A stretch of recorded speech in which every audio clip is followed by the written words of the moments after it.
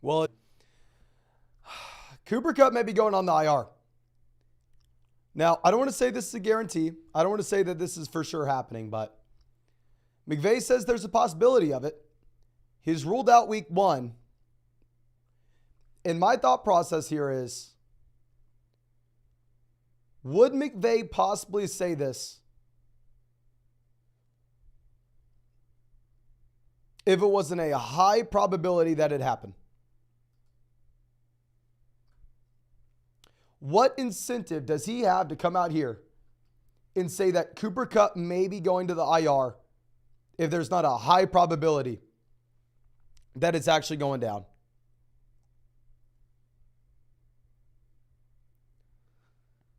So, I don't know, ladies and gentlemen. I saw some people on Twitter speculating, saying that the Rams wanted Caleb Williams. Saw some people saying that they're shutting it down before it even starts. You look at some of the trades that they made this offseason, and it kind of does back up the fact that the Rams may not care. The Rams may not look to actually be competitive this next season. So I don't know, ladies and gentlemen. I am just a little frustrated, a little sad. Y'all know nobody likes fantasy football. Nobody likes the NFL more than I do. And to have news like this where one of the most exciting players in fantasy, we may not even, I don't know. It sucks. We will try to do our best to make the best fantasy football decisions from here. That makes the most sense from our team. So we'll go ahead and we will answer some questions. We will talk about this a little bit more in depth later on. Good news, on the other hand, is later in the live stream, I will have instructions on how you can get your free Fantasy Flock Network hat, a free Fantasy Flock Network shirt. You know I'm going through, like I said, trying to get back to everybody here. But the simple instruction now, if you want to prepare to do that, is 1, make sure that you have signed up to Underdog Fantasy with promo code FLOCK. I mean, that's where you can find all of those pick'ems over here. And if you get on Underdog, now is the best time to do so, not because you will be getting a free Fantasy Flock Network hat. More than likely, I ordered a couple hundred of these bad boys to give away to y'all. But also, the more important reason is because they have a site-wide special Patrick Mahomes right now, more than less than half a passing yard against the Detroit Lions Thursday night. There's also an additional Josh Allen exclusive special, more than less than half a passing yard against the New York Jets on Monday night. And if you are new to Underdog Fantasy, there is an additional mystery special pick'em. I've never seen Underdog have 2 special pick'ems the same week, let alone 3. So make sure you're taking advantage. Promo code FLOCK, 100% deposit match. Get all 3 of those pick'ems only with promo code FLOCK.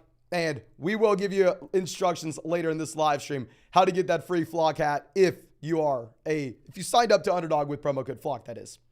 But Pat coming out says 12-team PPR where we have Lawrence, Gibbs, Sanders, Lamb, Ridley, Logan Thomas for week 1. My man, I've never seen someone, or at least not this year, come out here and tell us they're planning on starting Logan Thomas. What's going on here?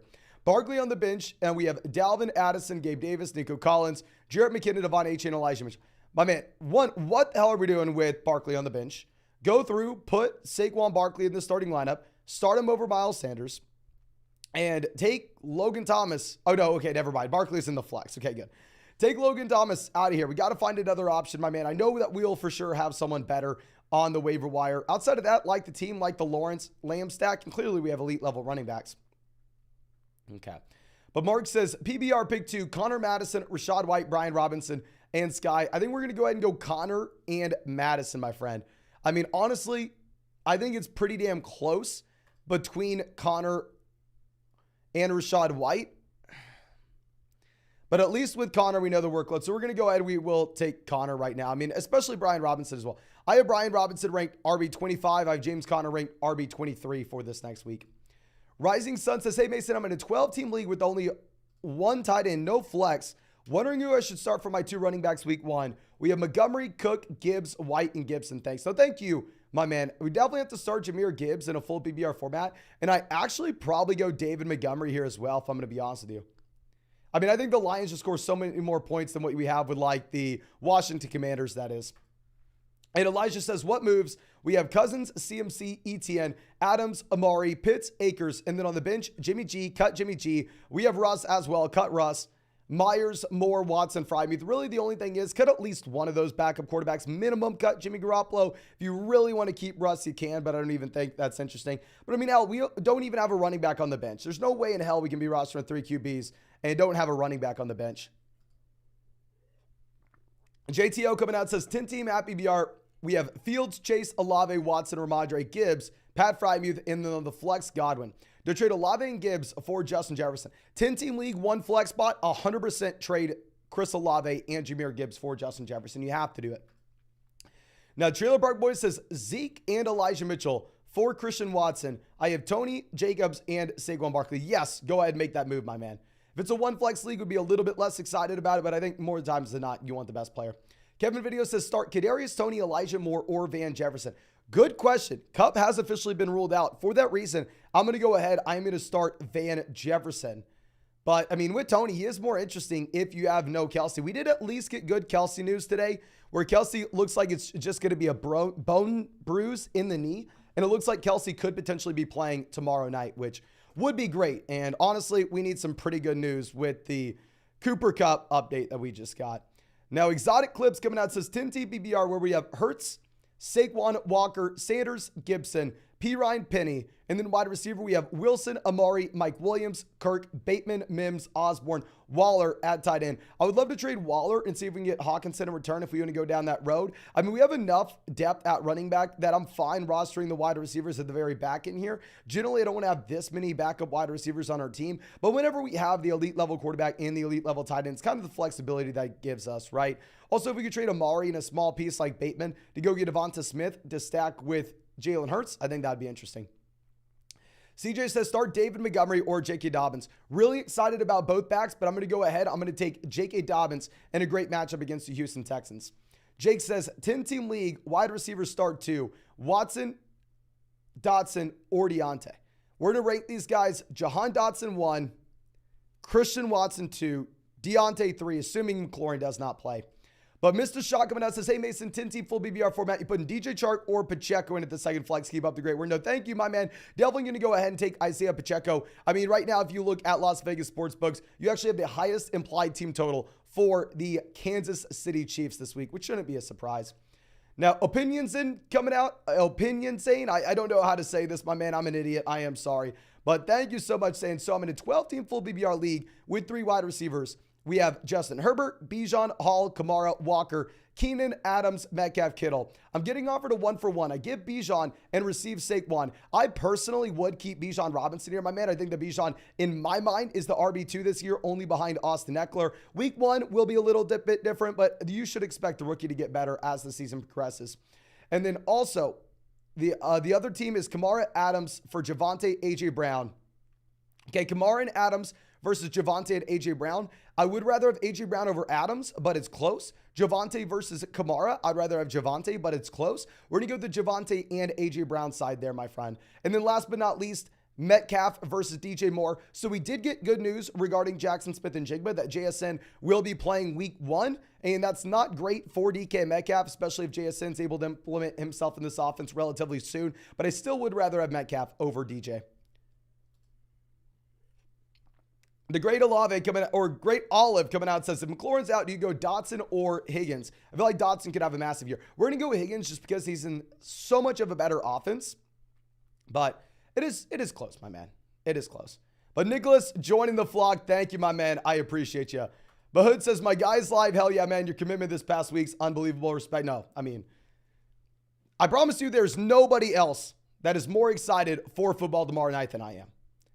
Like, I'm doing everything I can to make sure we don't lose our voice. Like, last year, we honestly grinded more than this. If y'all remember last year, we went through and live streamed for 24 hours on Monday night and also live streamed for like 200 days in a row on top of that. I lost my voice last year, really hoping that we do not lose our voice this year.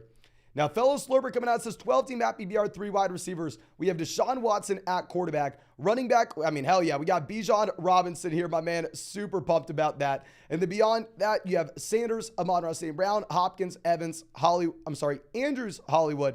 And then on the bench, we have Juju, Nico Collins. Should we package Hollywood Evans for Cooper Kupp? 3 wide receiver league, depth's going to matter a little bit more. It's not just chasing the highest ceiling possible. The thing is, I feel like we are taking a massive risk to answer this question one way or another, right? If I tell you not to trade Hollywood and Evans for Cooper Kupp, and then Kupp comes out and ends up being the number 1 wide receiver in fantasy after week 3, we're getting crushed. But what happens if I tell you to trade Hollywood and Evans for Kupp and Kupp doesn't play this year? Can everybody spam the chat? I need your opinion on this. Who would you rather have with this roster in a league where you have to start 3 wide receivers? Rest of season, would you rather have Cooper Kupp? And just in case you missed the report, right now, McVay is saying there's a possibility Kupp's placed on the IR. Or would you rather have Mike Evans, Hollywood Brown? Please let me know what direction you're going in. We got 1 vote for Kupp. Just as Kupp is on the IR. McVay's saying it's a possibility. And if he's saying it's a possibility, I don't know. Kupp, I'm taking Kupp all day. Kupp, Hollywood, Kupp, Hollywood, Kupp, Evans, Kupp. It looks like it's honestly split about 50-50. I would say if you're in like a 10-team league with only 1 flex where depth doesn't really matter that much and you can go out there and just chase the highest ceiling possible, you probably go ahead and you probably take Cooper Kupp. However, if it's a league that instead, it's like a 12-team format, you have to start 3 wide receivers where depth's going to be harder to come by, maybe you take the guaranteed guys. Now, Shaw's coming out, says 10-team at PBR, 1 quarterback, 2 wide receivers, 2 running backs, and a flex. We have Burrow, Wilson, Higgins, Bijan, Swift, Waller, Dotson. And then on the bench, Kamara, Kupp, Addison, Charbonnet. What do? We have enough production to get by at the beginning portion of the season. We have Burrow stacked up with Higgins, which I really like to see. I would trade Waller for Hawkinson, but that's a personal preference. But this is a league where you can afford to hold on to Cooper Kupp and see what happens. It's a 10-team league with only 1 flex. So you can afford to hold on to Kupp and send up a prayer, my man. Now, Xander coming out says 12-team league where we only have 1 flex. Mahomes, Bijan, Henry, Metcalf, Debo, Pacheco. And then on the bench, we have Daniel Jones, Tyler Algier, Deonta Foreman, Adam Thielen, Kadarius Toney. Thoughts, suggestions, and any potential moves. So this league, you don't have to roster a tight end, which is a beautiful spot to be in. I mean, based off everything that's happening at the position. I will say we don't have a ton of depth, but I love having Mahomes, Bijan, Derrick Henry on the same squad. This team is 100% optimized for the format. Super shallow lineup where we have an elite level quarterback. We only have to start 3 wide receivers at the very, very most. And we have the 2 elite level RBs. Great team top to bottom. I don't think we need a backup if we have Mahomes. But yeah, I think you're optimized with the elite running backs and quarterback there. Crazy Leg says Goff and Jameson for Deshaun Watson and Christian Watson. I have Kirk. We're actually just Deshaun Watson. We're going to go ahead and we're going to take Deshaun Watson here, my man. I don't even think that Jameson Williams is a player that we want to roster because he's going to make your life so damn hard at the beginning of the season. You know, like how are we supposed to make waiver wire moves? Yeah, go get Christian Watson. D. Larso says, start sit, Brees, Dion, Charbonnet. We're going to go ahead. We're going to go Brees. I think that Dion has the ceiling to be the starting running back in Indy this next few weeks. But I mean, by no means is it a guarantee. We also have Godwin, Williams, Sky, and Dotson in the flex. I'm fine if you want to start Sky more over Deion Jackson if Kelsey is injured. But for that last flex spot, I think we are going to go ahead and take Brees Hall, my friend. Now, ladies and gentlemen, we are 1 like away from hitting 300 likes on this live stream. Please, if you have not done so already, go down there, drop a like on this stream. Help us hit 300. We've live streamed for like 24 hours over the past 3 days. And we are 1 day away from football. And this is your last day pretty much that you can go through and take advantage of these special pick'ems they have on Underdog Fantasy. Mahomes more than less than half a passing yard against the Lions tomorrow night. Josh Allen more than less than half a passing yard against the Jets on Monday night. And if you're new to Underdog, get an additional mystery special pick'em. Promo code FLOCK gets you all 3 of those. I've never seen Underdog have 2 in the same week, let alone 3. So make sure you are taking advantage of this ASAP while you still can. Promo code FLOCK's also going to get you 100% deposit match up to $100, our 2023 fantasy football rankings, and a free trial to flockfantasy.com. Adam says, should I trade Andrews Gallup for Waller and A.J. Brown, 1.5 points per reception for tight end? Hell yes, go do this. Yeah, I mean, going from Andrews to Waller, that points per game dip's not going to be nearly as much as going from, your increase from Gallup to A.J. Brown. Go get A.J. Brown ASAP. Benito says Javonte, Gus Edwards, Keenan for St. Brown and Brian Robinson. Go get Amon-Ra St. Brown. That's an easy spot as well. Bingo Bongo says start 2, James Cook, Christian Watson, Cortland Sutton, Sky Moore, Khalil Herbert. We're going to go with James Cook and Christian Watson. I think Sky Moore has upside based off what you have with the Kelsey injury, but I want to see it before we believe it. Norris says Hollywood or Brees at the flex in happy BR format. We're going to go Hollywood. Horrendous offense. I don't want to do it, but at least you get the guaranteed target volume. Brees, you have no idea what the role is going to be. Tyler says 12-team PBR at the flex. Start Deontay, Ayuk, or Jahan Dotson. We're going to go ahead. We're going to go Jahan Dotson, assuming McLaurin does not play. Brighton says 10-team redraft league. We have Hurts. Should I trade Ridley and Mike Williams for A.J. Brown? We'll still have Lamb and Christian Watson. 10-team league. Depth's not going to matter too much. 100% go get the best player. Go get A.J. Brown. Kyle says 10-team full BBR format with only one flex. Gino, Ramondre, James Conner, Jefferson, Kupp, Kelsey, Sanders. And then on the bench, we have Ayuk, Pacheco, Sutton, Khalil Herbert, Aaron Rodgers, Tyler Higbee. Any moves? Don't love having a backup quarterback and a backup tight end, but I think with the Kelsey injury, it makes sense at least in the short term. And I'm fine having a backup quarterback actually if we have Geno Smith and Aaron Rodgers. Just once Kelsey's back and healthy, which hell maybe is this week, then at that point, let's see if we can package together Tyler Higbee and an option like Brandon Ayuk and go get an upgrade at wide receiver, or maybe Tyler Higbee and James Conner go get an upgrade at running back. I mean, wide receiver would definitely be interesting to upgrade though, because this team's had some bad news as of late with both the Kelsey and Kupp updates. I guess the Kelsey update, at least today, has been positive, right? The Kelsey may be good to go tomorrow. Jutro coming out says a 14-team BBR Superflex 4 flex, tight end valued as wide receiver. So hopefully we don't have a tight end on this team. Hopefully we built around elite level quarterbacks. 14-team Superflex will be super hard to find quarterback production. We have Burrow and Richardson. Beautiful. Both guys will be a top 14 option in fantasy this next season. Both guys will be quarterback 1 in this format. Running back, we have Chubb, Swift. Wide receiver, we have Higgins, Christian Watson. We also have Burks, Odell, Algier, Renfro. And then on the bench, we have Stafford, Edwards, Ford, Elijah Mitchell, McKenzie, Pat Frymuth, who to target. Overall, I think you're in a great spot. If we could trade Treylon Burks and go get Michael Pittman to stack with Anthony Richardson, I think that makes a lot of sense. I mean, hell, we're already sitting here with the stack that we have with T. Higgins and Joe Burrow. It's going to be hard for me to tell you to go through and drop those guys at the bottom end of the roster, strictly because, I mean, this is a 14-team league where depth isn't going to matter as much overall. I'm sorry, depth's going to be harder to come by than it would be in another format. So it's hard to imagine that we have great options on the waiver wire, but solid team in a 14-team Superflex format in particular.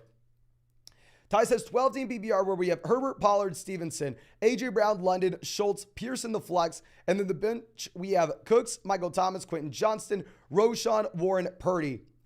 IR, we have JT. Go ahead, drop Brock Purdy. To be honest with you, when we have Herbert, we're going to start him every single week regardless. Trade London for either Keenan or Mike Williams if we can. Good spot. I will say that you're going to be in a tough situation week 1 with Damian Pierce in the flex, where, I mean, Damian Pierce is a running back that I like in general.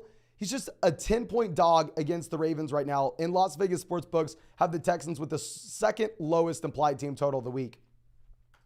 Alexander says 10-team PPR. We have Tua, Tyreek, Waddle, Chubb, Walker, Keenan, Higbee, Amari, Terry, Dotson, Michael Thomas, Tony, and JT. Any trade ideas? Pretty wide receiver heavy. Is it a bad to have Tyreek, Tua, and Waddle? Appreciate you. No, my man, I actually love that.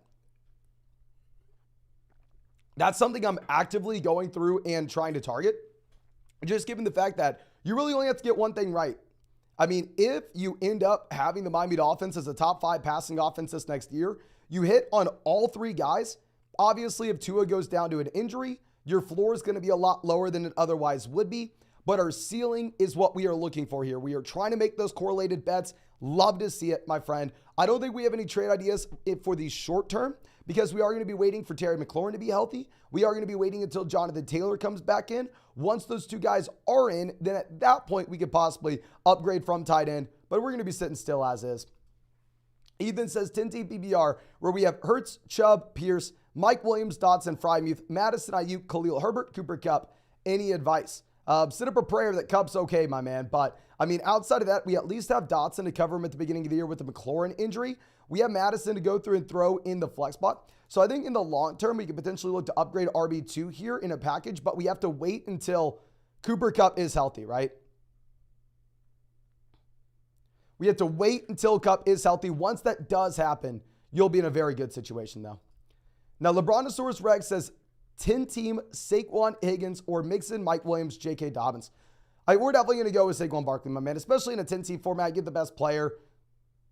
I mean, Higgins versus Mike Williams, give me Higgins. Saquon versus Mixon and Dobbins. 10-team league, give me Saquon. Brendan asking who to sit between Akers, Pittman, Montgomery. I'm very much worried about both Pittman and Akers, at least for this week. Will be Richardson's first game starting in his NFL career. I don't know what the passing volume is going to look like. And in the case of Cam Akers with no Cooper Kupp this week, I'm just going to assume that the Los Angeles Rams have one of, if not the worst offenses in the NFL. So I think it's a very, very tough spot, my friend, but we're probably going to go ahead and sit Michael Pittman. Just because, at least with Akers, you do have the guaranteed touches, right? Now, Elias coming out says, in a non-PPR standard league, we got an offer of Lamb and Pierce for Bijan. Non-PPR, I'm actually going to be going with Bijan Robinson. Just get the best running back. Receivers, we have Higgins, Watson, Williams. My other running backs are Walker, Stevenson. We have Burrow and Kelsey as well. I would love to counter and say I'll give you Ramondre for CeeDee Lamb, or I'll give you Ramondre for Damian Pierce and another wide receiver, but not Bijan Robinson in a full PPR, non-PPR format, my man. You are incentivized to build around the elite level RBs. Now, Coop coming out says a first draft dynasty tonight, and it's a new league with only 2 flex spots. How does dynasty change the draft strategy? Any resources / YouTube channels to learn more about dynasty, slam wide receivers, and stack quarterback? Yes, in a super flex format, that is. It is going to be so hard for me to go through and tell you exactly what you want to be doing right now in your dynasty league. I will say, make sure you look up the Dynasty Football Flock on YouTube. I actually got started on YouTube with Dynasty Fantasy Football. That's my true love. I mean, this offseason, I made a video every single day doing Dynasty research. You can find a lot of good content over there. And also, there are our Dynasty rankings on flockfantasy.com, and I think that should help you out a ton as well. We have our Dynasty rankings up for both a 1 quarterback and super flex leagues. So yeah, definitely use that. But Brody says Kittle and Hill, or Chase and Waller. Hill to Chase is an upgrade. Kittle to Waller, same tier. I'm going to go with Jamar Chase and Darren Waller, especially if we can flip Darren Waller for TJ Hawkinson, my friend. I mean, knowing what kind of value we're able to go through and extract for Darren Waller right now. Okay. Now, let me pull up our other screen real quick. I think that we are out of the donations on that screen, and we'll be able to show them on our other one. We've got this set up for y'all, ladies and gentlemen. And real quick, as I do this, we are 4 likes away from hitting 500 likes on this live stream. So please, if you have not done so already, go down there, drop a like on this stream. Help us get to 500. We've live streamed for like 24 hours over the past 3 days. And also, now is the perfect time, and you have to do it ASAP or you're not going to take advantage, to go through and check out these special pick'ems they have on Underdog Fantasy. The Mahomes more than less than half a passing yard against the Detroit Lions on Thursday night. Allen more than less than half a passing yard against the Jets on Monday night, and an additional mystery special pick'em. If you are new to Underdog, you're only going to get all 3 with promo code FLOCK. You'll also get a 2023 fantasy football rankings list from yours truly. You'll get a free trial to flockfantasy.com where you can find all of our content. So yeah, make sure you go take advantage of that. Link in the live chat, link in the description, link in the comment section. Never seen Underdog have 2 special pick'ems the same week, let alone 3. But Dominic says Thielen or McLaurin in replace of Kupp for week 1. Brutal spot, my man. I mean, McLaurin's not healthy either. I think plan A is McLaurin, but if McLaurin doesn't play, you have to go to Thielen, right? I'm assuming McLaurin probably doesn't play. Scroll says, who to start week 1? Etienne or Kenneth Walker. I actually really like both running backs right now, my man. I mean, if you're looking at my rankings, I currently have Travis Etienne at 9, Kenneth Walker at 12, but in the same tier. We have Gibbs we have Gibbs as well as an option. Gibbs is pretty damn close there as well. Gibbs is at 16 for us. I'm going to go ahead. I will take Travis Etienne, though. With Etienne, we have the guaranteed workload. Batman Gaming, long time member of the flock. Happy to have you, my man. And this is the first time I've seen, since I could see your profile a bit closer, that you actually have a edit over Batman here. Now, Say says 12-team at BBR where we have Godwin, Adams, Robinson, Johnson, Stevenson, Zeke, Mostert, Dotson, Pierce, Algier, JSN. Got to drop one for a kicker. Any advice? Obviously, plan A is to go make a 2-for-1 deal if we can, to go get an upgrade somewhere in the starting lineup. If we can sell Raheem Mostert and Juwan Johnson to go get a better tight end in return, I think that's going to be the number one idea. That way we can just pick up a kicker without having to drop someone. If we really needed to drop someone, I don't see anybody to drop, my man. Juwan Johnson would be the worst player on this roster, but with that being said, I mean, we need a tight end. You have to make a 2-for-1 deal, get a marginal upgrade in the starting lineup somewhere. That way we don't have to go through and drop someone like Tyler Algier. We want to keep Algier if we can. The Noctorious one says, should I trade Henry for Bijan? Hell yes, my man. And who should I start at wide receiver between Hollywood, Odell, or Michael Thomas? I'm going to go ahead. I'm going to take Hollywood. Obviously, a horrendous offense and not too excited about it. But at least with Hollywood, we get the guaranteed volume. Michael Thomas, we haven't seen be productive since literally 2019. Now, Pat says, Logan Thomas, Laporta, Tyler Conklin, Knox, Irv Smith Jr., Ferguson, Fant, or Hunter Henry to start week 1 or to be our tight end for the rest of the season. I would definitely want to go ahead and roster multiple tight ends if this is the list that we are looking at. And I think that we're going to be looking to start Jake Ferguson week 1. I mean, I think Laporta maybe has the most upside long-term. I just don't want to start a rookie tight end the first week. Jake says, should I trade Burrow and Evans for Jalen Hurts? Hell yes. If it's going to be a league with one flex spot where depth doesn't matter as much. Would love it. Aiden says, have Pollard, Stevenson, J.K. Madison, and White. Start 3. Can't sleep on White. You have to go Pollard, Stevenson, and J.K. Dobbins, my man. Rashad White is just in a horrendous offense. I mean, all 3 of those other guys will be in good offenses. J.K. Dobbins has a beautiful matchup going up against the Houston Texans. Yeah, I like Madison as well, but we recently did move Dobbins ahead of Madison in our rankings. Let's move this over. Nicholas says 12-team PBR 1 flex. We have Hurts, Pierce, Pacheco, Tyreek, St. Brown, Hawkinson, London, JSN, McKinnon, Richardson. Any moves? Definitely struggling at running back. I think the move is plan A, try to package together Anthony Richardson and a running back 2 like Isaiah Pacheco to go get an upgrade there. And plan B is if that doesn't work, we're going to be trying to package together Drake London and a player like Isaiah Pacheco to get an upgrade at RB, just because we do have JSN good to go week 1. So now we have a bunch of wide receiver depth that we can rely on, while at the same time, we have the 2 wide receivers at the very top with Tyreek Hill and Amon-Ra St. Brown.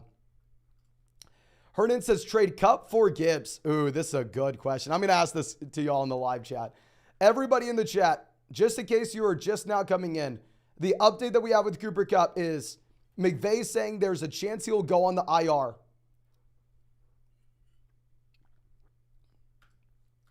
There's a chance Kupp is going to the IR. Who are you taking? Spam the chat. We have 2,000 people out here. Let's get 2,000 messages in the live chat so we can have some help. Are you going to go Cooper Kupp or Jahmyr Gibbs on your fantasy football team rest of season? Gibbs, Kupp, Gibbs, Gibbs, Gibbs, Gibbs, Gibbs, Gibbs, Gibbs, Gibbs, Gibbs, Gibbs. Yeah, it looks like everybody's saying Gibbs. We got a Kupp unless we have JT.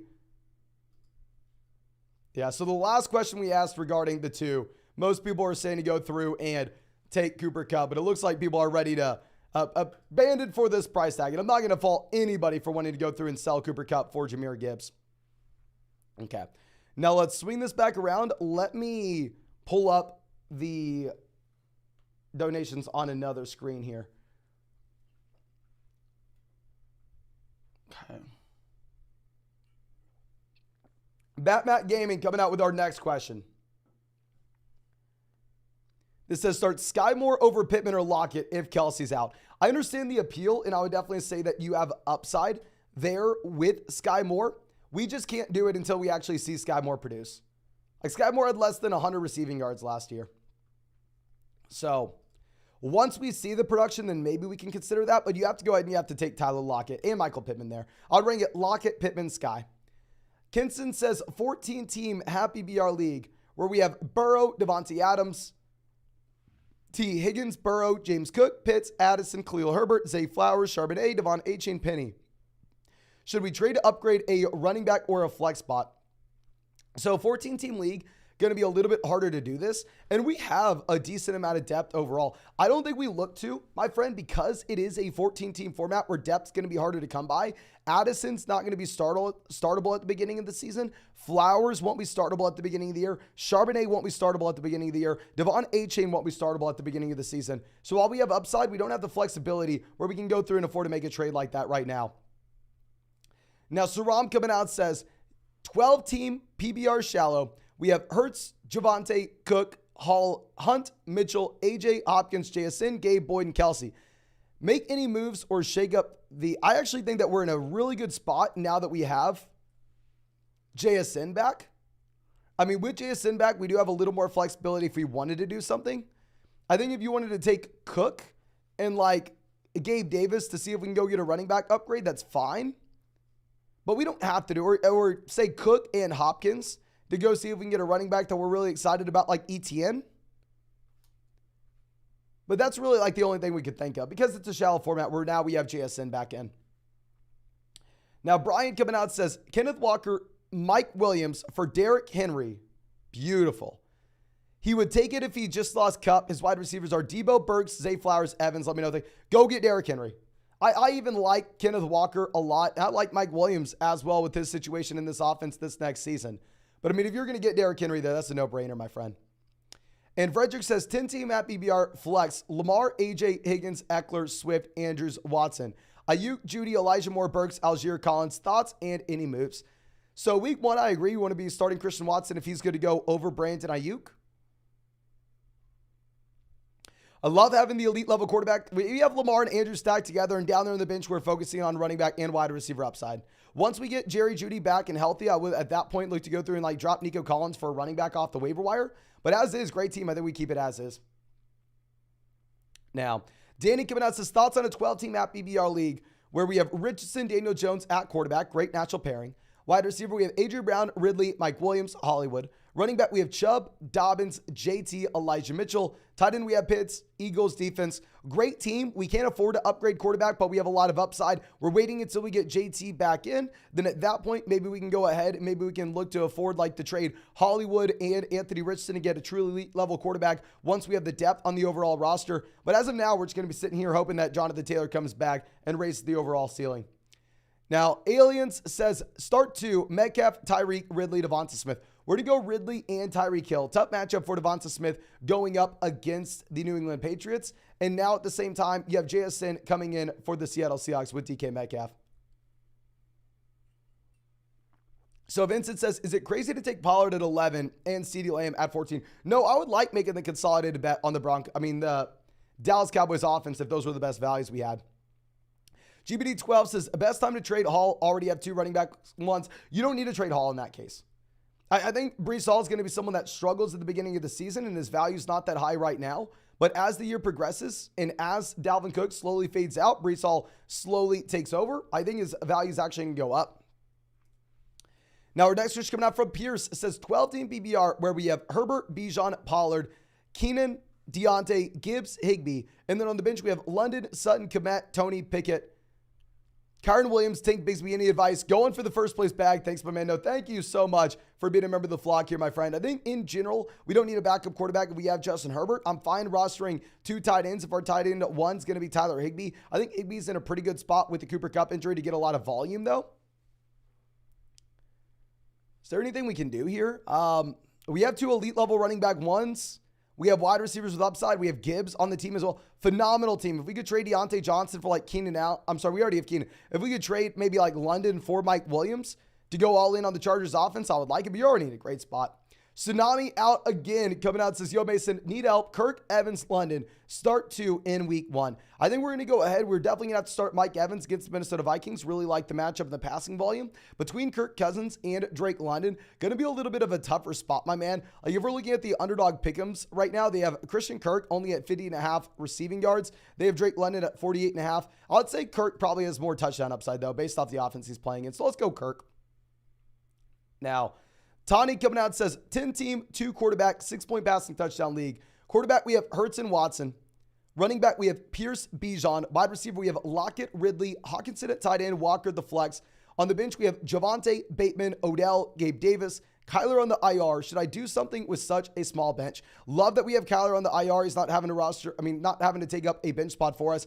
2-quarterback league. Most people are going to be rostering a quarterback on the bench spot as well. So, it's going to be even a shallower roster. So we really just want to be making as many 2-for-1 deals as we possibly can because they're going to be great options on the waiver wire. I'm fine with the guys that we have on the bench currently because they do have a lot of upside. But if we could go ahead and take like Gabe Davis, package him with like Damian Pierce to go get a running back upgrade, or package him with Tyler Lockett to go get a wide receiver upgrade and backfill with a great bench option, that would be interesting, but definitely not something you have to do. Great team. Now, Danny coming out says 12-team PPR 1 flex. We have Lamar, Dillon, Pierce, Jefferson, Waddle, Deontay, Evan Ingram, and then on the bench we have JT, Mitchell, Devon A-Chain, JSN, Mingo, Jameson. Any advice? It's going to be very hard for you to make waiver wire moves down there at the beginning of the season because on the bench, look at how many players we have that are long-term options but not going to do anything initially. You're not going to be getting anything from Jonathan Mingo right away. You're not going to get anything from JT right away. You're not going to get anything from Devon A-Chain right away. You may not get anything from Jackson Smith and Jigba right away.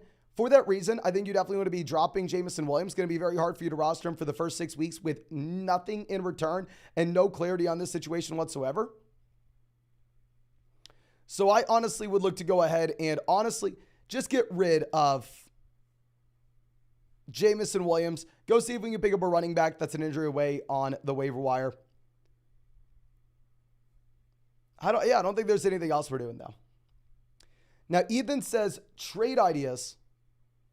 This is a league where we have Watson, Eckler, Walker, A.J. Brown, Waddle, Andrews, Madison, London, Dalvin, Brian Robinson, Tyler Boyd, and Jay Williams. Everybody, please, while I have your attention, do not tell me Jay Williams. Tell me if it's Jameson. Tell me if it's Jamal. Tell me if it's Javonte. There are 3 Jay Williams in the NFL. It's very hard for me to know who you're all talking about. If it's Jameson, similar to last team, 10-team league, 1 flex, drop Jameson, pick up someone else off the waiver wire. If we could trade London in a small piece like Brian Robinson and go get Amari Cooper to stack with Deshaun Watson, I think that's interesting. But we have phenomenal running backs, great wide receivers, a quarterback with upside, an elite tight end, great team overall. Okay. Let's move this over. Now, Lobster coming out says 12-team super flex. We have Rodgers, A.J. Brown, Garrett Wilson, Ridley, Breece Hall, Deion Jackson, T.J. Hawkinson, DeAndre Hopkins. And then on the bench, we have Hunt, Pittman, Pickens, Moss, Warren, Penny. No quarterback or running backs available. Should we trade for the elite level wide receivers? Wide receiver, we at least have upside, right? We have Hopkins. We have Pittman. We have Pickens. I would say no. In Superflex, I like that we have those quarterbacks as a priority.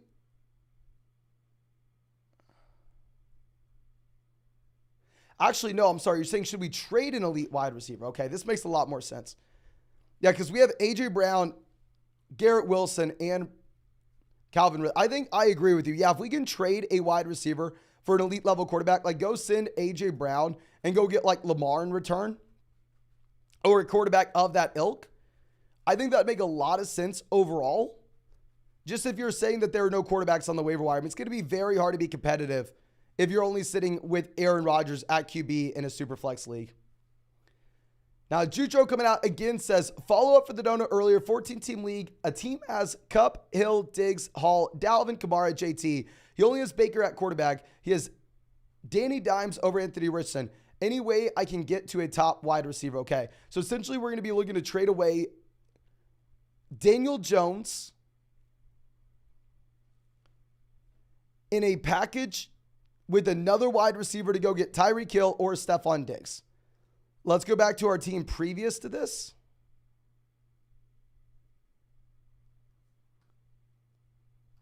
And give me a second to find this, ladies and gentlemen. And as I find this, please, if you have not done so already, go down there, drop a like on this live stream. We've live streamed for over 24 hours over the past 3 days. And also, subscribe to the channel. We're going to stream every single day until 2024. And last but not least, of course, it's not too late to go ahead and take advantage of these special pick'ems that they have on Underdog Fantasy. Thursday night, they have Patrick Mahomes more than less than half a passing yard against the Lions.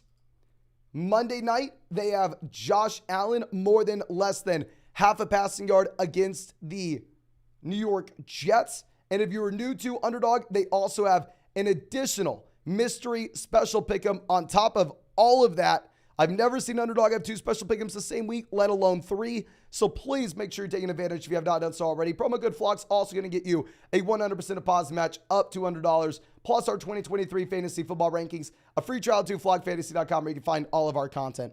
So going back to this, we are looking to go ahead, and it's a super flex league. So we are going to be looking at package together. I believe you said, I thought you said Daniel Jones. No, but at least one of these quarterbacks and a wide receiver to go get an elite level option. Given the fact that it's a 14-team Superflex league, if you're going to be trading away someone like Anthony Richardson, my man, you need to be getting that other owner to overpay. There's no way in hell that we can be sending Anthony Richardson and giving them a sweetheart deal. Because if you go to the waiver wire, there will never be a quarterback that we can look to pick up. I would, honestly, you're coming from the position of power, having Burrow, Anthony Richardson, and Matthew Stafford all together. If you wanted to go tell them, hey man, I mean, I will give you, say, Anthony Richardson and a wide receiver like, I don't know, and maybe Christian Watson. And in return, give me back Tyreek Hill, we'll do it. But in a 14-team Superflex format, where it is so difficult for you to go through and find quarterback production, my friend, I would honestly just sit on our hands. Like I said, we are in that position of power. I don't think you ought to be trading away a quarterback to a team that needs one just so we can get an upgrade at wide receiver. Because if all of a sudden we need that upgrade, we are toast, my friend. Now, Colton says, got screwed for my Kupp for Amon-Ra, got the veto, probably because I win every year, thanks to you, but I got Amari and Hopkins, Boyd Burks. Should I make a move on another wide receiver? That is just complete BS. Like, I want to put out a PSA, ladies and gentlemen. If you are in a league and someone sends like Cooper Kupp for Amon-Ra St. Brown, there's no reason to veto a trade. I mean, unless it is clear collusion, vetoes shouldn't really exist in fantasy football. That does upset me here a little bit, my man. I mean, with that being said, if you wanted to sell Cooper Kupp, I think now based off this news, I would also look to go ahead and sell Kupp if we can and go get Chris Olave, go get Jalen Waddle. Really, any of those wide receivers in that tier will be viable, especially in a 14-team league. Now, the Assassin coming out says, any advice? It's a 12-team league where we have Burrow, Chase, Kupp, JSN, Gibbs, Brees, Waller, Javonte in the flex. And then on the bench, we have Tony, Mingo, Juju, and Van Jefferson. So, I mean, here the fundamental issue that we're going to have with this team is we are going through rostering 1, 2, 3, 4, 5, 6 wide receivers.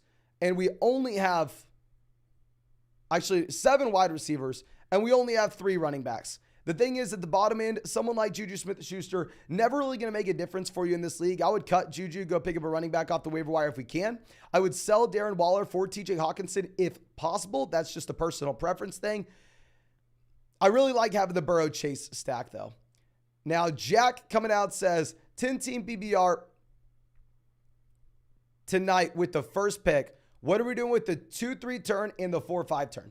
So the thing is, I'm assuming in our 10-team league, we're going to go ahead and we are going to start off with Justin Jefferson off the pick 1. And it's going to be very easy for us to find wide receiver values later on. So, I mean, fundamentally, we want to go through. We want to be prioritizing running back if we can early, especially at the 2-3 turn, but also an elite level quarterback. If you could go with either Mahomes, Hurts, or Allen at the 2-3 turn with the running back, that makes a lot of sense. Now, Derek coming out says 10-team, 2-quarterback format. We have Daniel Jones, Anthony Richardson at QB. Running back, we have Barkley, James Conner. Wide receiver, we have Tyreek Hill, Amon-Ra St. Brown, Keenan Allen.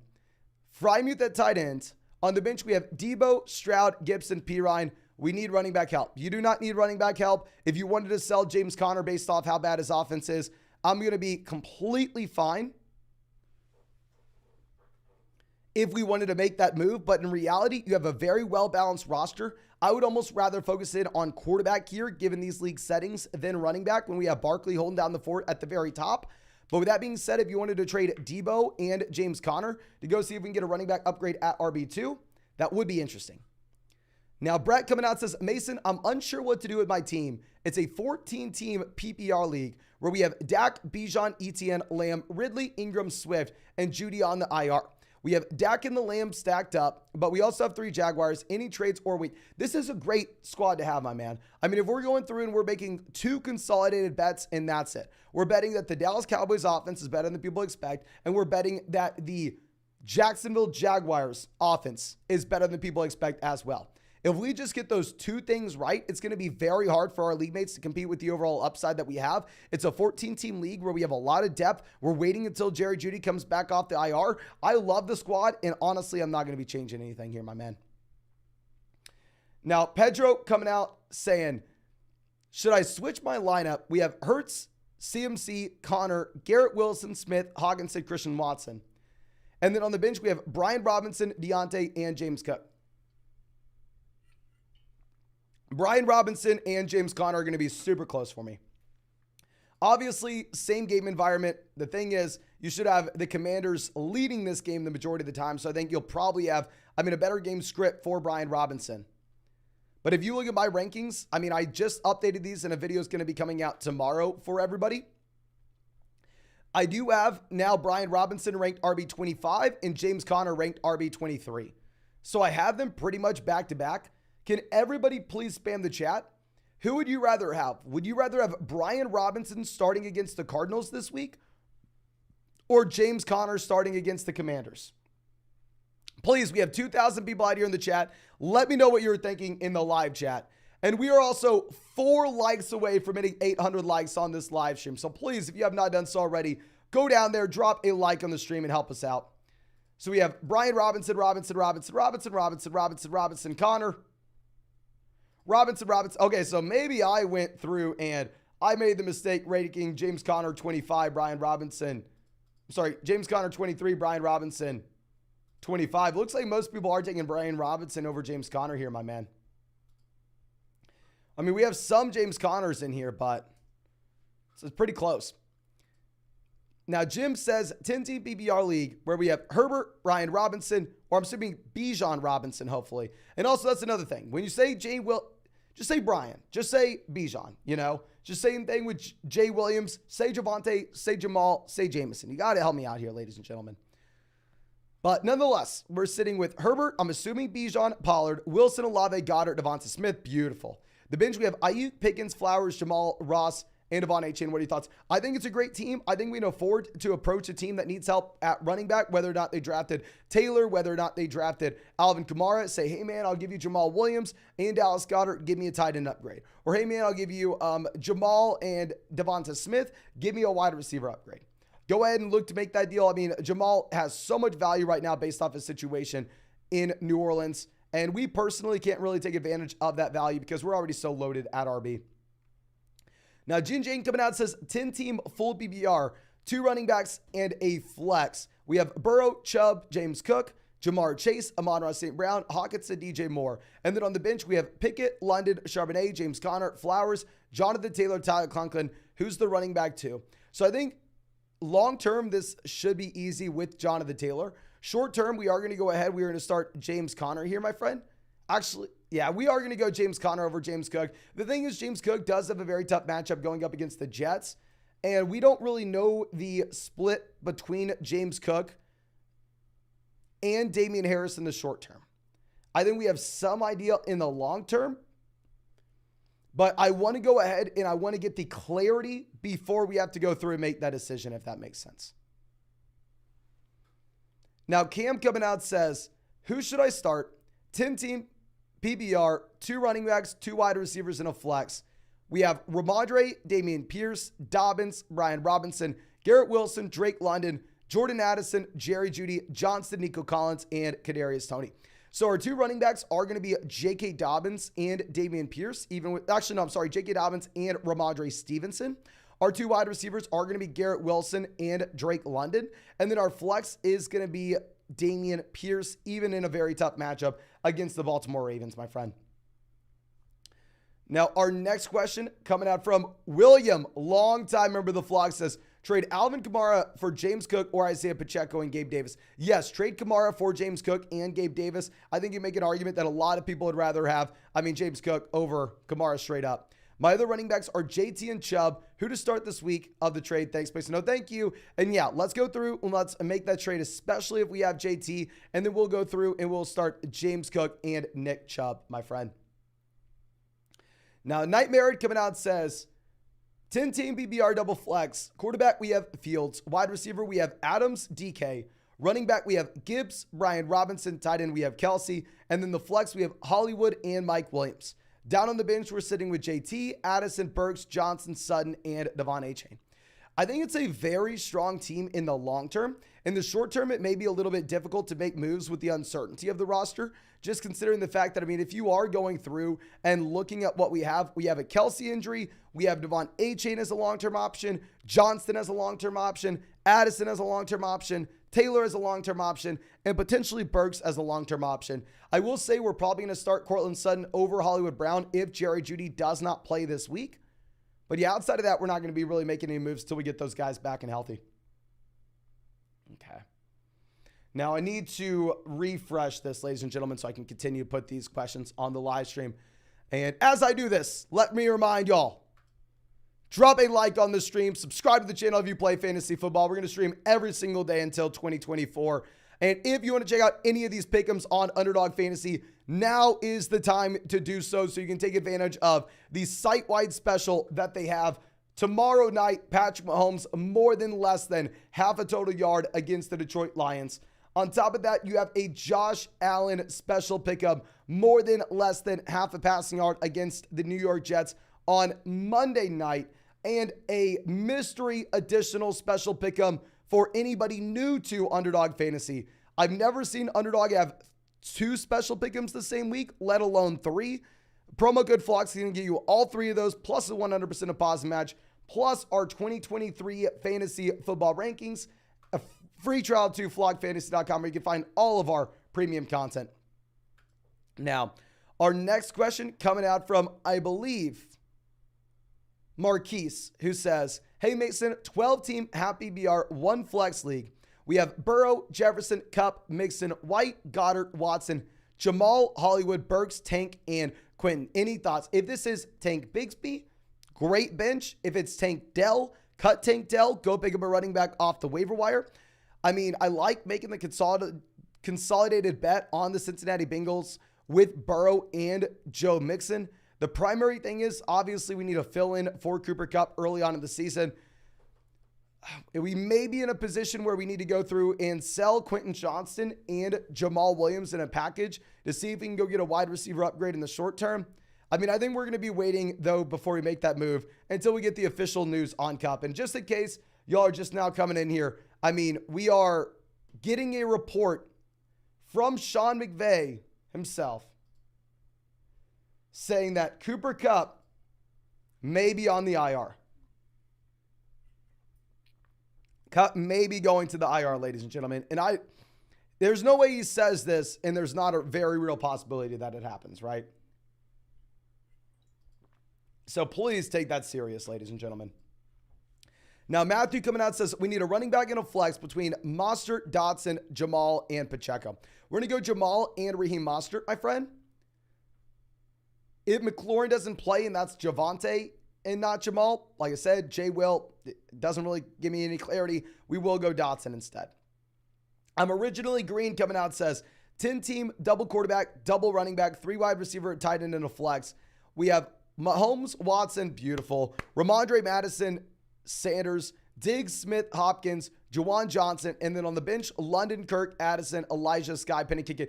Literally perfect team. This is exactly what I would look to do in this format. Super deep starting lineup. We build around the quarterbacks at the very top. We punt tight end. We do have a long-term upside play at tight end just so we can potentially solve the position. We have high upside guys down there on the bench. Beautiful team top to bottom, my friend. Now, Big Route says Lockett, Dobbins, or Kirk in the flex in a full PPR format. We're going to go ahead. We are going to play J.K. Dobbins in a great matchup, especially now that JSN is good to go, my friend. And Dominic coming out says 12-team happy BR, where we start 2 running backs, 2 wide receivers. We have Diggs, Kupp, Brees, Andrews, Hawkinson, Brian Robinson, Aaron Rodgers, McLaurin, Adam Thielen, Jamal Williams, Daniel Jones, any moves. If it's a league where we only have to start one quarterback, I hate rostering three. I understand we don't have a top-end quarterback, but I mean, we can afford to go out there and get one when we have both Andrews and Hawkinson on this team. So I would love to take TJ Hawkinson and see if we can package him together with someone like Aaron Rodgers and go and get an upgrade to possibly like Lamar Jackson to get the Lamar Andrews stack. Then at that point, we can go through and we can afford to cut the backup quarterback. And I'm fine with us rostering these depth wide receiver names, specifically because this is a league where we do have Cooper Kupp banged up for the time being. Now, the real G coming out says, should I trade Devonta Smith and Rachaad White for Cooper Kupp? And who should I start at the flex, Christian Watson or Montgomery? Who I think we're going to go David Montgomery with the questionable status of Watson. One thing is with Montgomery playing on Thursday night, please put him at running back 2 and move your running back 2 down to the flex spot. Let me ask the live chat this because it's so hard for, like, I don't know what's going on with Kupp, ladies and gentlemen. I have as much information as y'all. I wish I could call up Cooper Kupp and say, hey man, trust me, I got a fantasy football YouTube channel and I need to know this. Are you playing this year? Are you going to the IR? What's happening? This is the report that we have. Kupp may be going to the IR, so I don't know. Who would you rather have, ladies and gentlemen? Please let me know. Would you rather have Rachaad White and Devonta Smith or Cooper Kupp? Kupp or White and Devonta Smith? Spam the chat. We have 2,000 people here. Please let me hear what y'all are saying. Okay. We have Kupp here for 1.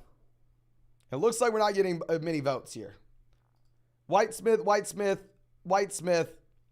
Kupp, Smith, Kupp, Smith, Kupp, Smith,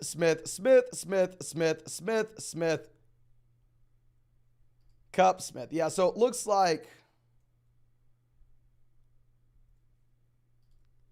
I don't know, most people are going through and most people are taking the Devonta Smith side here, my friend. Now, Dwayne says, should I trade A.J. Brown for Etienne, Kirk, Monster, and Juju? No, I would not. Like, this is the exact opposite of the kind of trade you're trying to make right now this time of the year. This time of the year, you want to get the stud, and you want to have open up raw spots at the bottom of the bench so we can play the waiver wire. Now, I am in bad says 12-team happy BR double flex, where we have Lamar, A.J. Brown, Wilson, James Cook, Brian Robinson, Kittle, D.K. Thomas. And then on the bench, we have Addison, Hunt, Tony, Bigsby. What are your thoughts? We probably need a running back. I mean, running back, I agree. We maybe need one for the long term, but it's not like we're overly loaded at wide receiver where we're having to play Michael Thomas in the flex spot week 1. So I think we actually kind of sit on our hands, wait until after week 1 where we get some more information regarding the situation with both James Cook and Brian Robinson. And then once we have the clarity there, at that point, we can go through and determine if we truly do need to go out there and trade for an RB, but we're going to be waiting until that point, my friend. Now, Danny coming out says, 12-team PPR, we have Jackson, Pierce, Dillon, Jefferson, Waddle, Deontay Ingram. And then on the bench, we have Devon Achane, Elijah Mitchell, Jonathan Taylor, Mingo, JSN, and Jamison Williams. So we just can't have this many long-term options on the bench, right? And not enough players that are going to give us production or give us clarity early on. I mean, we're sitting with Jamison long-term, JSN long-term, Mingo long-term, JT long-term, Devon Achane long-term. Who are we supposed to cut from this bench once we have a waiver wire option that's exciting? Just cut Jamison Williams, open up the bench spot, play some running backs off the waiver wire. I mean, we have Lamar Jackson, the elite level quarterback, which I love to see, but I would honestly even be fine if you wanted to roster a backup tight end here since we have Evan Ingram as our tight end 1. Now, Martin says Taylor at the end of round 8. Hell yes, especially if you can put him on the IR. Isaiah says, who wins? JT, Lamb, Harris, Verhill, Jacobs, and White. Jacobs versus JT, Jacobs by a mile. Hill versus Lamb, Hill. Harris versus White, Harris, but it's not that far off. We're going to go with Hill, Jacobs, and Rachaad White, my friend.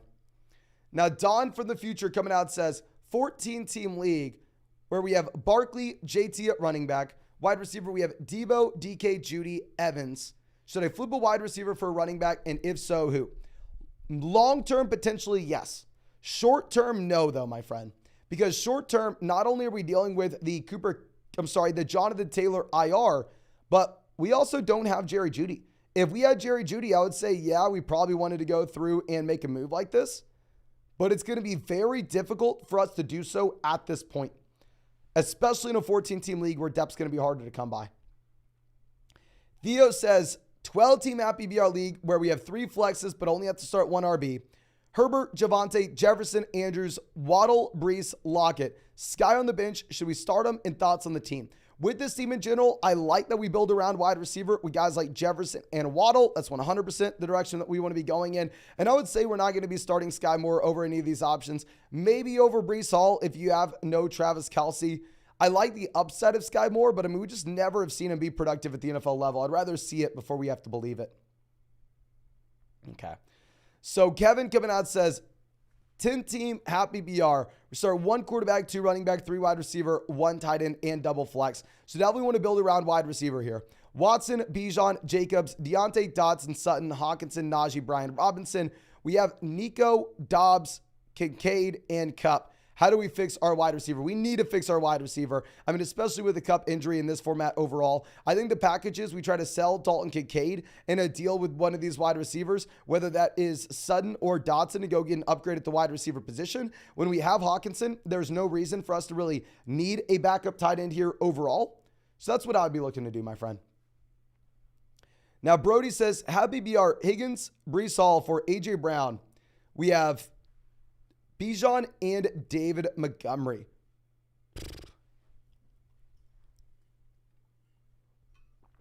10-team league, 1 flex. Yes, go get A.J. Brown. Anything deeper? No. A-Rob says, trade DK, took DK and Lockett. Do I move one or stand put? I mean, if you've already made the consolidated bet on the Seattle Seahawks offense, I'd probably stay put unless you get a great value. Okay. Ollie says, trade offer. I get TJ McKinnon for Pat Freiermuth and Mike Williams. It's a 10-team full PPR league where our wide receivers are Lamb, Williams. Running back, we have Bijan, Jacobs, Gibbs. Tight end, we have Freiermuth. Bench is Deontay, Javonte. Because we have this much depth, yes. I was prepared to say no, but because we have an absurd amount of depth, I mean, we have the flexibility where we can afford to go out there and make a move like this. But thank you so much for being a longtime member of the flock, my man. And Shake says 12-team PPR where we have Herbert, Howell, Brown, Devonta Smith, Gabe Davis, Dotson, Reed, Mingo, Lazard. Running back, we have B-Rob, so I'm assuming it's Bijan. No, you're saying actually it is Brian. Walker, Javonte. Tight end, we have Kelsey Kmet. A great team. I don't think we need Sam Howell here, especially if we're going to roster a backup tight end until you have Travis Kelce getting healthy. I'd probably rather just roll with Justin Herbert and pick up another running back off the waiver wire.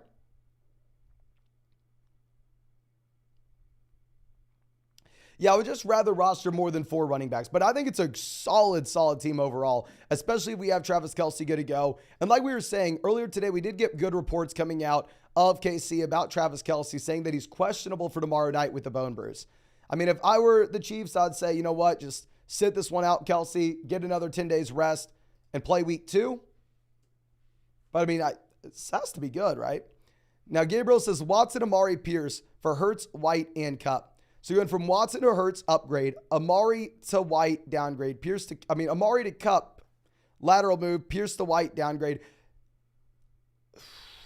If you do not need a wide receiver to start early on and you would be completely fine not having Cooper Kupp for the first month of the season, then sure, go ahead and make the play. Now, Louis coming out says, 12-team PPR, what are your thoughts? Quarterback, we have Fields, Cousins. Running back, we have Barkley, Pollard, Pirine, Akers. Wide receiver, we have Kupp, Mike Williams, Deontay Johnson, Rondale Moore, Chase Claypool, Greg Dulcich, Dalton Kincaid at tight end. Completely fine rostering 2 tight ends here. I don't love having 2 tight ends and 2 quarterbacks. If it's a 1-flex league, it's okay. I drop Chase Claypool, pick up another running back. If we could sell Kirk Cousins and like Deontay Johnson to go get a wide receiver upgrade, I think that'd be interesting as well. But by no means is that something that we have to do, right? Just the suggestions overall. Now, our next question coming out from Not Oliver, longtime member of the flock, says 10-team PPR, 3 wide receivers, 2 flex. We have Lamar, Bijan, Walker, Wilson, Waddle, Amari, Freiermuth, Lockett, Pickens. And then on the bench, we have JSN, Moore, Warren, Elliott, Dobbs, Elijah Mitchell. We have the eye upside running backs down on the bench, but I'm also fine rostering these depth wide receivers since it's a league where we can start 5 wide receivers on a week-to-week perspective.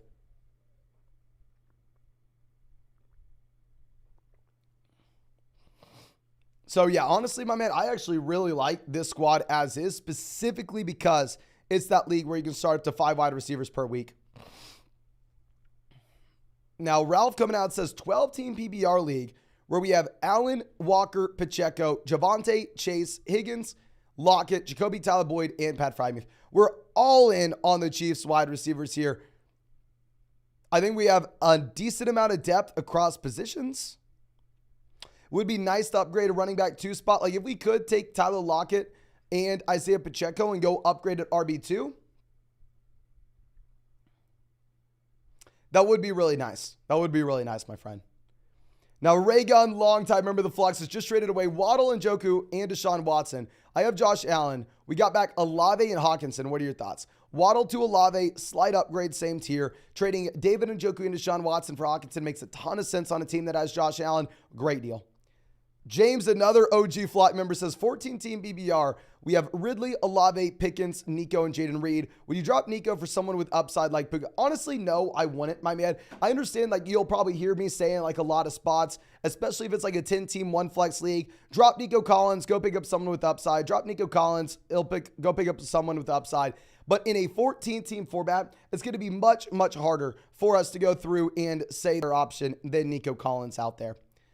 Now, Jake coming out says 12-team full BBR double flex. We have Watson, Tyreek, Devonta, Godwin, Waller, Pollard, Najee, Brian Robinson. And then on the bench, we have JSN, Myers, Mitchell, Lance, and Jameson. Double flex league. We don't need the backup quarterback here. And, I mean, he's a backup quarterback in the NFL. You know, I would love to go ahead and get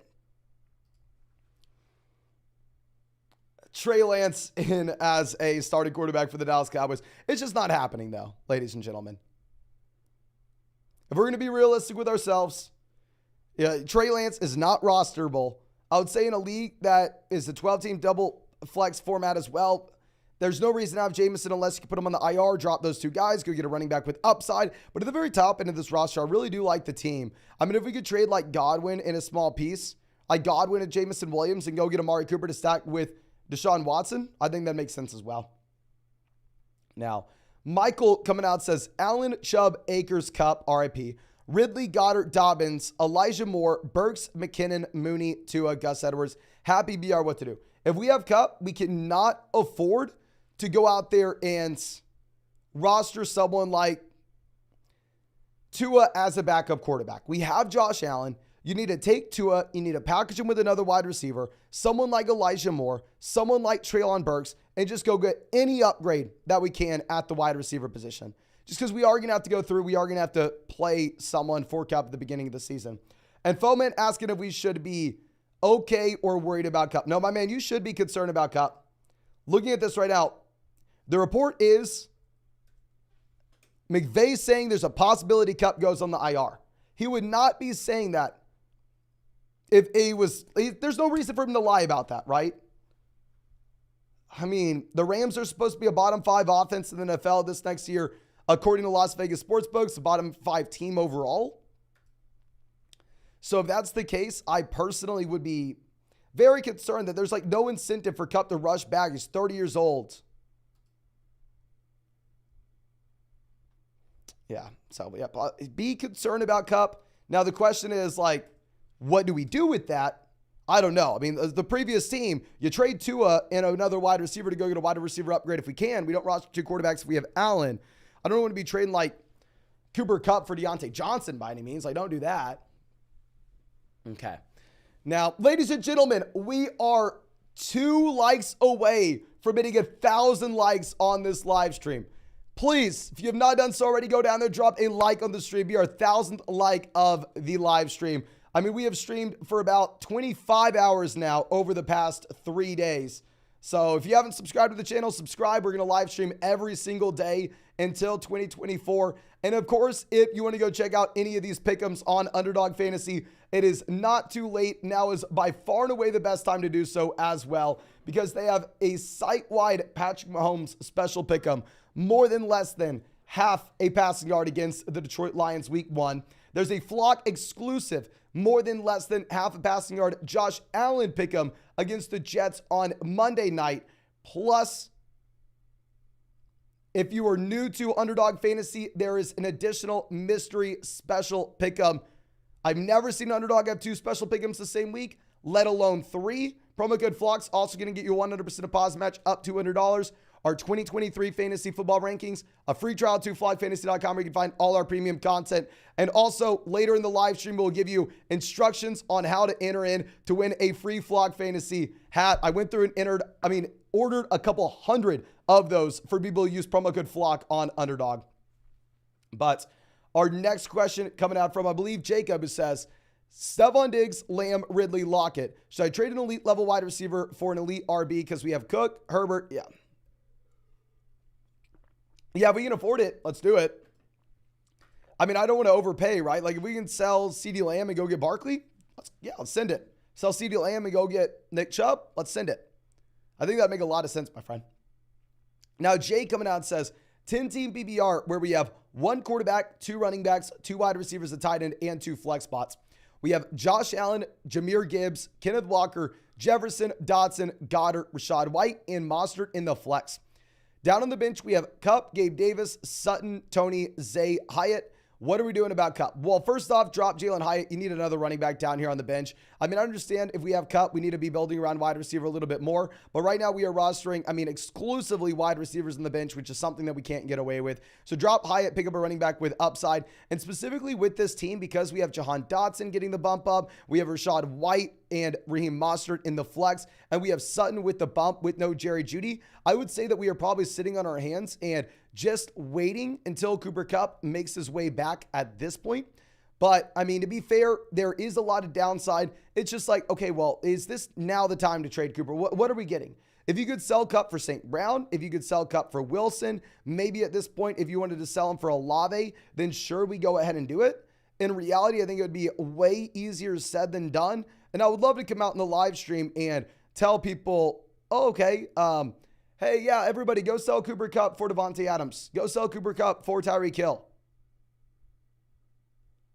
In reality, it's just not happening, right? So I think that you're going to have to kind of sit here with Kupp, send up a prayer that he's good to go. And keep in mind, you do have enough production to get by for the time being. You do.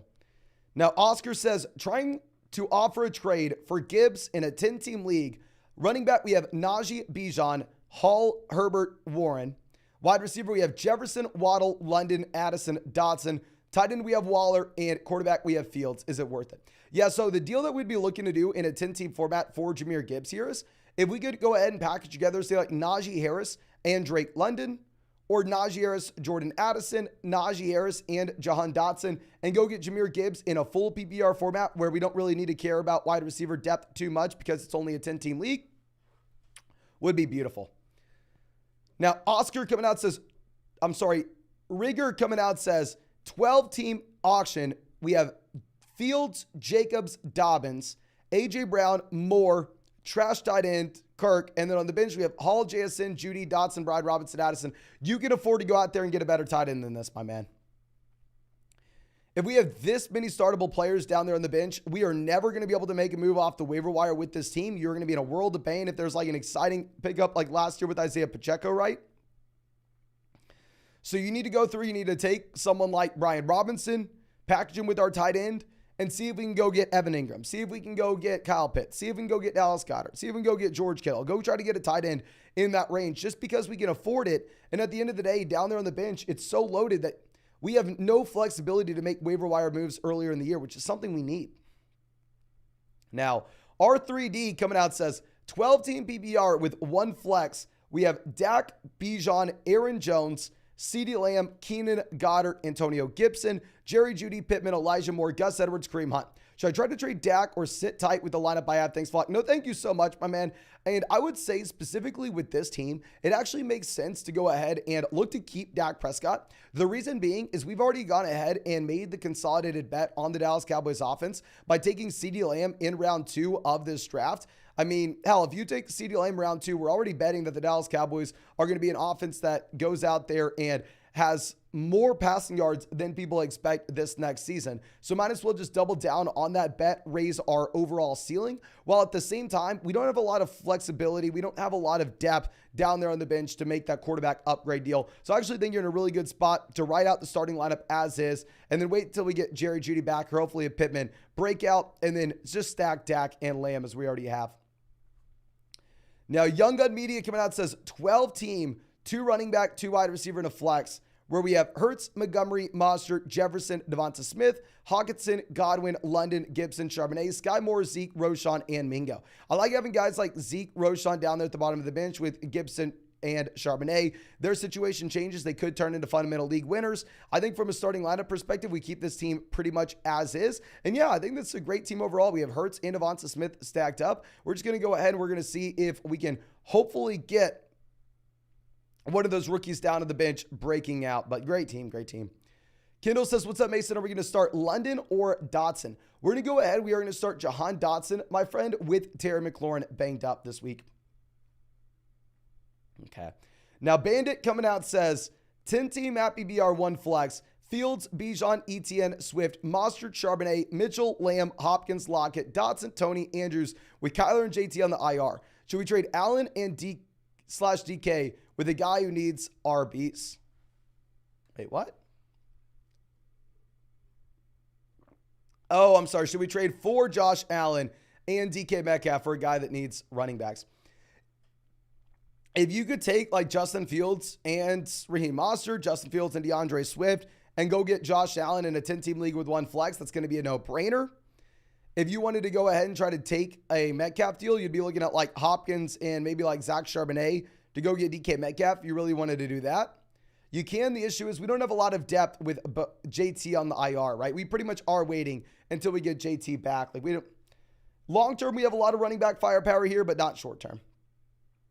Now, Kyle says, would you trade Connor for Montgomery or Pierce in a PBR format? I would trade James Conner for Dameon Pierce, my friend. Both horrendous offenses, but at least Dameon Pierce has age on his side. Now, Nick coming out says, Javonte, James Cook, Swift, Tony, Lazard, Dion. We got to start 3. We're going to be going with James Cook for one of these spots, Javonte Williams for the other. And between Swift, Tony, Lazard, and Deion Jackson, it is brutal. It is gross. I think maybe Deion Jackson can be the starting running back for the Indianapolis Colts this week, but it's uncertain. And I think maybe DeAndre Swift can be the starting running back for the Philadelphia Eagles this week, but it's uncertain. But ultimately, one of them's the Eagles, one of them's the Colts. So we will be going with DeAndre Swift there. Now, Shake coming out says 12-team PPR format. Quarterback, we have Herbert and Howell. Wide receiver, we have A.J. Brown, Devonta Smith, Gabe Davis, Dotson, Reed, Mingo, Lazard. Running back, we have Brian Robinson, Walker, Javonte. Tight end, we have Kelsey and Kmet. If we wanted to go ahead and look to make something happen, we could drop Sam Howell, pick up another running back off the waiver wire. We could potentially try to package together, say, like Gabe Davis and one of these running backs like Javonte Williams, see if we can go get a running back upgrade there. But honestly, that may need to be something that we wait until after week 1, because I think Brian Robinson could potentially be a sell-high candidate in a package with a wide receiver to get an upgrade at that point.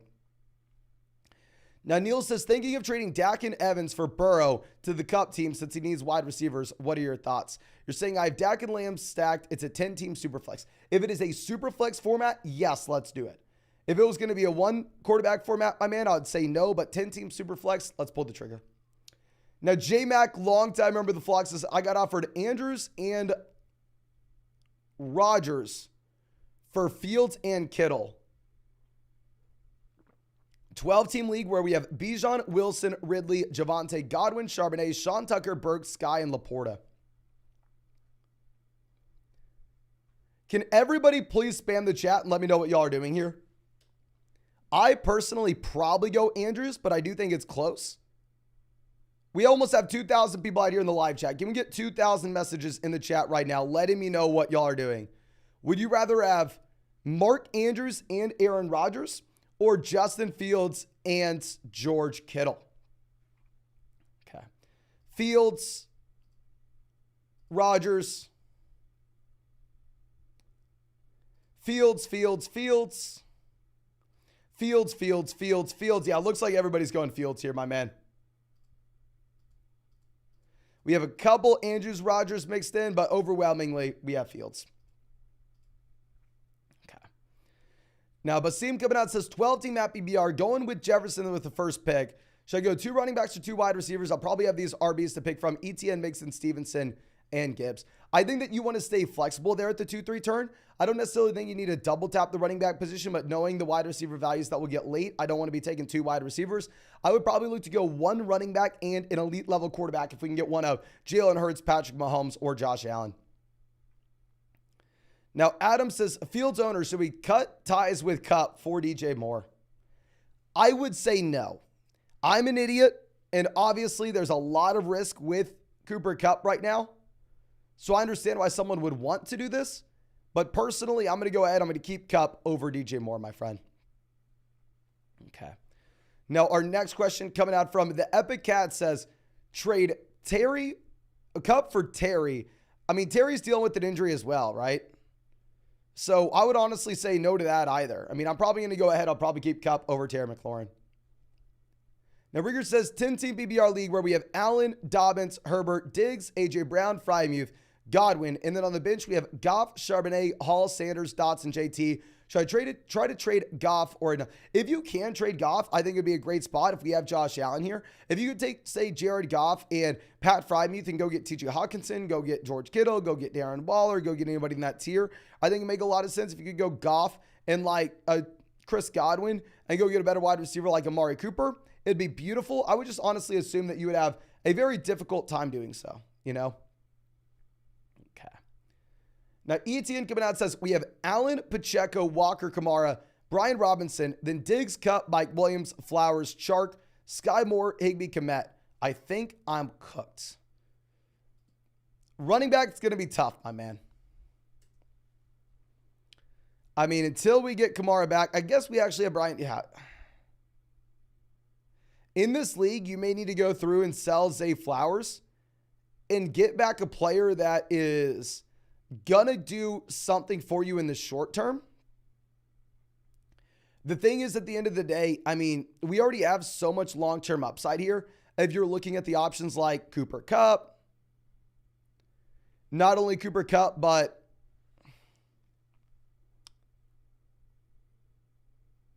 I mean, like Alvin Kamara. So rostering someone like Zay Flowers, who's not going to do much at the beginning of the season, but you have the long-term upside, be a very tough spot to be in, my friend.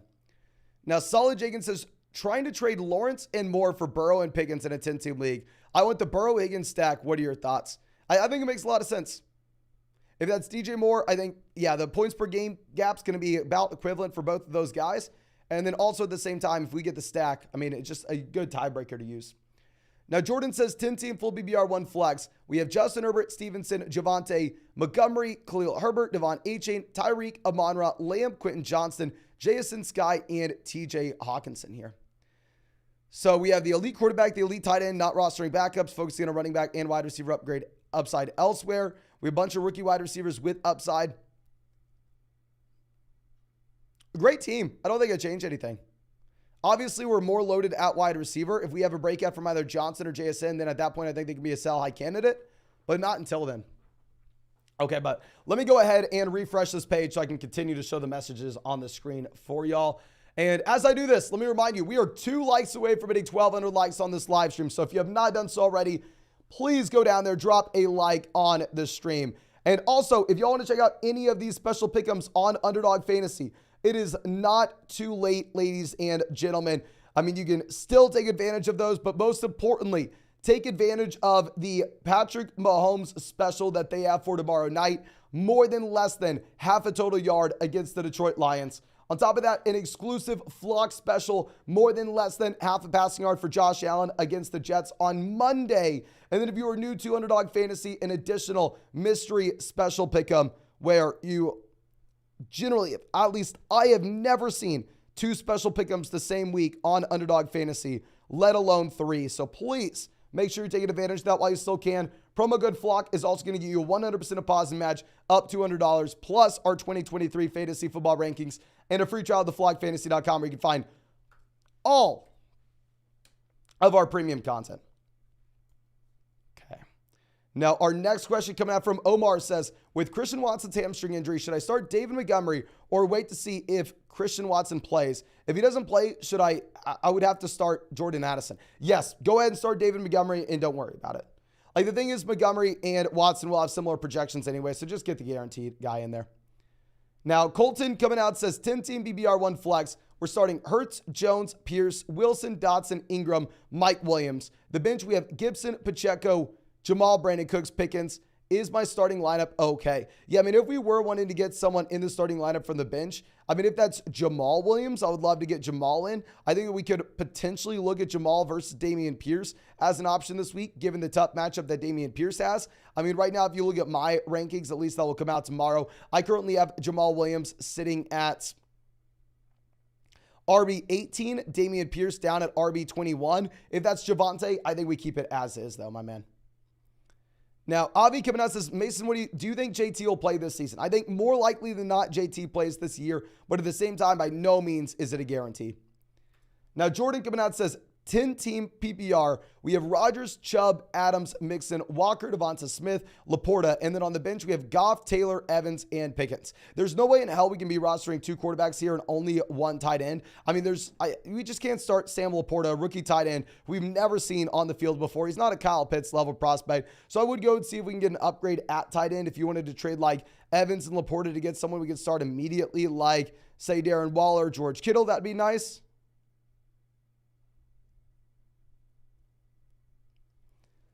But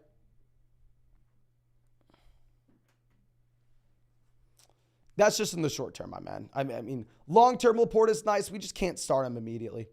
Now, Gavin coming out says, 10-team, Happy BR, double flex. Team is Richardson, Bijan, Dobbins, James Cook, Justin Herbert, Khalil Herbert, JT, Warren, Roshan, Diggs, Ridley, Ayuk, Elijah Moore, Gabe Davis, Waller. Should be looking to upgrade some of my depth. If this was going to be a 12-team format, I would say 100% upgrade the depth at wide receiver. But with this being a 10-team league, I actually think that you're in a fine spot right now. Side note, I would trade Waller for Hawkinson. That's personal preference. But outside of that, I think that we are fine with depth because it's a 10-team format, and we are just waiting until JT comes back in.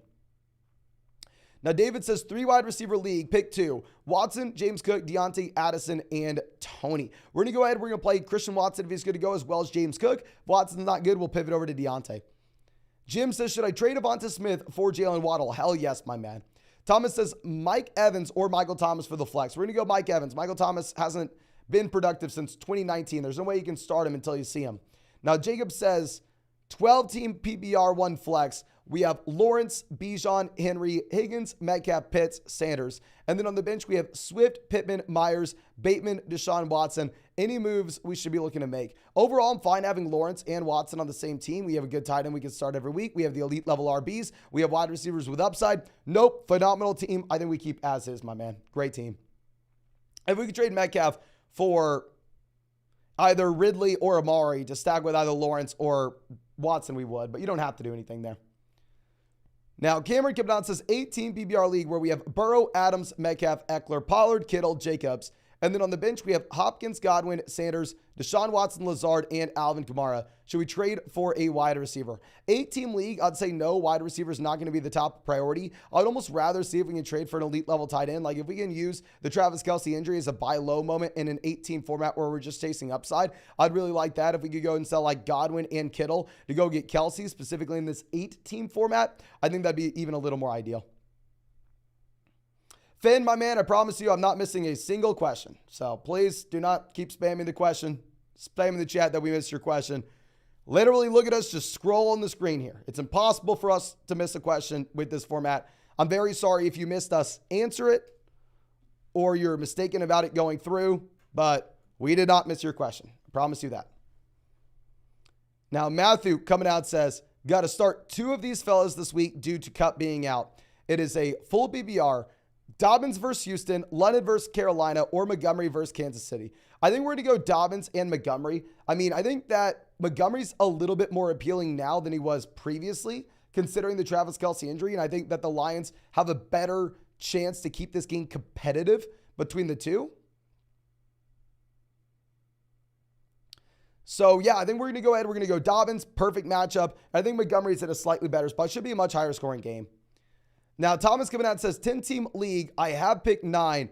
Do I scoop Kelce at 12 if he makes it back to me round 2? Or do I go with the wide receiver or running back? If it's a 10-team format, I would go ahead and I get the elite level tight ends. I mean, the thing is, if you are looking at Travis Kelce, this is a player that fundamentally has more upside to move the needle for you in a 10-team league than really any wide receiver that you'll be looking at in round 2. While at the same time, we get positive news coming out today that with Travis Kelce, you're potentially having him good to go week 1. He's maybe good to go tomorrow. Now, I'm not expecting him to play tomorrow, but if it's a possibility, I think that means he probably is good to go at least by week 2, right? I would kind of hope that they rest him week 1, and then you end up getting him back out week 2. We're not having to risk injury, but I don't know. That's the thought process. Now, Martin coming out says starting Mahomes, Jacobs, Walker, Jefferson, Amari, Njoku, McLaurin. And then on the bench, we have Najee, Rondale, A.J. Dillon, JSN, Taylor, Adam Thielen, Anthony Richardson. Any moves? I mean, in my mind, especially if we have like Jonathan Taylor down there on the bench, I don't think we can be affording to roster this many backup wide receivers and a backup quarterback. We have Patrick Mahomes. If we can take, say, Anthony Richardson and then another option, particularly at running back, if we can go out there and get an upgrade at RB, open up another roster spot, and bring in another running back off the waiver wire, it's a really tough spot to just be, say, rostering these guys like Rondale Moore, Adam Thielen down there on the bench with Anthony Richardson when we have no Jonathan Taylor at the beginning of the season, so we have a hole at running back, and we have Mahomes, so we don't even need a quarterback. Now, Jacob coming out says, should I trade Jahmyr Gibbs and a bench player for Tony Pollard? Quarterback, we have Fields. Wide receiver, Adams, Keenan. Running back, Barkley, Gibbs. Tight end is Goddard, and the flex is Swift. Yes, if we have a solid bench and it's like a 10-team, 12-team shallow format with only one flex, I would trade Jahmyr Gibbs in a bench option for Tony Pollard, my friend. Now, Aiden coming out says, yo, drafting in my 10-team full PPR double flex league, picking 7th. How would you approach this? Struggling with which direction to go in round 1.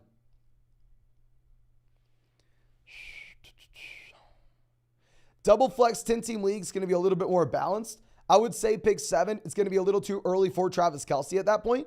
I probably look to go with the running back out the gate. If we get Kelce in round 2, that's great. If not, stay balanced. Go wide receiver, running back. I would look for an elite level quarterback round 3 in that format. I Shine Out Again says, yo, bro, I got Stevenson as my running back 1. What other 2 would you start out of Gibbs, Montgomery, Mostert, Herbert, Gainwell? I also have Sutton and Dotson as well. These players' matchups are juicy. Man, no, I need to. But thank you so much, my man, for being a member of the flock. And yeah, I think you have a ton of solid options here.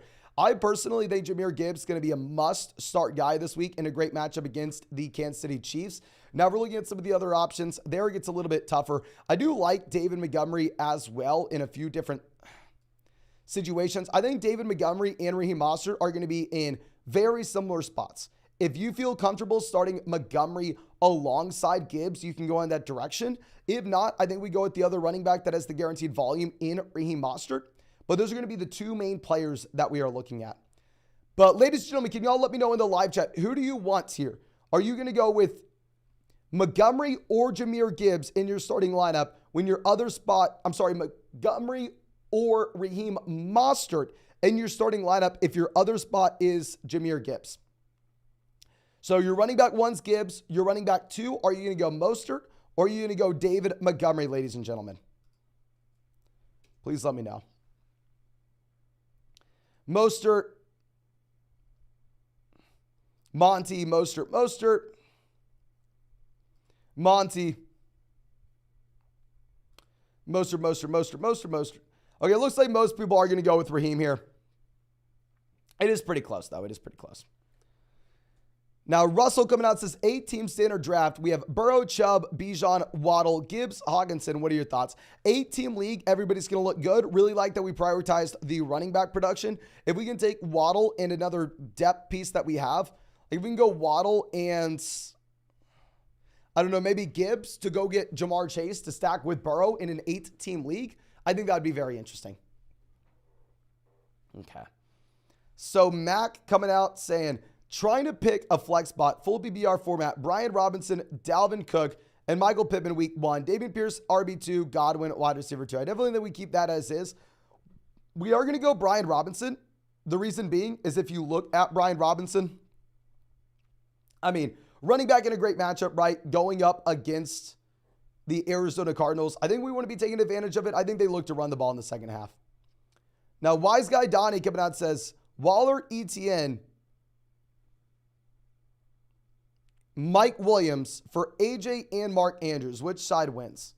So going from Mike Williams to AJ Brown, massive upgrade. Even going from ETN to AJ Brown, upgrade. Going from Waller to Andrews, upgrade. Well, we just have to pay Mike Williams to get it done. Let's go ahead and let's take the Andrews and AJ Brown side. Greg says, better week 1 flex option, Raheem Mostert or DJ Moore. We're going to go with Raheem there, my friend. Now, Dunzo coming out says 8-team PPR league where we have 2 quarterbacks, 2 running backs, 2 wide receivers, a tight end, and a flex. We have Lamar, Geno, Najee Walker, Tyreek, Lamb, Pitts, Debo. And then on the bench, we have Dalvin, Ridley, Higbee, Evans, Dylan. What are your thoughts? I think it's a solid team overall. With this being said, in an 8-team, 2-quarterback format, if we could go ahead and package together Calvin Ridley and Geno Smith and get an upgrade at quarterback 2, I think that's going to be a no-brainer decision for us.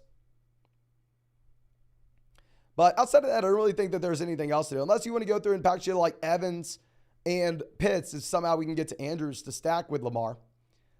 Now, Michael coming out says 12-team half PPR format where we have Allen, Chubb, Akers, Kupp, Ridley, Goddard, Flex, Dobbins. On the bench, we have Moore, Burks, McKinnon, Mooney, Tua, Gus Edwards. I think we already answered this, my man. I think we are going to go ahead, and if we have Kupp here, we are going to try to sell Tua in a package with someone else to go get an upgrade at wide receiver. If we can sell, say, like Tua and Treylon Burks, get a wide receiver that's playable early on, that way we, can go through and cover for Cooper Kupp, and it's not going to, really impact us too much since we have Josh Allen at the same time. I think that's what we're going to look to do here, my friend. Yeah, so go through and try to package together Tua, Burks, get the best wide receiver we can. Now, Ryan coming out says, happy BR, where we have Mahomes and Richardson fell to us in round 11, so I had to take him. We have Bijan, Hall, Swift, P. Ryan, Harris, Kupp, Debo, Watson, JSN, Tony, Goddard. 1 flex start, who/any move. So I flexed this week. Our running backs are going to be Bijan and Hall most likely, even though it's gross. We're going to go Debo, Watson at wide receiver. I think our flex this week actually has to be Jackson Smith and Jigba. And for that reason, I think that we are in a very tough spot at the beginning of the season here. We have to sell Richardson if we can. I know you got a great value on him, but if we can take Anthony Richardson and package him with Kadarius Toney to go get a long-term upgrade at wide receiver to have a potentially more appealing flex, I think that's the move that we're looking to make. But ladies and gentlemen, I'm out of water. I have to go fill this up or my voice is going to go really quick. It'll only take me a second. I'll be back in 1 second.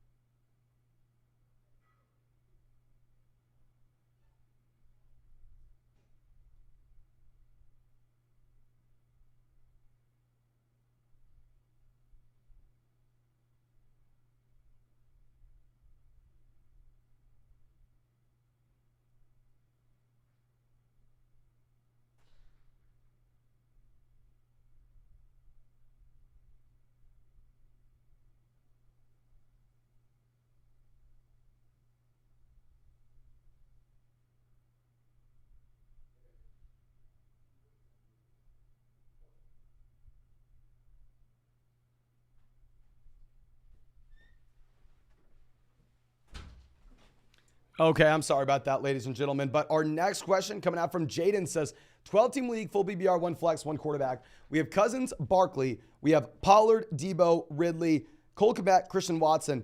And then on the bench, we have Deshaun Watson, Michael Thomas, Penny, DJ Chark, Osborne, and Devon Achane. One flex, I don't know if we need to be rostering this many wide receivers down there on the bench. I mean, I really like having both Watson and Cousins at QB. I think this gives us a nice floor ceiling combo. I would go ahead, I would start Deshaun Watson over Kirk Cousins week 1. I mean, I know it's a tough defense in Cincinnati, but it potentially could be a shootout game, and Deshaun Watson has more rushing upside overall. Tight end's not great. If we could upgrade tight end, that'd be nice. But in reality, I'd probably just cut DJ Chark, pick up another tight end off the waiver wire that we like the upside of overall. Now, our next question coming out from Kelly says, 12-team BBR league where we have Tua, Amon-Ra St. Brown, DeAndre Hopkins, Bijan Robinson, Najee, Pitts, Pickens. And then on the bench, we have Brees, Bateman, Penny, Purdy, Jameson. Don't love it. What do we do? I'm fine rostering a backup quarterback if that guy is Brock Purdy and our QB1 is Tua. But if we're rostering a backup quarterback, we definitely can't be rostering someone that's going to miss the first 6 weeks. Cut Jameson, pick up another running back with upside. I love having someone like Penny at the bottom end that we get clarity on early on, and he does have upside overall. We have a well-balanced roster at the very top end between wide receiver and running back. I think it's a good team. I just want to change that bottom end of the bench. Now, Jack says, PBR, my running backs are JT, Brees, Deion Jackson. Should I trade Brees and Lockett for Jahmyr Gibbs? One flex league? Sure. I would start Dotson in place of Lockett. My wide receiver core is pretty strong. My man, first off, thank you so much for being a longtime member of the flock. Second off, if this is a one flex format, I'm fine going in and pulling the trigger. In a multi-flex league, it's going to be a little bit more difficult. Now, Nate says, a full BBR, I have 3 offers for Kupp. DK, Deontay. Oh, this is going to be fun to ask the live chat. Everybody in the live chat, get ready to type and give me your opinion. So DK, Deontay, or Kupp. Amon-Ra St. Brown for Kupp. Yeah, we're going to go with St. Brown. Amari and Mike Williams. My wide receivers are Kupp, London, Ayuk, Cooks, Quentin Johnson. Which trade should I accept, if any? All right, ladies and gentlemen, you heard the question. Please, in the live chat, give us some clarity here. In my mind, the answer is number 2. We're going with option 2. Sell Cooper Kupp for Amon-Ra St. Brown. Get another wide receiver with a lot of upside, but not nearly as much risk. Yeah, looks like everybody else is on number 2 as well, my friend.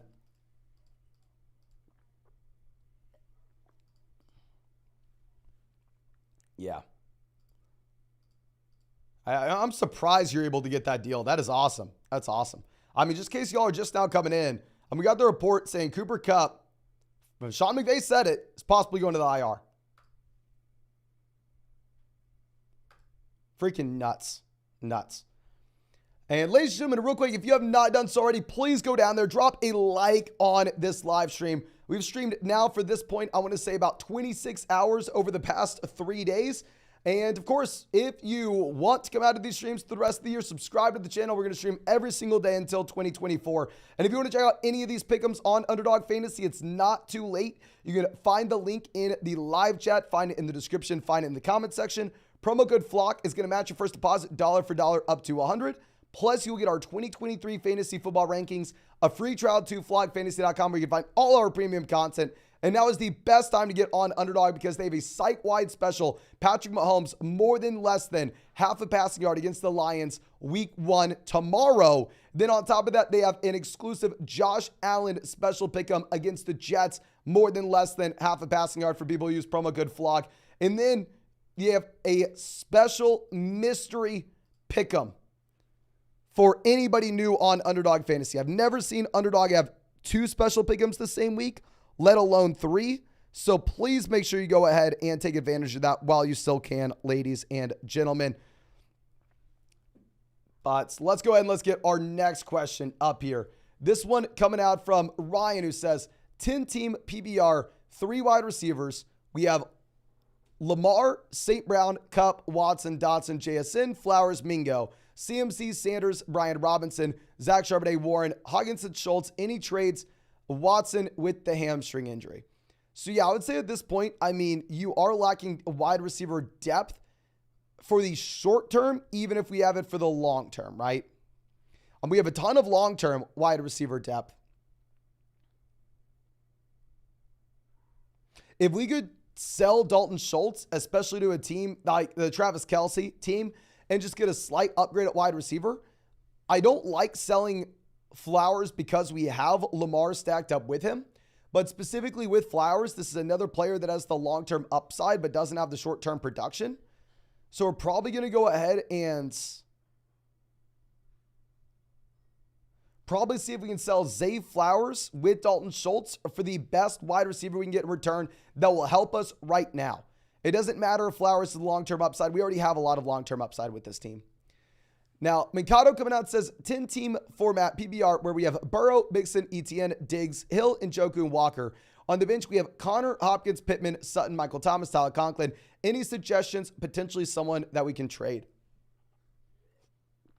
We have a lot of depth here overall. I think we can afford, especially with so many injuries across the league right now, to go through and sell James Conner to a team that maybe has Taylor, maybe to a team that has Kupp, maybe to a team that has Kamara. I mean, to a team that needs some production early on in the season. And if we can take James Conner with David Njoku and get an elite level tight end in return, that'd be great. Or maybe if you wanted to see if we get back together like James Conner and Michael Pittman or DeAndre Hopkins, Cortland Sutton, Michael Thomas, any of those depth wide receivers, and see if we can go get like T. Higgins to stack with Joe Burrow, or obviously if we can go higher than that and go like James Conner, Stephon Diggs, and get Jamar Chase to stack with Burrow. I think that could be exciting as well. I mean, just in a very good spot that you have no injuries to deal with right now. So let's try to take advantage of that value while we have it. Now, Adrian coming out says 12-team PBR where we have Lawrence at quarterback. Running back, we have Pollard, Sanders, Madison, Charbonnet, Bigsby. Wide receiver, we have Tyreek, Ridley, Michael Thomas, Hollywood. Tight end, we have Schultz and Musgrave. Any moves? We have the elite wide receiver production at the top. We're building around running back depth below. We have Ridley stacked up with Lawrence. We have two tight ends when our first tight end's not great. I think the construction of the team makes a lot of sense. I really like it, my man. Really like it. Now, Cheese coming out says, week 1 in the flex spot, full BBR. Should I start Evan Hull, Jalen Warren, Tank Dell, Jalen Hyatt, or Rashee Rice? Can only start one of them. My man, I wouldn't want to start 2 of them. I'll tell you that much. I mean, here I really would go to the waiver wire and see if we have anybody that we like a little bit more than this. I mean, this is a super tough spot to be in. I think we go Jalen Warren. Can everybody in the live chat help me out with this? Please let me know in the chat, what direction do you go with here?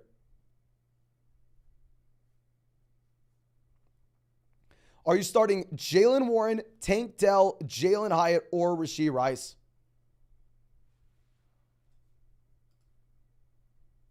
We have a vote for Warren, Rice, Warren, Rice, Warren, Rice if Kelsey's out, Warren if not. It's a good answer. Yeah, it looks like most people are going either Warren or Rice there, my man, with the most popular answer being Warren. But let me know in the live chat, ladies and gentlemen, am I lagging for anybody here? My computer is on fire from everything we've done over the past few days, so please let me know if we're lagging. Now, Ollie coming out says, do you have some type of paid service where you draft with me on Zoom? I already have the Flock Fantasy Motherflocker. I'm super sorry, my friend. I don't. If there were more hours in the day, I would love to do something like that. But, I mean, we've gone through, and like I said, we've live streamed for like 26 hours over the past 3 days at this point. I literally just don't have the time. I'm working like 14 hours, 15 hours a day right now. I'm very sorry, though, my friend. Now, Brennan coming out says, trying to ship off Cam Akers right now. What do you think of the trade? Kamara, JSN for Akers and Juju. We're definitely getting an upgrade at wide receiver. I think it's a lateral move at running back. If you don't need running back production in the short term, yes, sell Akers and Juju for Kamara and JSN. I'm very much worried about the overall offense in Los Angeles with no Cooper Kupp. Now, Shane coming out says, 12-team happy BR format where we have Lamar at quarterback. Running back, we have Breece Hall, James Cook. Wide receiver, we have Tyreek Hill, Mike Evans. We have Waller, Lockett. And then on the bench, Brian Robinson, Addison, Juwan Johnson, Chark, Devontae Parker, Zay Jones, Jerome Ford, Stafford. Cut Stafford. There's no reason to have a backup quarterback, especially if we have Lamar, especially if Kupp is not healthy. I mean, then Stafford's just going to be in a super tough spot overall. I would like to sell Waller for Hawkinson if we can. Honestly, when we have this kind of depth, I mean, if we could potentially sell like Darren Waller in a small piece like Jordan Addison and see if we can get to Mark Andrews to stack Lamar with Andrews, I'd really like that. But outside of that, just cut Stafford, pick up another RB. Now, Kaya coming out says 12-team PBR where we have 2 flexes and 3 wide receivers, so definitely are incentivized to build around receiver. We have Burrow, Pollard, Etienne, Kupp, Hopkins, Pickens, Pitts, Jamal, Samuel. And then on the bench, we have JSN, Charbonnet, KJ, Gainwell, Evan Hall, Tutu Atwell. Who to start, or do we trade Cooper Kupp? Yeah, so down there on the bench, I actually think that we get a little bit of help here in that JSN is playing week 1. So I think we do need to move JSN to the starting lineup over Cooper Kupp. I mean, we saw someone earlier in the live stream be able to trade Cooper Kupp for Amon-Ra St. Brown. And if you can do that, it's a no-brainer deal to go ahead and get that deal done. If you could trade him for Olave, I do it in this format. If you could trade him for Waddle, I do it in this format. Just because the issue is, in a 12-team league where we can start up to 5 wide receivers on a week-to-week perspective, I mean, depth is actually going to be important. It's not like one of these 10-team, 1-flex leagues where you can get by with, I mean, just some, you don't need any depth there. Rising Sun coming out says, standard 10-team league, I have Bijan and Pierce. Are we going to go David Montgomery or James Conner at the flex? I'm going to go Montgomery over Conner at the flex now, my man. I mean, I'm just so worried about the offense in Arizona. Now, Jeer coming out says, 10-team BBR with 1 flex. Quarterback, we have Fields. Running back, we have Walker Gibbs. Wide receiver, A.J. Brown, Garrett Wilson, Amari Cooper. Tight end, we have Evan Ingram. And then on the bench, we have Swift, Akers, Dotson, Kincaid, Quentin Johnston. What are your thoughts?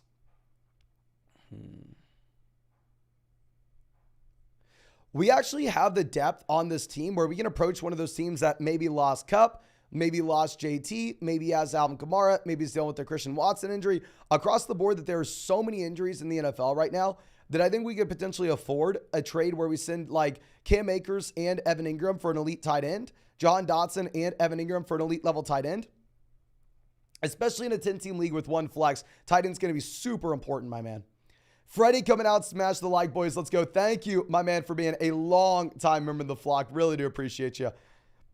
And Preston says 12-team ESPN PPR, only 1 flex. We have Bijan, Dobbins, AJ, Olave, Amari, Hawkinson, and Cousins. Bench is Christian Watson, Brian Robinson, Sky Moore. Should I trade for a better quarterback or running back 2 or just wait? So I'm going to want to wait until we get some more clarity on the Christian Watson situation. So if Christian Watson is going to be missing some time, it's going to be much more difficult for us to go through and make a play here. But if you are in a spot where Christian Watson is healthy, I think we at that point have the overall depth where we could then look to sell like Brian Robinson and Kirk Cousins to see if we can get up to like the Chase, Herbert, Fields tier. But we're going to have to wait, my man, until we have Christian Watson good to go. Now, Gavin says 10-team BBR 1 flex. Should we trade Dak and Amon-Ra St. Brown for Patrick Mahomes? No, we're definitely more inclined to get the elite level quarterback in this format, but we're paying too much there. Drunk Liability says 12-team BBR, 2 running backs, 2 wide receivers, and a flex, where we have Dak at quarterback. Running back, we have Barkley, Montgomery. Wide receiver, we have Allen, London, Kittle at tight end, Hall in the flex. And then on the bench, we have Pirine, Davis, Bateman, Bigsby, Love, Musgrave, Van Jefferson, Kupp on the IR. Interesting spot here. I would love to see if we could go get CeeDee Lamb. We just can't afford Lamb right now. Is the fundamental issue with this team is we have a lot of long-term upside, but look at all the long-term pieces. Cooper Kupp, we like in the long term. Breece Hall, we like in the long term. Tank Bigsby, we like in the long term. Luke Musgrave, we like in the long term. We don't really have the production at the beginning of the season. It's a league where we don't need a lot of depth at the beginning of the year because we only have 1 flex spot. So I think we are going to be sitting on our hands until Cooper Kupp comes back. But then at that point, when Kupp comes back, if we can trade like Breece Hall and Keenan Allen and go get like CeeDee Lamb to stack with Dak, that'll be interesting. But we need to go through and we need to get multiple starters for now. So stay as is for now, my friend. Max says, Yo, Mason, are you going to go with Kenneth Gainwell or Travis Etienne in a full PPR format? We're going to go Etienne, my friend. I love Etienne this week. Emily says 10-team PPR where we're going to go Tua, Devonta Smith, Hopkins, Henry, Gibbs, Kelsey, Sanders. Bench is Swift, Dotson, McLaurin, JSN, Jay Williams. I'm going to assume that this is Javonte Williams. If it's Jameson Williams, you cut Jameson Williams. If it's Jamal Williams, you're going to go ahead and you're going to try to sell Jamal Williams in a package with like either Terry McLaurin or Jahan Dotson for a long-term upgrade. Or honestly, I think because we are so strong with this team, and it looks like we have good injury reports today with Kelsey, with JSN, and with potentially Terry McLaurin. If we could go and take one of these depth wide receivers and package with Tua to go get an upgrade at our quarterback position, I think that'd make a lot of sense and a great team in this format in particular. And yeah, it looks like Kelsey is actually questionable week 1 with the bone bruise. So, I mean, it's great news for anybody who has Kelsey, right? At least in my mind, great news for anybody with Kelsey.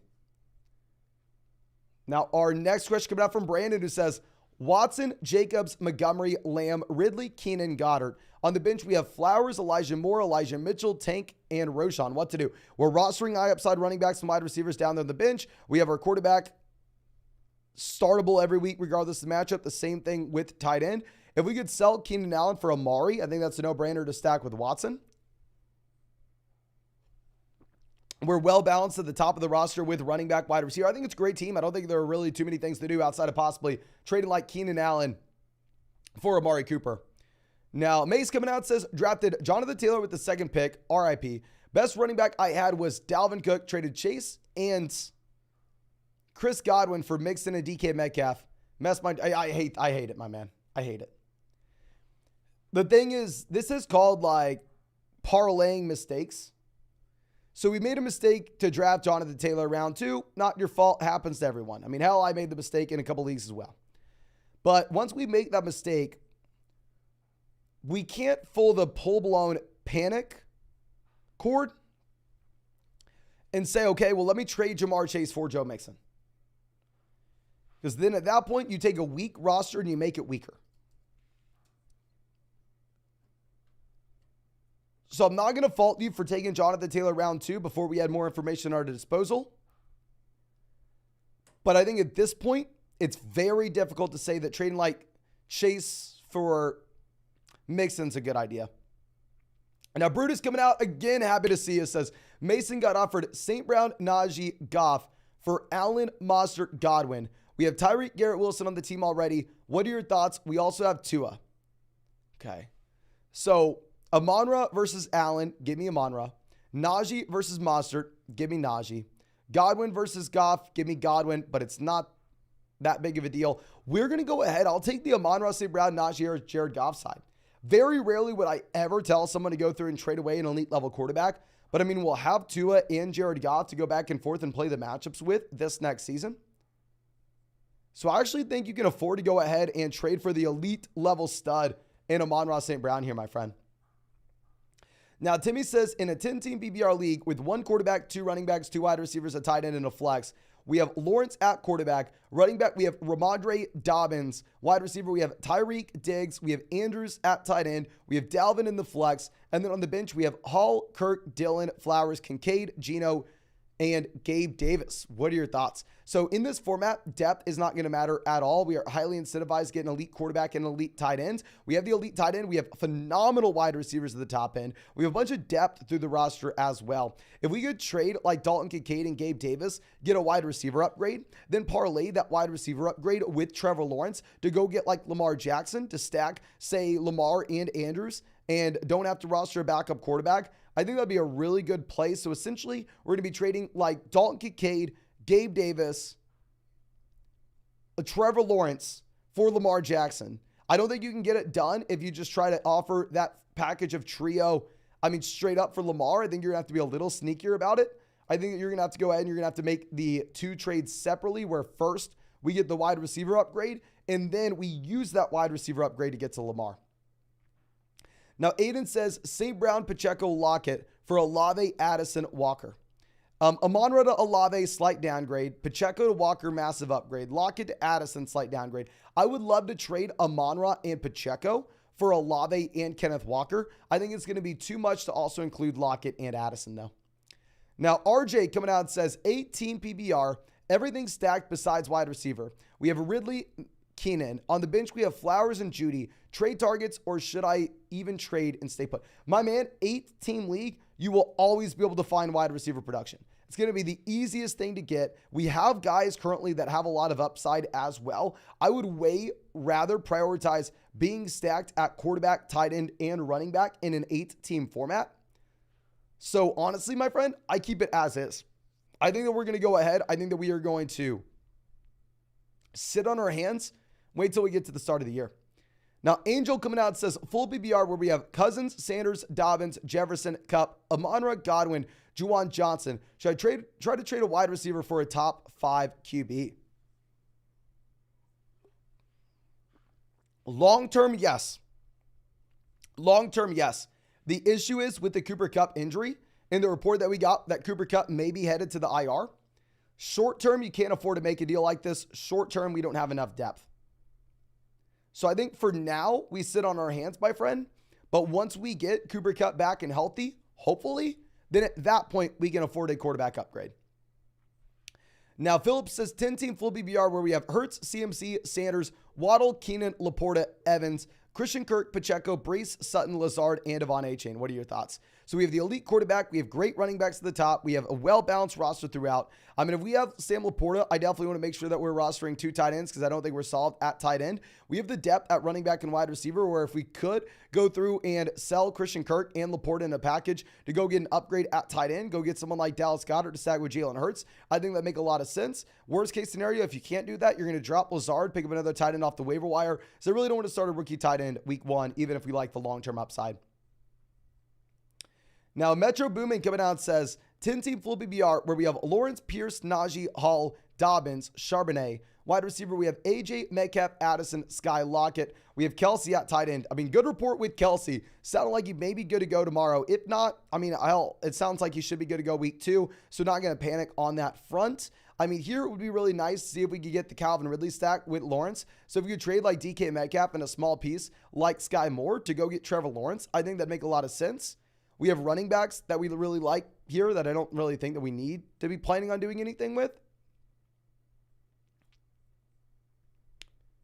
Yeah, great team, my friend. I think you're in a really good spot.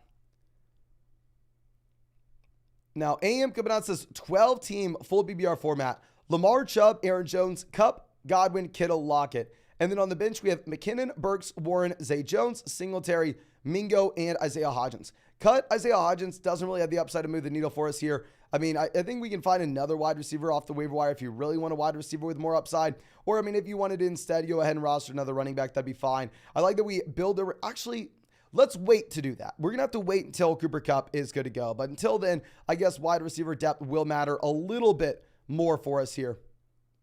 So long-term, get rid of Hodgins. Short-term, I think we sit on our hands. And once we get cut back as well, if we could then take like Tyler Lockett and Kittle to get to Mark Andrews to stack with Lamar, we do it. But we have a good team. We just need cut back. Now, Woofer says Hopkins, Brees, James Cook. We need to pick 2. We're going to go Hopkins and James Cook, not starting Brees until we see the split. Now, Zera coming out says 12-team full BBR double flex. We have Herbert, CMC, Mixon, Montgomery, St. Brown, Watson, Deontay, Addison, Elijah Moore. Tight end is Cole Kmet. Any changes we should look to make? Double flex league, I actually am fine punting tight end here. I don't necessarily think that's something we need to do. If we could sell Christian Watson for either Keenan Allen or Mike Williams, we do that. I'd say the same thing with Deontay. That way we could go ahead and get that correlated bet with Justin Herbert and just bet on the overall Los Angeles Chargers passing offense.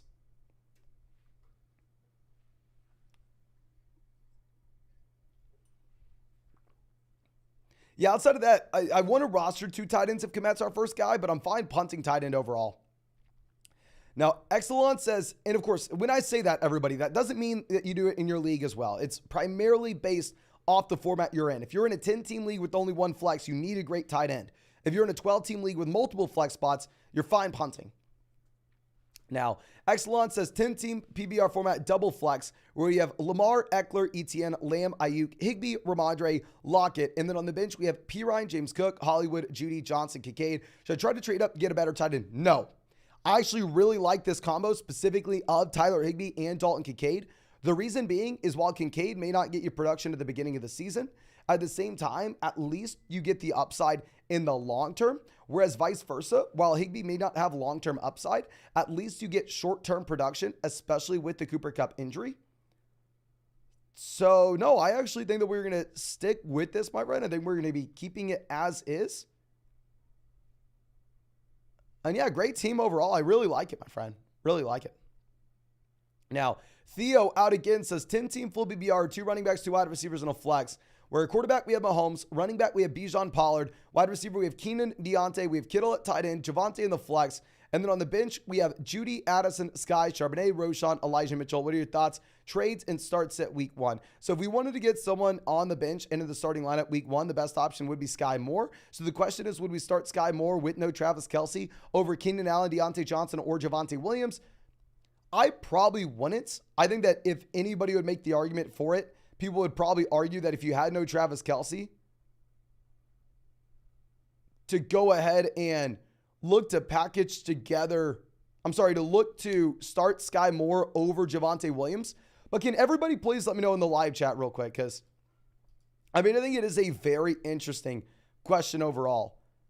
Ladies and gentlemen, who would you rather have if Travis Kelce misses in at flex? Are you going to be starting Sky Moore or Javonte Williams? Sky Moore or Javonte if Travis Kelce misses tomorrow? Javonte, Sky, Javonte, Sky, Javonte, Sky, Javonte, Sky. So it does look like we're pretty much split 50-50. I personally would go Javonte just because with Sky Moore, we've never seen the production before. But in terms of trades, we can't really do anything until we get Jerry Jeudy or Addison breaking out. We have so many long-term pieces down there on the bench. David says, start a wide receiver in a flex. We have Tony, Addison, James Cook, Christian Watson, and Deontay Johnson. I think our wide receiver, we're going to be going ahead. We're going to be starting Christian Watson if he's good to go. If not, we'll pivot to Deontay. And then our flex spot, I think we're going to be going James Cook. Now, Jaeger coming out says, hey, Mason, 10-team league with 1 quarterback, 2 running backs, 2 wide receivers, a tight end, and 2 flexes. We have Hurts, Gibbs, Akers, Adams, Cooks, Hawkinson, Hopkins, Walker. With Kupp and JT on the bench, IR. Any trade I should shoot for? No, we just try to stay alive. It's a league where I think we can stay alive because we have Kupp and Hawkinson. We're able to roster as many running backs and wide receivers as we need on the bench. Don't be thinking about long-term upside with those guys. Don't be rostering players like Marvin Mims. Don't be rostering players like Jalen Hyatt. Instead, just think about what these guys can give us the next month.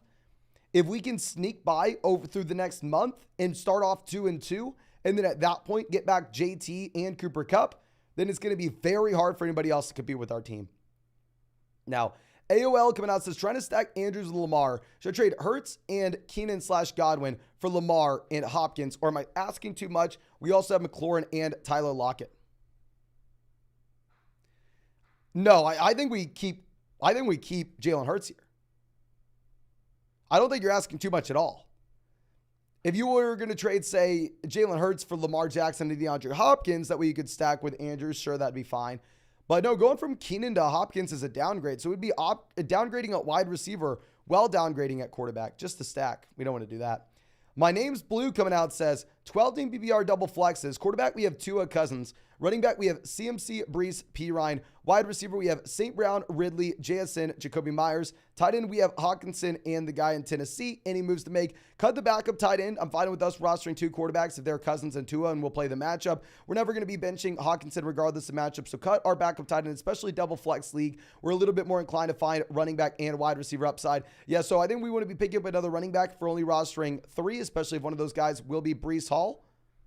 Outside of that, I do think that we are optimized for this format. If we could take, say, like Calvin Ridley and sell him for Jalen Waddle to go get the stack with Tua, or if we ever get the chance to sell Amon-Ra St. Brown for Tyreek Hill or a Jefferson, if St. Brown blows up tomorrow, we do that. But great team, just drop our backup tight end. Now, let me refresh this. That way I can continue to show y'all the messages on the screen. And as I do this, let me remind you, if you have not done so already, please go down there, drop a like on the stream. We are one like away from hitting 1,500 likes on this live stream. And also, if you haven't done so already, subscribe to the channel. We're streaming every single day until 2024. And on top of that, ladies and gentlemen, it is not too late for you to go out there and check out these pick'ems on Underdog Fantasy. If you sign up to Underdog with promo code FLOCK, they're going to match your first deposit dollar for dollar up to $100. Plus, you'll get our 2023 fantasy football rankings, a free trial to flockfantasy.com where you can find all of our premium content. And then on top of that, tomorrow night, they have an exclusive special Patrick Mahomes more than less than half a passing yard against the Lions. You have a Flock exclusive special more than less than half a passing yard for Josh Allen Monday night against the Jets. And then if you join Underdog now and you're new, you get an additional mystery special pick'em. I've never seen Underdog have 2 special pick'ems the same week, let alone 3. So please make sure you are taking advantage of that while y'all still can, ladies and gentlemen. You can find the link in the live chat description, comment section. Promo code FLOCK is going to give you all 3 of those. Now, I believe we found where we left off. So our next question coming out from Christian, who says, should I go for an elite level quarterback in an 8-team league with double flexes? Yes. 8-team league, very few things are going to matter. I mean, if you are looking at QB, if you're looking at tight ends, getting an elite level option is going to be super important because everybody's going to have access to running back and wide receiver depth options. Now, Carter coming out says 12-team PPR format where we have Lamar at quarterback. Running back, we have Kamara, JT, Bijan, Mostert, Dillon. Thank God we have Mostert covered at the beginning of the season. Wide receiver, we have A.J. Brown, Amari, Mooney, Kittle at tight end. Tips for the squad, waiting on Kamara and JT. Trade for a stack, you the go. No, thank you so much, my man. I think we're actually not going to be really making any moves here. I mean, it would be nice to trade for Andrews in the long term when we have Lamar, but we're going to be having to wait for Kamara and JT. Makes a lot of sense whenever we have Raheem Mostert to be able to just go through and play him alongside Bijan Robinson until we get those other running backs back. So I think it's a team with a lot of upside, but in the short term, we're just going to have to sit on our hands. Now, High Violet coming out says 12-team half PPR league, 2 running backs, 2 wide receivers, and a flex. Quarterback, we have Hurts. Wide receiver, we have Jefferson, Devonta Smith, Deontay Johnson, Jordan Addison, Cortland Sutton, Van Jefferson. Running back, we have Kenneth Walker, Rashad White, Breece Hall, Kenneth Gainwell, Tank Bigsby, Evan Ingram, David Njoku. We need some help here. So we have the elite level quarterback. I think that's a great spot to start in a league with only 1 flex. We have Jefferson, Devonta Smith, so we have Smith stacked up with Hurts. We do need some help at running back if we can potentially get it. The only thing that I would look to do is if we get a sell-high moment on Sutton with no Jerry Jeudy early on in the season, we get package together, say Sutton and like Rashad White and get an RB2 upgrade. I think that would be interesting. Now, River says Tua or Dak to start. We're going to go Tua with the game environment he has. And should we trade DK Metcalf for Cooper Kupp? If you do not need a wide receiver to start for the first month, I think yes. If it's going to be a deeper format where at that point you would be starting a gross option if you make that trade, and then no. Now, iShine coming out with a donation. Again, thank you, my man. Saying, yo, bro, I got Stevenson as my running back 1. What other 2 would you start between Gibbs, Montgomery, Moss? I think we already answered this, my friend. Yeah, I think we already answered this. We are going to go ahead. We're going to take Gibbs and David Montgomery. If you want to go all in on the Detroit Lions offense, and if not, we're going to go Gibbs and Raheem Mostert. When we ask the live chat, most people are going Mostert over Montgomery, but it's definitely between those 3 guys. Jimmy says CeeDee Lamb, Etienne, Jacobs, Olave. This is a question for the chat. I don't know, ladies and gentlemen. Can everybody please spam the chat? Who would you rather have? Would you rather have CeeDee Lamb and Travis Etienne? Or Josh Jacobs and Chris Olave? Please let me know in the live chat. We have over 1,000 of y'all out here. If we can get 1,000 messages, that'd be awesome. We got 1 vote for Lamb, another vote for Lamb, another vote for Lamb. Yeah, it looks like most people are saying Lamb here, my friend. Some votes for Jacobs. Most people are going CD, which I'm not going to argue with at all. Y'all know I like me some Josh Jacobs, though. Now, Jared says 10-team double flex format, draft order, Chase, Jacobs, Hurts, Gibbs, Amari, Sanders, Pitts, Judy, Montgomery, Gabe Davis, Khalil Kincaid. Oh, great value on Khalil Herbert here. I mean, double flex format, I don't think we need to be trading because we need a little bit more wide receiver depth in a one flex league. We have Judy injured, so I think you're in a really good spot to just kind of sit on your hands until maybe when we get Judy back. Then at that point, if we can go like Judy and Amari Cooper, or say like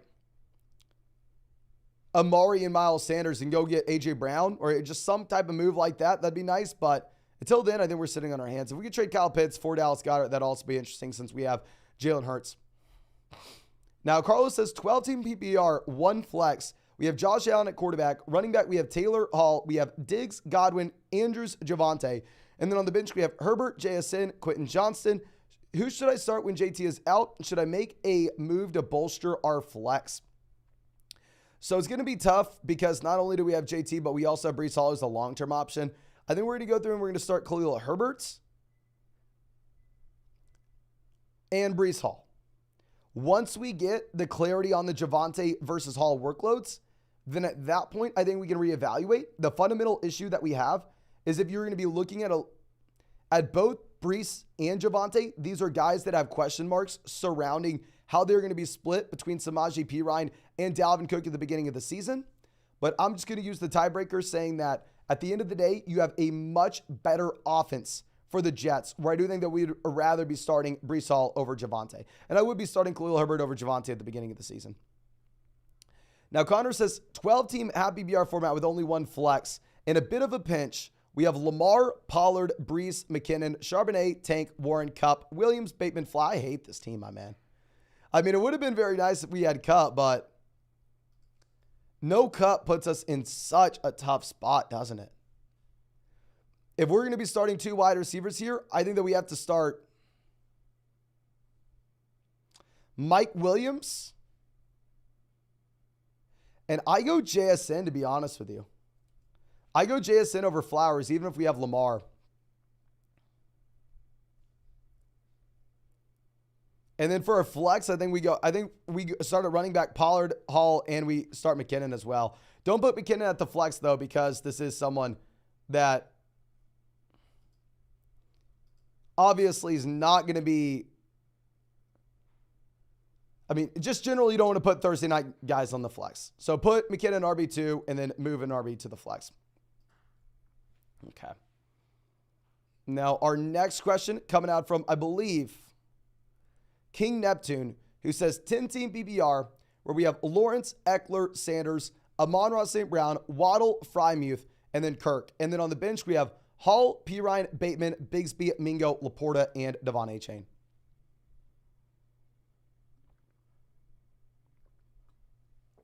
Okay. I'm okay with the team, right? On the bench, we do have a bunch of these long-term options that really aren't going to be giving us much early on. But the reason that I'm fine doing that is because this is a league where we're not also having to deal with like Jonathan Taylor, right? We're not having to deal with Cooper Kupp. In that instance, then probably we're not okay just having almost exclusively rookies down there on the bench. But I think that we're going to be in a solid spot for now and just hopefully getting a couple of those rookies to break out later in the season. Yo boy Mal coming out again says 10-team full PPR where we have Lamar at quarterback. Running back, we have Barkley, White. We have Allen, A.J. Brown, T. Higgins at wide receiver. We have Hawkinson at tight end, Lockett, Cooks. And then on the bench, we have Mostert, Warren, Collins, Zay, Mooney, Sky Moore. I think this is a strong team under the circumstance. It's a league where it looks like we start 3 wide receivers and 2 flex spots. If it's a league where maybe we typed out the starting lineup weird or maybe I'm misunderstanding it, and instead we only start 2 wide receivers and a flex, then at that point, we are going to go ahead, and at that point, we are going to try to pivot over to a little bit more running back centric approach and get rid of some of these wide receivers. But we are good to go here with wide receiver depth because of the starting lineup. Now, Lath says, hey, Mason, 10-team league where we have Allen, Pollard, Sanders, Hall, Chase, Debo, London, Deontay, JSN, Addison, Mitchell, Frymuth, Richardson. What are we thinking? I think it's a solid team. I would love to see if we can sell Anthony Richardson in a package elsewhere to get an upgrade. Like if we go Anthony Richardson and Deebo Samuel and go get, a wide receiver we like a little bit more. Hell, if we can get somehow Stephon Diggs, that would be beautiful. Like, we can go Anthony Richardson, Deebo Samuel, and Jordan Addison and get Stephon Diggs. That'd be perfect. We have the top end running backs. We have Sanders to play early on, Hall for the long-term upside. I like you, just make sure we're not playing Breece Hall at the beginning of the season. Grady says 10-team full BBR format. We have Allen, CMC, Akers, or Eckler, Lamb, Metcalf, Waller, Najee. And then on the bench, we have Pickens, Freiermuth, Odell, Hunt, and Anthony Richardson. Similar, I think it would make sense if we could sell like Richardson and Najee and get an upgrade at running back. I see if we can go out there and get to someone in like the Nick Chubb, Tony Pollard. That's probably not possible. But if we could go like, even just get Travis Etienne, I think that'd be interesting. Or Jahmyr Gibbs in a full PPR format. If we go like Richardson and Najee Harris and get Gibbs in a full PPR league where we have Josh Allen, I think that makes sense. Outside of that, we have freaking Eckler, CMC, and Josh Allen on the team. I don't even know how that's possible. Now, PB coming out says 10-team, half PPR, 1 flex. We have Allen at quarterback. Wide receiver, we have Devonta Metcalf. Running back, we have CMC Walker. We have Dulcich at tight end, DJ Moore in the flex. And then on the bench, we have London, Javonte, Montgomery, Dillon, Penny, and Anthony Richardson. If we have Josh Allen and Anthony Richardson, if we have freaking London, Javonte, Montgomery all on the bench, there's no excuse for us to be this bad at tight end. There's no reason we should be throwing out Greg Dulcich. It's a 10-team, 1 flex league. Depth's not going to matter as much at running back and wide receiver. We're going to go ahead and we are going to see if we can make a 2-for-1 deal to get an upgrade at tight ends. I understand some spots you have to punt the tight end position. This is not one of those. You're in a situation where you have, I don't know, just so much freaking upside here.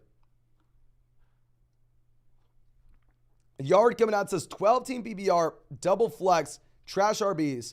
We have Jalen Hurts, Pacheco, Javonte, Cheetah, Amon-Ra St. Brown, Christian Watson, McLaurin, Ingram, Burks, Rashad Penny, Elijah Moore, Damian Harris, Gerald Everett, and Jaden Reed. Any advice? Yeah, we do have some trash running backs, but double flex, full BBR format. I'm fine building around wide receiver. We have the good news with Terry McLaurin. We have the elite level quarterback as well. I'm fine rostering 2 tight ends here. I would just say when we have trash running backs like this, but we have Amon-Ra St. Brown and, freaking Tyreek Hill up at the very top, there's just no reason to have guys like Jaden Reed at the very bottom end of the bench. I'd rather roster another running back, see if we can just find someone that's going to break out for us. But I think early on in the season, we're just going to have to start Isaiah Pacheco and Javonte Williams and see what the roles end up being. Now, Brian says, PBR league, would you trade A.J. Brown and Khalil Herbert for Kenneth Walker and Amari Cooper? If it's a league with multiple flex spots, yes. Louis coming out says, love the lives. Thank you, my friend. 10-team full BBR, 1 flex, 1 quarterback. We have Fields, Henry, Mixon, Pittman, Keenan, Everett at tight end, flex Kenneth Walker. The bench is Kupp, Kelsey, Scary, Terry, Chark, Gabe Davis. Any advice? The advice is sit still for now. Wait until we get Kelsey cut back. Sounds like Kelsey may be good to go tomorrow. If not, he should be good to go week 2 more times than not. Then get Kupp in the starting lineup. And by the time Kelsey in the starting lineup. And by the time that we have Kupp back, then at that point, I think we can go ahead and we can afford to hopefully upgrade from a wide receiver 2 perspective.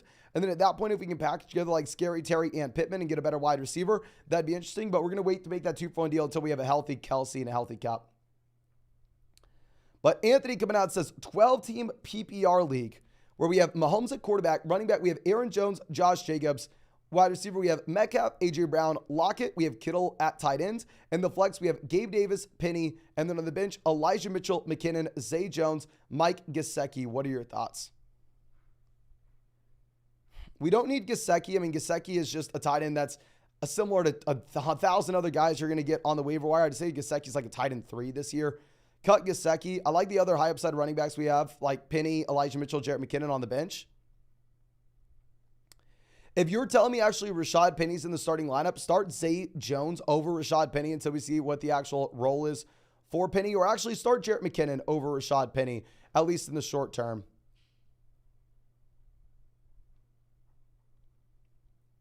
And we're well balanced at running back, wide receiver at the top. I like the team.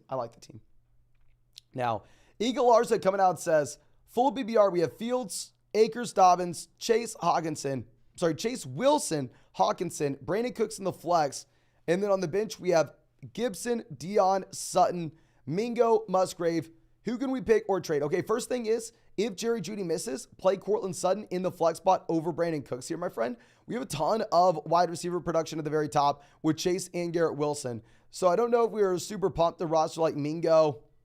We have the elite level quarterback, though. I would just say probably drop Mingo for another running back. Or maybe if you wanted to trade like Brandon Cooks and Cam Akers to go get a running back upgrade. When we have wide receivers like Chase and Hawkinson of the starting lineup, it's something we can afford. Now, Andrew coming out says, 10-team full BBR where we have Justin Herbert, Mixon, Bijan, Garrett Wilson, Ayuk, Andrews, Akers. And then on the bench, we have Cooks, Kamara, Johnston, Dillon. Any thoughts? I like the team in the long term once we get Kamara back. I think it would be an interesting spot if we could sell Brandon Cooks and Cam Akers, get an upgrade in a 10-team league with only one flex spot. We're very well balanced at the top of this league as well. We have the elite quarterback, the elite tight end. We have a great running back wide receiver combo with Bijan and Wilson. I love the team. The only thing is I'd look to upgrade from Akers. Very much worried about Akers considering what we have with Cooper Kupp right now. Ladies and gentlemen, we are one like away from hitting 1,600 likes on this live stream. Please, if you have not done so already, go down there, drop a like on the stream. Help us hit 1,600. And of course, if you have not subscribed to the channel, subscribe to the channel. We're live streaming every single day until 2024. And if you want to check out any of these pick'ems on Underdog Fantasy, it's not too late. You can still find the link in the live chat, description section, comment section. Promo code FLOCK. They're going to match your first deposit dollar for dollar up to $100.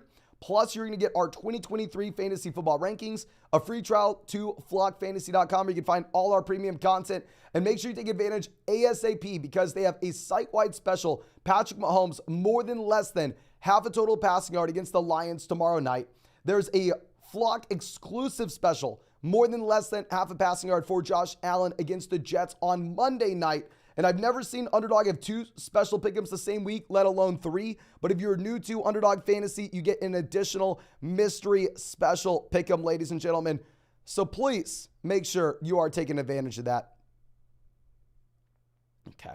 And I just saw Rappaport tweet out, oh my gosh, Josh Dobbs is the starting quarterback for the Arizona Cardinals.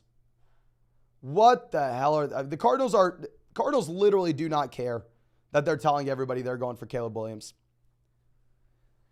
Now, Caleb coming out says, can you rank these players for Dynasty? Devon A. Chain, Roshan, Clellan, Bigsby, Reed, Nico, Hyatt, Vaughn, Downs. We're going to go Devon A. Chain 1. We're going to go Bigsby 2, Roshan 3, Downs 4, Reed 5, and then to be honest with you, Nico Collins, Hyatt, and then the other guys don't matter. I know some people like Deuce Vaughn after that, then sure you can go Deuce Vaughn. But really, it's going to be like Devon A. Chain. They're the main guy we're looking for. Green Blocker says, I'm panicking and need help and being talked down from this craziness. RB2, we're currently sitting with Mostert or Zeke. Definitely go Mostert. We have Wilson, Waddle, London, JSN, Quentin Johnson at wide receiver. And I want to trade Waddle Pitts for Gibbs Goddard. Am I crazy? I personally think you are crazy. If you didn't have Mostert to start early on, then it'd be tough. But since we have Mostert early on, let's go ahead. Let's just go ahead and put him in. And then if we feel like we still need to trade for a running back 2 to 3 weeks in, then at that point we can. John coming out says 10-team BBR starting lineup is Lamar, Gibbs, Madison, Jefferson, Amon-Ra, Hawkinson, Sanders. And then on the bench, we have Herbert, Ayuk, Gibson, Flowers, McKinnon, Zach Charbonnet, and Allen Lazard. What are your thoughts? I mean, love the elite quarterback, love the elite tight end combo. We have phenomenal wide receivers at the top end. We have running back depth with upside. Beautiful team. I don't even know if I don't think we make any moves. I mean, we have Herbert, Antonio Gibson, freaking Jarrett McKinnon, Zach Charbonnet. So possibly we hit on a couple of these running backs down below. I really like the team. Yeah, I'm not making any moves there. Miles coming out says 12-team full BBR format with one flex. We have Hurts, Pollard, Swift, Christian Watson, London, and Njoku Hopkins. And then on the bench, we have Kupp, Khalil Herbert, Antonio Gibson, Tyler Higbee, Bateman, Mingo. Any moves, or are we going to wait for Kupp? One flex league, we have a little more flexibility where we don't necessarily have to worry about the depth here. I think that if we could package together like Mingo and Higbee and go get a wide receiver upgrade, or like Higbee and London go get a wide receiver upgrade, that would be interesting just because we want to cover in for Kupp at the beginning of the year. And also at the same time, we have David Njoku to start, and there's someone that will pay for Tyler Higbee and the volume that he gets early on. So I think that could be interesting. But ladies and gentlemen, give me 1 second. I will be back in literally a second.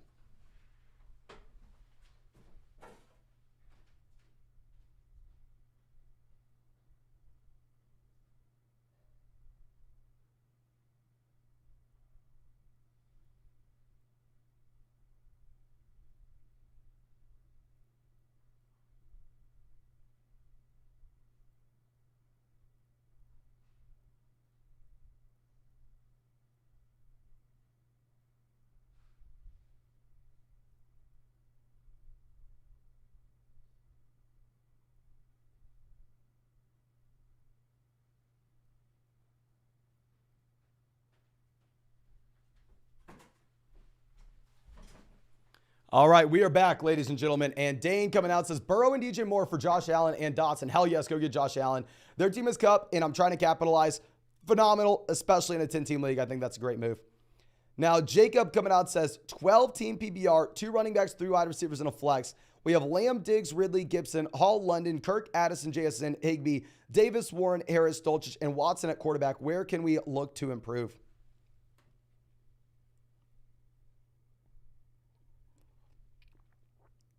I don't think anywhere, to be honest with you. It's a 3 wide receiver league. Wide receiver depth matters a little bit more here. We have the wide receiver depth. We have a ton of upside as well. We have 2 tight ends when we waited late for a tight end. We have running backs to get by with long-term. I think it's a great team. I don't think we do anything. Maybe if you have Watson, you could be inclined to trade Ridley for Amari. I know a lot of people scream at us, say that we're stupid for that, but I think it's interesting. Now, Trash Head Fantasy, a.k.a. Mason Dodd, coming out here says, Geno or Cousins, both week 1 and rest of season. I'm going to go Cousins, both week 1 and rest of season. Also, I have Jefferson for the potential stack. Many thanks. See you at the UH versus UT game in October. Yeah, I'm sorry, my man. If you can tell, I mean, we're going through and working like 14 hours a day right now. I sadly probably am not going to get to go to any Texas games this year. Now, with that being said, I will keep you posted if I can. But more times than not, probably not going to be able to. Football season is like when I do all my work, as you can tell. Pretty much all the work. Now, Indigo coming out says, should I trade Kelsey and Hall for Gibbs and Kittle? No, keep Kelsey. Good report saying that Kelsey just has a bone bruise and may be back soon. Jasper says 12-team half PBR where we have Fields at quarterback, wide receiver, we have Tyreek Ridley, running back, we have Bijan Mostert, flex, we have DJ Moore and Mike Williams, tight end, we have Andrews.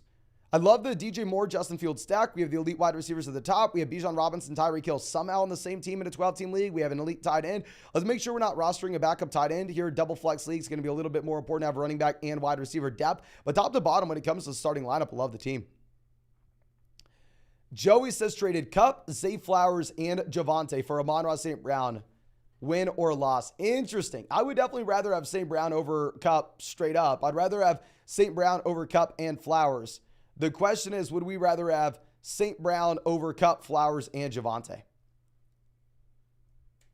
Ladies and gentlemen, can you please spam the chat? What side of this trade would you rather have? Would you rather have Kupp, Zay Flowers, and Javonte, or Amon-Ra St. Brown? Do you want the Kupp side, or do you want the St. Brown side? Massey said too much. Jacob says too much. Brown. Kupp, depends on the league. Kupp. I think this is the correct answer. I think it depends on the league. I think it depends on how much depth is important. I think it depends on the rest of the starting lineup. Seems like a fair deal. Okay. So our next question coming out from, I believe, Brody, who says 6-point passing touchdown format, where Lamar in a 6-point passing touchdown league is a little bit closer to the pocket passing quarterbacks for us, where we have Lamar, Higgins, Herbert, Waddle.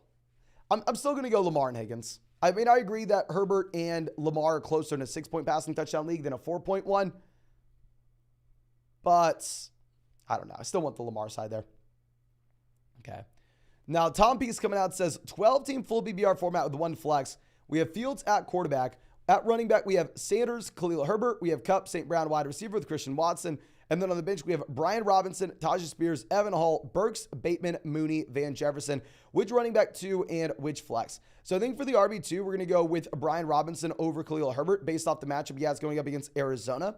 For the wide receiver 2 spot, I mean, hopefully Christian Watson is going to go. And then for the flex, we are going to go ahead and we're going to play Khalil Herbert. And if we need to play someone over Christian Watson, I think we will go with Van Jefferson over Bateman.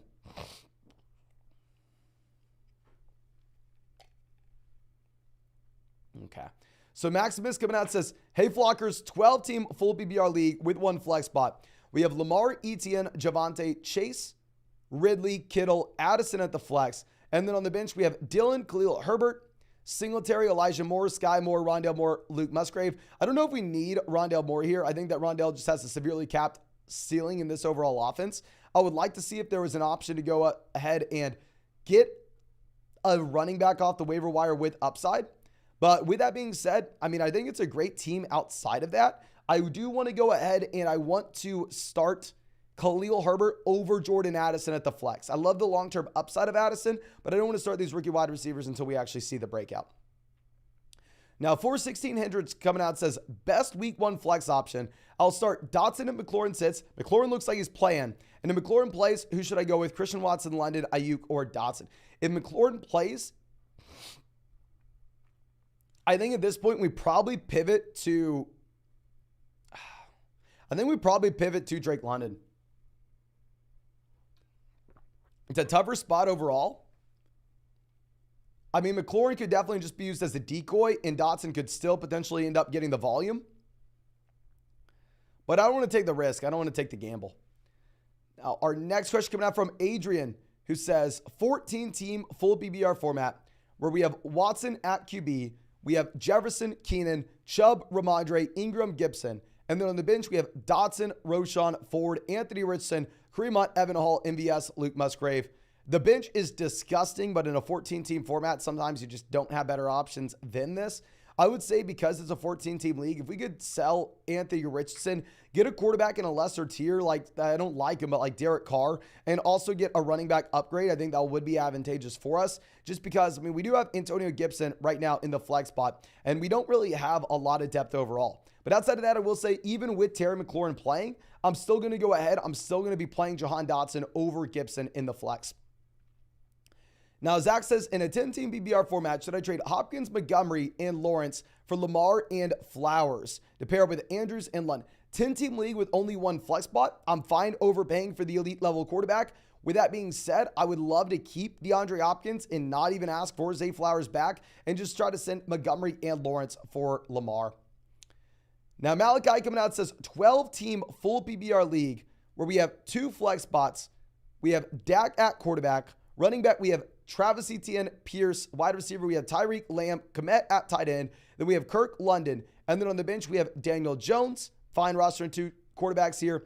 Brees Hall, Deontay, Tony, Elijah Mitchell, Deion Jackson. What are your thoughts on this here? I really like it. I like we're prioritizing down there at the bottom of the bench these guys that we're going to get clarity on their roles early on in the season, such as Elijah Mitchell, Deion Jackson, and Kadarius Toney. I think that makes a lot of sense. I will say, if we don't like the role for one of those players, say Deion Jackson ends up being a backup running back in Indy, or they split the backfield 3 ways,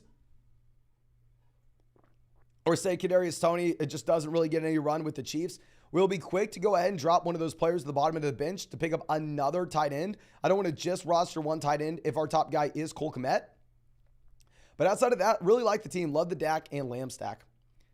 Now, ladies and gentlemen, we are 4 likes away from hitting 1,700 likes on the stream. Now only 3 likes away. So please go down there. If you have not done so already, go and drop a like on this live stream. And of course, subscribe to the channel. If you play fantasy football, we're going to be streaming every single day until 2024. And if you want to check out any of these pick'ems on Underdog Fantasy, it's not too late. You can still go and take advantage of the Patrick Mahomes special on Thursday night against the Detroit Lions. More than less than half a passing yard. There's a Josh Allen special, more than less than half a passing yard against the New York Jets on Monday nights. And then also you have an additional mystery special pick'em if you are new to Underdog Fantasy. I've never seen Underdog have 2 special pick'ems the same week, let alone 3. So please make sure you are taking advantage of that while we still can, ladies and gentlemen. But let's go ahead and let's get our next question coming up here. That is going to be coming out from Kai, who says, 12-team league where we start 3 wide receivers and 2 flexes. So general depth's going to matter a hell of a lot more here. We have Burrow, Pollard, Etienne, Hopkins, Pickens, Pitts, Jamal, hopefully that's Deebo Samuel. And then on the bench, we have Tony, JSN, Zach Charbonnet, KJ, Hull, Atwell, Gainwell. Who are we starting? I think we keep this as is. If that is not Deebo Samuel, if that's Curtis Samuel in one of the flex spots, then at that point we pivot over and instead we start Kadarius Toney over him. But if it's Deebo Samuel, we're going to have to go through and fill in for Kupp anyway, right? I'll start Toney. We'll go JSN. Actually, let me hear you on the chat. So I think the 2 most appealing options that we are going to have for the fill-in with Cooper Kupp this week will be Jackson Smith-Njigba or Kadarius Toney. My initial thing is if Kelsey misses, I probably go ahead and put Toney in. If Kelsey plays, I think we probably go with Jackson Smith-Njigba.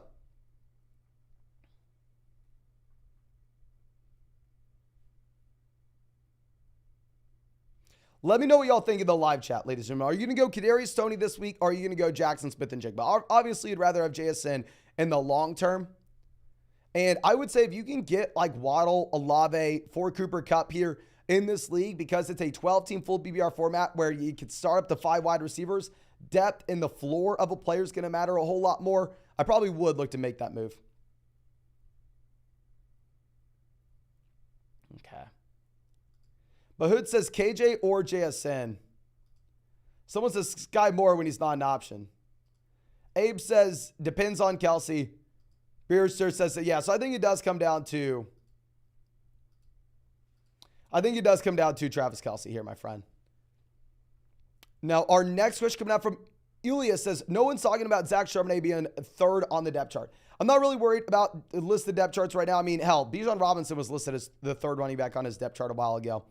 Now, Jose coming out says, should I trade Tony Pollard for Devontae Adams? I would say very much dependent on your league. If it's a league where you start 3 wide receivers and multiple flexes, yes. If it's a league where you only start 2 wide receivers and 1 flex, no. Williams says, 10-team full BBR format, Allen, Watson, Jones. Wide receiver, we have Hill, Hopkins, Judy, Hollywood, Gabe Davis, Sky. Running back, we have Chubb, JT, Cook. Tight end, we have Schultz, Juwan. Trying to leverage quarterbacks for a tight end, but no dice. You may just have to go through and drop one of these quarterbacks, my man. If it's a 10-team league, I mean, everybody's going to have a quarterback. I would still just go through and drop Daniel Jones and pick up another running back off the waiver wire. Of course, operating under the assumption that this is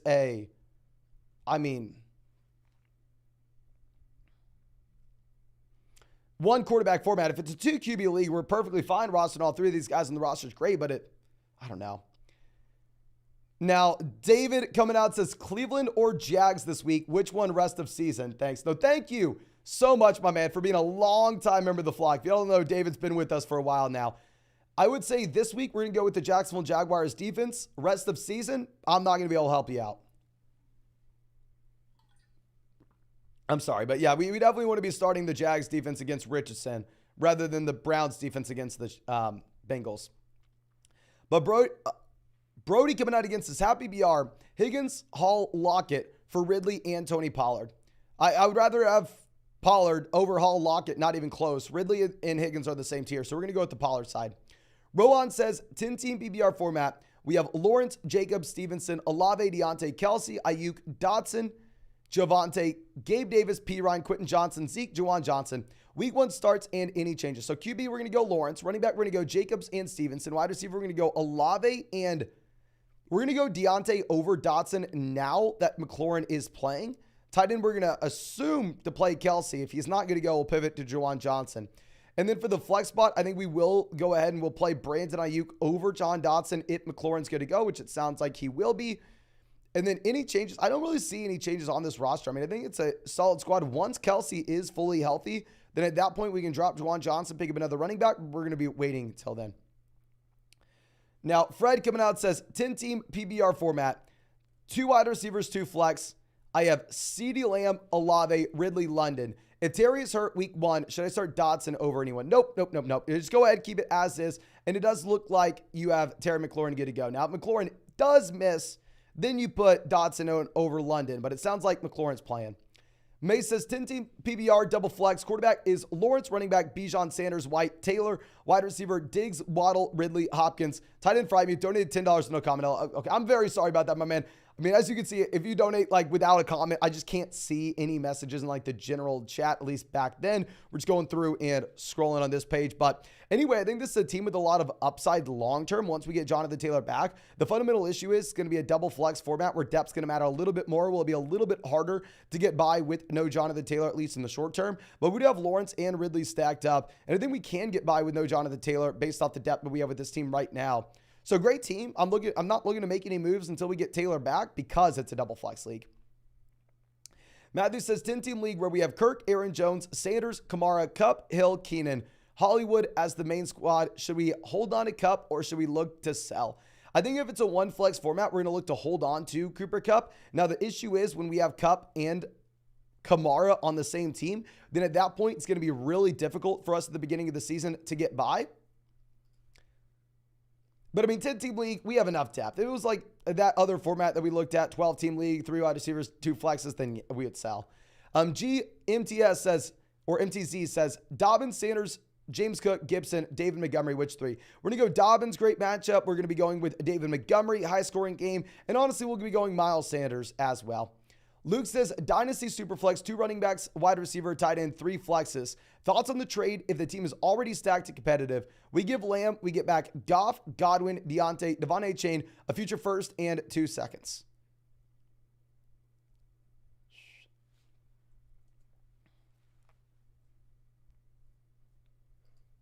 Give me a second to think through this. I have to pivot back to a Dynasty thought process. Okay. If the 2 seconds were an additional first, I would definitely sell Lamb for Goff, Godwin, Deontay, Devon A-Chain, and a couple first. If you really wanted to make this deal, how about this? If there are 10 or fewer teams, hell to the no, you can't. If there are 12 or more teams where depth's going to be a little bit more important, then 12-team league, up to you. 14 or more teams, you have to do it. 10 or fewer teams, you can't. Okay. Now, Angel says 12-team full PPR format. We have Cousins at QB. Running back, we have Sanders, Dobbins. We have Jefferson, St. Brown at wide receiver with Godwin. Juwan Johnson at tight end. And then on the bench, we have Kupp, Herbert, P. Ryan, Jalen Warren, year 2 tight end, Tennessee. Trade some receivers for an elite quarterback or a top 5 QB. I think we actually answered this for you previously, my friend. And I think long-term, I really like the idea. Long-term, taking some of our wide receiver depth and selling it for an elite level quarterback does make a lot of sense. Short-term, it's not something we can do.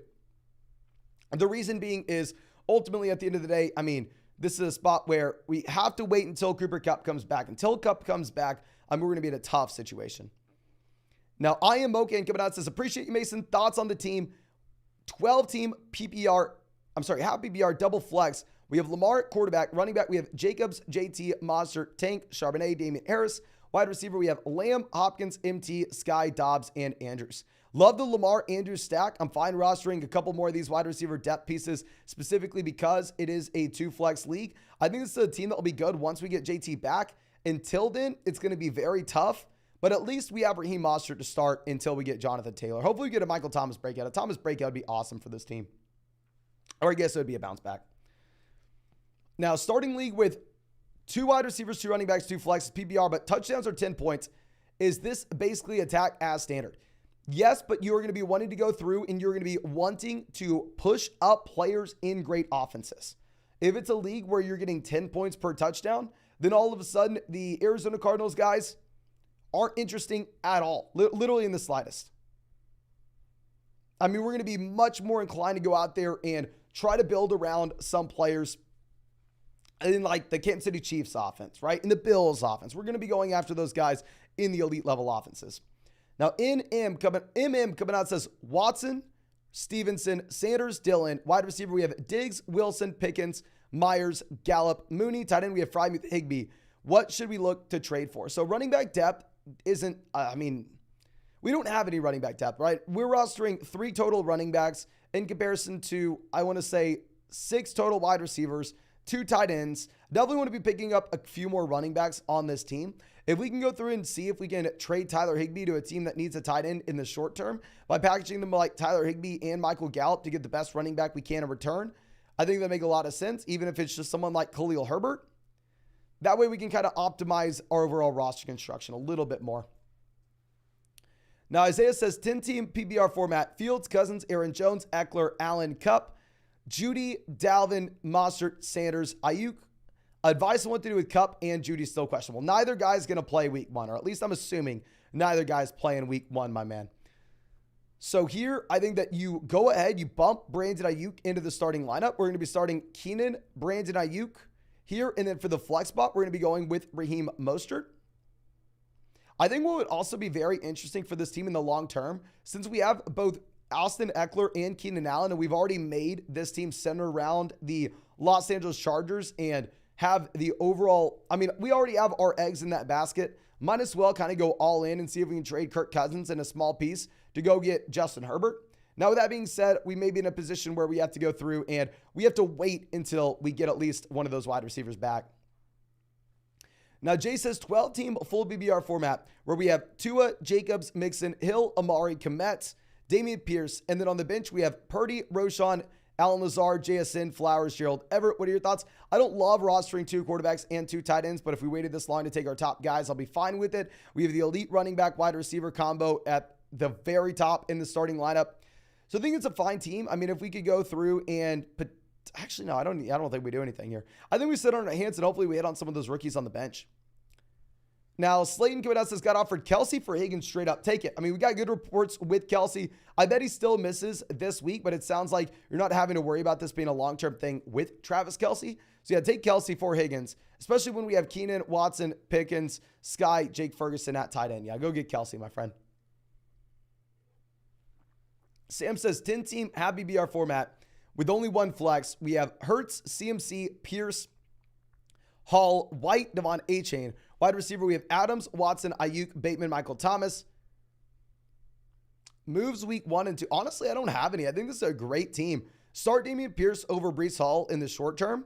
Hopefully, Watson's good to go. If not, we'll start Brandon Ayuk over Christian Watson. We have Hurts and Goddard stacked up together. I love this, my man. I love this.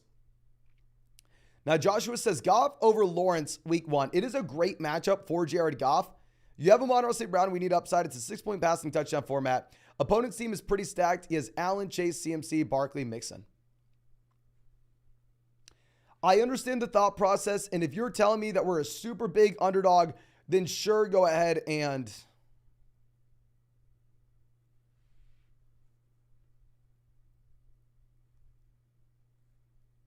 start him, get the stack, but in reality, I probably just play Lawrence. I probably don't overthink it. Now, Matt says, do I give up Hill and Brian Robinson for Eckler and Sky Moore? 12-team league. If it's a 1-flex format, yes. Multi-flex, no, keep Tyreek Hill. Brian says 12-team PBR format. We have Hurts, Pollard, Najee, Wilson, DK, Pitts, Sutton, and then Evans, Flowers, Akers, Reed, Deion Jackson, Damian Harris, and Elijah Mitchell. What are your thoughts? Should I switch Sutton with Evans? I would go ahead. I would start Mike Evans this week. Great matchup against Minnesota where they are going to have to go through and they're going to have to air the ball out if they want to stay in the game. I think if we have like Cam Akers down on the bench, we could afford to go through and potentially look to sell like Cam Akers and say Flowers in a package to see if we can upgrade out running back or wide receiver there, just because I am very worried about Cam Akers and this overall Los Angeles Rams offense. Now, Wasim coming out says 12-team full BBR format where we have Fields, Chubb, Najee, Devontae Adams, A.J. Brown, George Kittle, Ayuk, Tank, Charbonnet, Quentin Johnson, and Mims. What are your thoughts on the team and anything that we would look to change? I think it's a very strong team with, a very nice balance between running back, wide receiver, quarterback, tight end production. We're not really weak anywhere. I don't love rostering like Marvin Mims down there at the bottom of the bench. I don't know what the upside is when Jerry Jeudy comes back in the long term. But I don't think we make any moves. I think it's a great team. If we could trade like Ayuk and like Marvin Mims and go get DJ Moore to stack with Fields, it makes sense. Robert says, what's up, man? 12-team BBR. Drop Zamir White for Tank. Hell yes. We have Jacobs, other running backs for Dobbs. Yeah, go get Tank. I think Tank has a role on a week-to-week basis and upside for more if you were to see an injury to ETN. Anthony says 10-team BBR, 1 flex league. Quarterback, we have Lamar. Wide receiver, we have Chase, Amon-Ra St. Brown. Running back, we have Aaron Jones, Madison. Tight end, Andrews. And then on the bench, we have Mike Williams, Kirk, Christian Watson, Gabriel Davis, David Montgomery, Antonio Gibson. Should we drop Gabriel Davis for Jackson Smith and Jigba? Hell yeah, especially on a team like this. I mean, where we have more than enough depth to go around and we freaking have Mike Williams on the bench. I think that we are just chasing the highest ceiling possible here. And I think Jackson Smith and Jigba, while he's in a bad situation in the short term, does have, I mean, a phenomenal ceiling. Now, Louis coming out says 10-team PBR. Quarterback, we have Fields. Running back, we have Henry Sanders. Wide receiver, we have Keenan Pittman. Tight end, we have Gerald Everett. Flex, Kenneth Walker. Bench, we have Kupp, Kelsey, Chark. And thank God we have Kelsey. Actually, if we have Kelsey, there are no moves to make. Obviously, if Kelsey plays tomorrow, we put him into the starting lineup. But no, long-term, we're going to be in a very good situation. So this is the exact spot where we can afford to hold on to someone like Cooper Kupp, where it's only a 10-team league with 1 flex, where we are good with our overall depth. Now, the Bond Pod says 12-team PBR, where we have Fields, Bijan, White, Lamb, Ridley, Hawkinson, Dobbins, Lockett, Gabe Davis, Kmet, Lazard, Gallup, Tony, Renfro, Evan Hall. Any ideas? I think if Cole Kmet is our top tight end, we're definitely incentivized to go ahead and roster 2 guys, even if we have Kmet stacked with Justin Fields. So I'd drop Hunter Renfro, pick up another tight end off. Actually, no, never mind. I'm an idiot. We have TJ Hawkinson. We have the elite wide receivers. We have running backs at the very top as well. Play Dobbins over Rachaad White this week. And I would honestly even bench Rachaad White for someone like Tyler Lockett in the flex. Yeah, just switch that starting lineup around in terms of our week 1 options. But trades, I don't see any. Now, Chris coming out says 10-team double flex format where we have Lamar, Pierce, Pacheco, Tyreek, Adams, Andrews, Godwin, and Ayuk. Bench is Montgomery, Herbert, Sutton, Devon, A-Chain, Bateman. What running backs do I start and which 2 flex? I actually go ahead and move David Montgomery over Isaiah Pacheco in the starting lineup, specifically because this is a full PBR format. I'm actually going to go ahead and start Godwin and Brandon Ayuk over Isaiah Pacheco as well. I really like this team where we have Lamar, Andrews stacked up. We have the elite level wide receivers and then more than enough depth in a double flex format. Now, Keegan coming out says, I drafted Kelsey, so I drafted a Titans tight end and Hopkins for my Kupp and Rams tight end. My league has an IR. Would you rather have Godwin or Pierce in the flex? I think it's a very close call this week, just given the fact that Godwin has a good matchup. Pierce has a horrendous matchup. If it is a full PBR format, I honestly may end up going with Chris Godwin. And yeah, I mean, if we end up getting Travis Kelce back in, then at that point, we're going to go ahead and drop the backup tight ends. I mean, if you're telling me we picked up both the Titans and Rams tight end, drop the Titans tight end now and only start Higbee. Higbee should be in a really good spot with no Cooper Kupp. Now, Wasim says, adding to the previous chat, I started with this team before trades. Fields, Pollard, Najee, Hill, Godwin, Kincaid, Akers, Swift. Okay, let's go back to the other one. Okay. The other one is Fields, Chubb, not. Oh, this team is so much better than the previous one, my man. Specifically full PBR format where now we have the elite level wide receivers like Devontae Adams and Tyreek. Love it.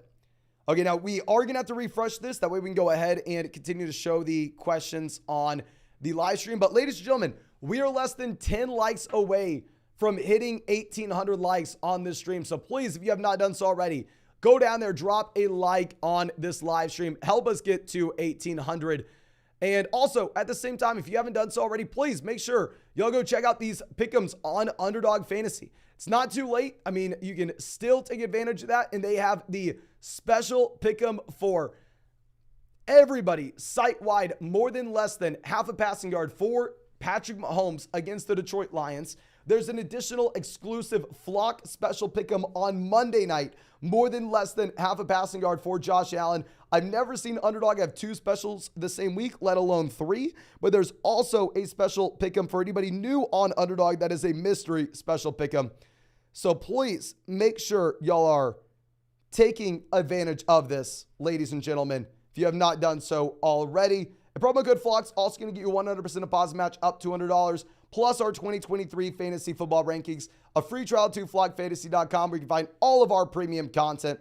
And also, we will be giving away Flock hats for people who use promo code FLOCK on Underdog. Stay tuned on how to get that. But next question coming out from Matt says, 10-team PPR where we have Josh Allen at quarterback. Running back, we have Jacobs, Aaron Jones. Wide receiver, we have Kupp, Moore, Andrews, tight end, Evans in the flex. And then on the bench, we have Sutton, Dotson, Swift, Flowers, Warren, Mitchell, Mostert. Should we trade Jones for Ridley? Specifically because this is a 10-team league with only one flex where we already have Sutton and Dotson, I would say no. I think if you look at our overall rankings, we probably do have Ridley ahead of Aaron Jones. The fundamental issue is in a league like this, wide receiver is going to be so easy to come by. And honestly, we kind of want to be, we want to be building around running back here, if that makes sense. Okay, now Jimmy coming out saying 12-team happy BR format. We have Mahomes at quarterback. Running back, we have Aaron Jones, Barkley, Metcalf, Pittman, wide receiver, Kittle at tight end, Mostert in the flex. And then on the bench, we have Dylan, Hubbard, Moss, Ayuk, Juju, Higbee. What now? I think this is a great team in general. If we could get a Mahomes stack, like if we could somehow, sell like Ayuk and George Kittle to get to Kelsey. If the Kelsey owner's worried about the injury, I personally would go ahead and I'll take advantage of that right now. Especially if we wanted to go ahead and just start Tyler Higbee for this week and then get Kelsey back in the long term, out the Kelsey Mahomes stack. Much easier said than done, right? I'm assuming we most likely get rejected. But overall, I really like the team. We just need to focus in on long-term upside down there on the bench whenever Raheem Mostert maybe is not startable later in the year.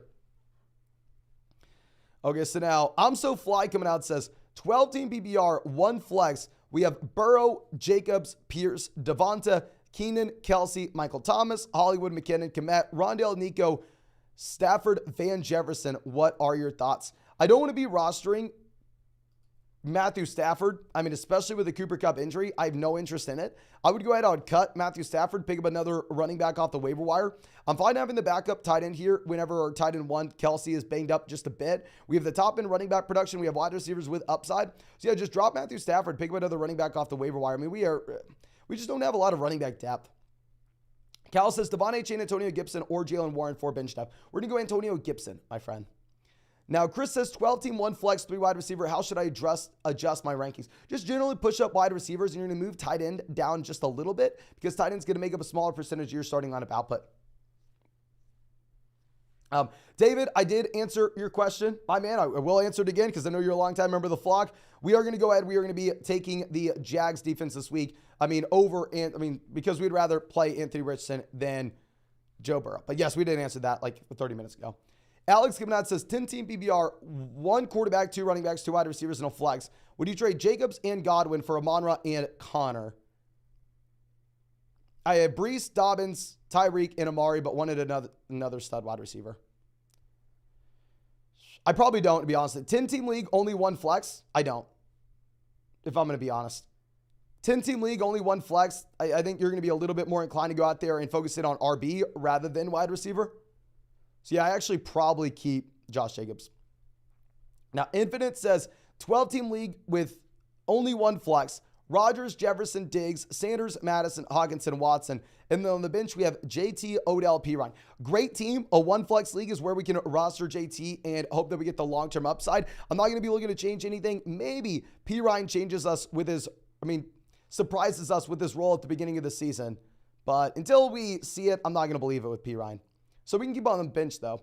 Charlton says 10-team full BBR league with only 1 flex, starting Dak, Jacobs, Pierce, Jefferson, St. Brown, Hawkinson, Godwin. And then on the bench, we have Deontay, Hollywood, Kincaid, Pirine, Flowers, Russ, and Mostert. What are your overall thoughts? Yeah, I don't really think that we should be rostering Russ. I would rather find another quarterback off the waiver wire that we think has upside. I may even rather have someone like Sam Howell, to be honest with you, someone with a little rushing upside. I'm just very worried about Russ, given the injury that we have to the wide receivers in his offense. Outside of that, I'm fine rostering Kincaid as a backup guy, considering the fact it's a league with only 1 flex, and we could potentially sell high on Kincaid later in the year based off his upside. But yeah, if we can go through and sell like Mostert right now with maybe like Dameon Pierce and get a long-term upgrade at running back to like a team that needs a little more running back depth when we don't ourselves, I think that could be interesting. But ladies and gentlemen, I'm chugging water to save my throat, and I am about to pee myself. So give me a second to go pee, and I'll be back right away.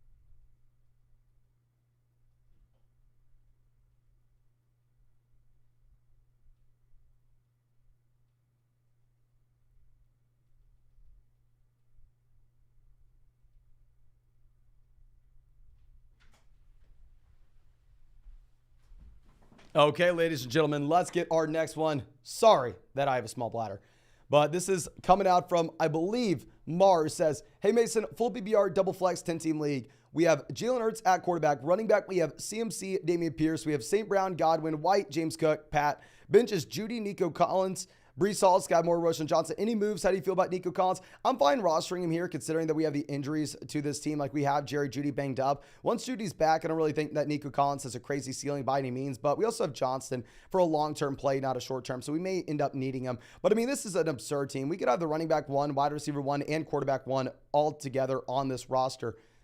I don't really think we do anything. Like if we potentially ever get the spot to sell Nico Collins and like Pat Freiermuth to go to get a tight end upgrade, like get Dallas Goedert to stack with Hurts, I think it'd be interesting. Corey says Higbee or Pitts in the flex. We're going to go Pitts even with the Kupp injury. And then Sutton, Sky Moore, or James Conner. Ooh, we're going to go Conner even if I hate it. Hate it. Yoda Pill coming out says start Brian Robinson or Montgomery. I'm going to go Montgomery just because how high scoring that game's going to be. Now, Valentine coming out says 12-team at PBR league. We have Justin Herbert at quarterback. Running back, we have Bijan Pollard. Wide receiver, we have Wilson, Keenan, flex, Mike Williams. Beautiful double stack here with the Chargers. Tight end, we have Freiermuth, and on the bench, we have Gibbs, Dillon, Charbonnet, Judy, Sutton, Elijah Moore. This is a great team. Yes, I would go ahead on flex Jahmyr Gibbs over Mike Williams, but from a roster construction perspective in a 12-team league, this is freaking beautiful. But since Gibbs plays on Thursday night, don't actually put him in your flex. Move him to your RB2 and move Tony Pollard down to your flex just in case something happens. But Ryan says 10-team PBR league, 1 flex. We have Daniel Jones, Russell Wilson, gross. Running back, we have JT, Najee, Akers, Herbert, Dion. Wide receiver, we have Jefferson, Waddle, Godwin, Judy, Lockett. Honestly, in this league, my man, we have to go through. We have to sell one of these wide receivers for a quarterback or a tight end upgrade. In a 10-team league with only 1 flex spot, I mean, here we are not really incentivized to go through and build around wide receiver depth. I mean, start like a Daniel Jones and the starting tight end for the Tennessee Titans. It's going to be very tough to get by, my man. Now, Jesse coming out says 2 quarterback, 3 flex league. We have Hurts, Pickett at QB. Running back, we're sitting with Derrick Henry. Wide receiver, we have AJ. And then tight end, we have Freiermuth. Flexes, Olave, Higgins, Pacheco. Beautiful in a full PPR. We have Burks, Tannehill, Najee, White, Kirk. Great team. Great freaking team. Roster construction top to bottom in this format in particular, I love. I would start Najee Harris over Isaiah Pacheco, even in a very tough matchup against the 49ers this week. But great squad, my man. Jacob coming out says, 10-team, full BBR format, 2 wide receivers and a flex. We have Hurts, Bijan, Walker, A.J. Brown, Ridley, Andrews, Evans, London, Khalil Herbert, Juju, Kincaid, Geno Smith, and Alan Lazar, and Jonathan Taylor. 10-team league, 1 flex is where we can afford to go through and roster Jonathan Taylor for the long-term upside. I mean, we have the elite quarterback. We have him stacked up with A.J. Brown. We have an elite tight end. Phenomenal team. Like, this is the perfect spot to have Jonathan Taylor because this team could, I mean, be competitive even if Taylor doesn't come back, right? So, like, we would never need it. Like, there's no reason to go through and trade away Jonathan Taylor here because our team's going to be competitive regardless. And Jonathan Taylor at this point, even if he's just a scratch-off ticket for you, I mean, that's a great spot. Now, April coming out, long time member of the flock. Always happy to see April saying, Mason, 16-team league. Oh, brutal. 3 wide receivers and a flex. He probably always played in a 16-team format. I don't remember it being a 16-team league in years past. I could be wrong, but anyway, we have Hurts, Amari, Lockett, Dotson, Bijan, Pirine, Brandon Cooks, Goddard. So we have the Hurts, Goddard stack. We have running back production at the very top with Bijan. How do we get this in a 16-team league? Bijan round 1. Hurts round 2. Amari round 3 is incredible value in a 16-team format. I'm assuming then Lockett, Dotson. Keep in mind, 16-team format, like around 5 picks, equivalent to like around 8, 9. But this is a phenomenal team for a 16-team league. 10-team league, it wouldn't be good. But 16-team league, this is awesome.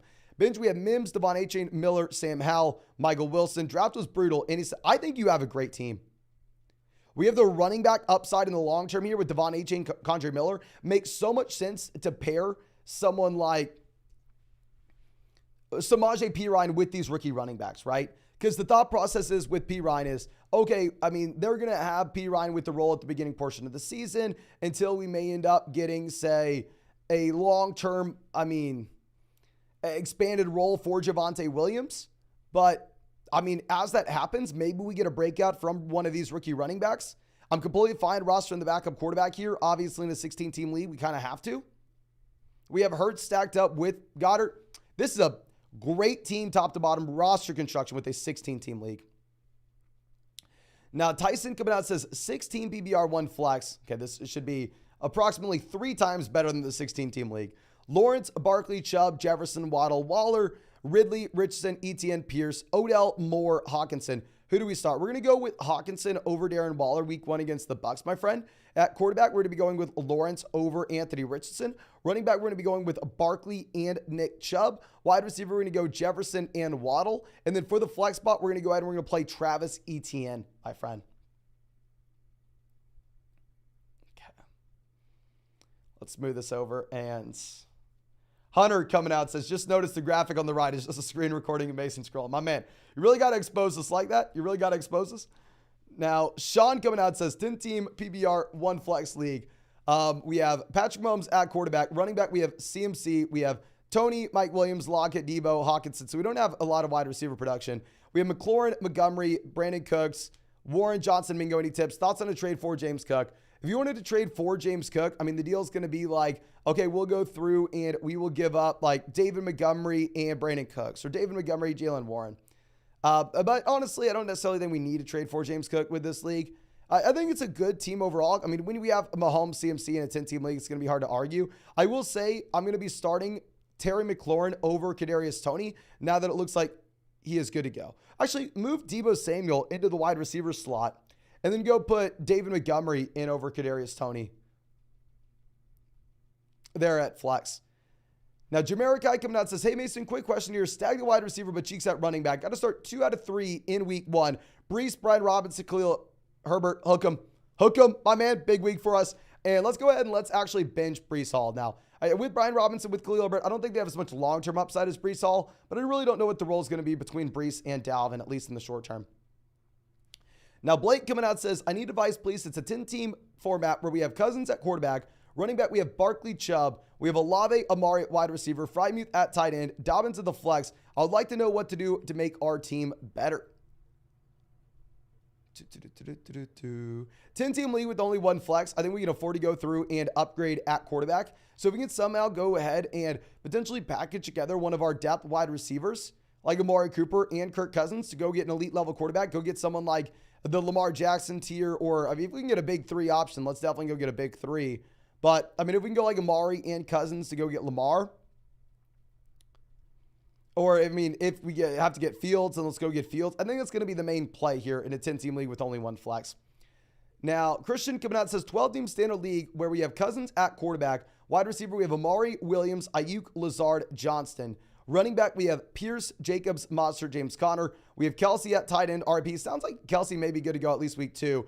Komet to play in the short term. I mean, full PBR format, we want to be starting wide receiver in the flex, so it's nice to have Ayuk here. But actually, we probably go with Raheem Mostert, at least initially. What I'd probably look to do is sell James Conner now that Mostert gives us valid running back 3 production. If we could sell Conner with how bad this Arizona Cardinals offense is going to be, with someone like Brandon Ayuk or Alan Lazard and go get a long-term wide receiver upgrade for the flex, I think that could be appealing. Now, Cameron coming out says 10-team 3 wide receiver league. Quarterback, we have Jalen Hurts. Running back, we have CMC, Ramadre. We have AJ, Amon-Ra St. Brown, Deontay Johnson, Hollywood, London, Akers, Addison, Zeke, Burks, Elijah Mitchell, Deion Jackson, Jonathan Taylor on the IR. Any tips? So we have the elite level quarterback. We have running backs with a lot of upside. We have Hurts stacked up with AJ Brown. Somehow we have AJ and Amon-Ra St. Brown on the same team with CMC, with Jalen Hurts. This is a freaking nutso team. This is another one of those teams where you can actually afford to keep Jonathan Taylor down there on the IR. And even if he doesn't come back, we're still going to be hyper competitive. Great roster. I mean, you need to be giving me tips, my man, with that team. I don't know how the hell you got that. Okay. So let's move this over. Pluto coming out says 12-team PBR. We're at quarterback. We have Hurts. Running back, we have JT, Madison, Sanders. Wide receiver, we have Adams, St. Brown, Goddard, Brandon Cooks. On the bench, we have Monster, Odell, Nico Collins, Juwan Johnson. What are your thoughts? I don't think we need a backup tight end here if we really don't want one. But when we have Raheem Mostert on, actually, we're going to move Raheem Mostert in the starting lineup, obviously, for JT, at least initially. I think the guy that we bench out of this running back list maybe ends up being Miles Sanders. Actually, we can throw Sanders in the flex spot over Brandon Cooks. But because we have a little bit of a hole at running back / wide receiver depth with Jonathan Taylor on the IR initially, I don't think we can afford to roster a backup tight end, so I'd drop Juwan Johnson to pick up another running back or wide receiver. Now, Ryan coming out says 10-team full BBR format where we have Allen and Kelsey, Jacobs, Gibbs, Montgomery, Brian Robinson, Mostert, Keenan, Christian Watson, Williams. This is a great team. You need to drop 2 guys. We're going to be dropping Marvin Mims as one of these players. I don't want to be dropping any of those running backs because I think if their situations were to change, they do have a lot of upside. We're going to drop Marvin Mims, and then I don't want to drop anybody else. If we had to on this team, it's either Elijah Mitchell or Quentin Johnston. But I would much prefer seeing if we could take like Mike Williams and package him together with Christian Watson and just get a higher tier wide receiver. Just go get like Calvin Ridley, and that way we don't have to drop someone like Johnston. But let's move this over. And ladies and gentlemen, if you have not done so already, we are closing in on 2,000 likes in this live stream. Please go down there and drop a like on the stream. I think we've streamed for, at this point, about 27 hours over the past 3 days. We're going to stream every single day until 2024. So make sure you're subscribed to the channel. And if you want to check out any of these pick'ems on Underdog Fantasy, it is not too late, ladies and gentlemen. You can find that link in the live chat, in the description, in the comment section. Make sure you take advantage of it ASAP because they have a Patrick Mahomes site-wide special pick'em, more than less than half a passing yard week 1 against the Detroit Lions. You also have a Flock exclusive Underdog special pick'em, Josh Allen, more than less than half a passing yard against the Jets week 1. And then if you are new to Underdog, you get an additional mystery special pick'em. I've never seen Underdog have 2 special pick'ems the same week, let alone 3. So please make sure you are taking advantage of that while you still can, ladies and gentlemen. Okay, so let's move this over. And also, promo code FLOCK is going to get 100% deposit match up to $200 plus our 2023 fantasy football rankings. A free trial to flockfantasy.com where you can find all our premium content. But I believe Carter coming out with our next question saying 12-team PPR league, 3 wide receivers, 1 flex. We have Tua Waddle stacked up. We have Olave, Ridley. We have Godwin, Chubb, Herbert, Goddard. And then on the bench, we have Brian Robinson, P. Ryan, Algier, Boyd, Geno. I'm fine rostering 2 quarterbacks here.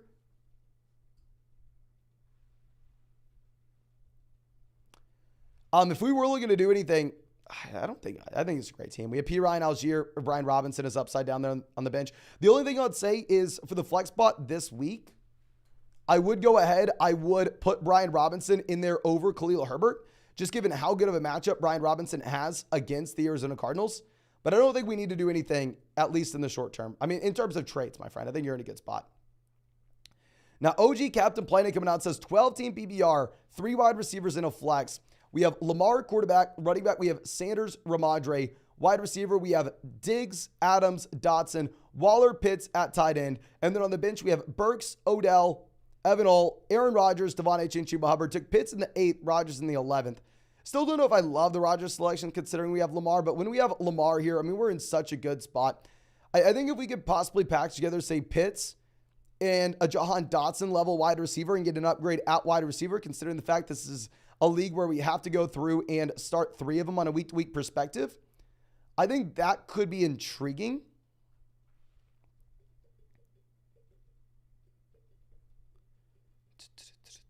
What else could we look to do here? I just think that's the main play. I mean, it's a league where we have to start 3 wide receivers. We have Darren Waller at tight end. Let's try to take Pitts and Dotson and go get a stud wide receiver. Or if you can't do that, maybe we can go like Waller and Dotson and get a truly elite level wide receiver. Now, Connor coming out says, how BBR 3 wide receivers in a flex. 101, pick Jefferson. Mahomes 412. Thoughts on the strategy at the 2-3 turn? Might go wide receiver, wide receiver, wide receiver. If it is a 3 wide receiver, 1 flex league, I'm completely fine if you want to do that. Now, of course, stay flexible. If you have a great running back value making it to you at the 2-3 turn, you could always go like wide receiver, running back, wide receiver, and then go Mahomes at the 4-5 turn, of course.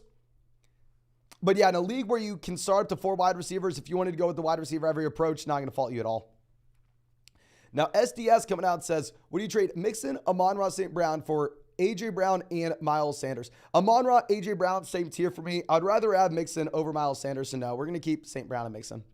Zach coming out says, did my full BBR Superflex 10-team draft last week, and my starting lineup is Hurts, Williams, Sanders, A.J. Brown, Amon-Ra, Komet, Ridley, Juwan Johnson. Juju Smith-Schuster, Deshaun Watson. Hell yes, Superflex League having Hurts and Watson. Should I try to trade Juju and Nico for a better tight end or upgrade running back? If it's a 10-team format, then hell yeah. If we can take, Juju Smith-Schuster and Komet and go out there and somehow get to like the David Njoku, Pat Frymuth, Dallas Goedert, Evan Ingram range. I think that would make so much sense because it's a 10-team league where depth's not going to matter as much. But freaking love the team, my man. Great draft. Great draft. Now, Chris coming out says 14-team league, 2 IDP. Don't really care about the IDP spot. 2 flex. And then on the bench, we have Tua, Pollard, Jones, AJ Brown, Metcalf, Everett, Madison, Michael Thomas. The bench, we have Kirk Cousins, Clyde, Zay Ertz. What are your thoughts? Honestly, okay, so we went Tony Pollard round 1, AJ Brown round 2, assuming Aaron Jones, DK Metcalf at the 3-4 turn. Round 5, Madison's great. I don't know who we went round 6. Feels like we're maybe missing some selections like round 6, 7, 8. Obviously, 14-team league. Those 6, 7, 8 picks are more like going to be 7, 8, 9 picks. I like it. I like that we have Tua and Cousins to go through and bounce back-to-back, matchup to matchup.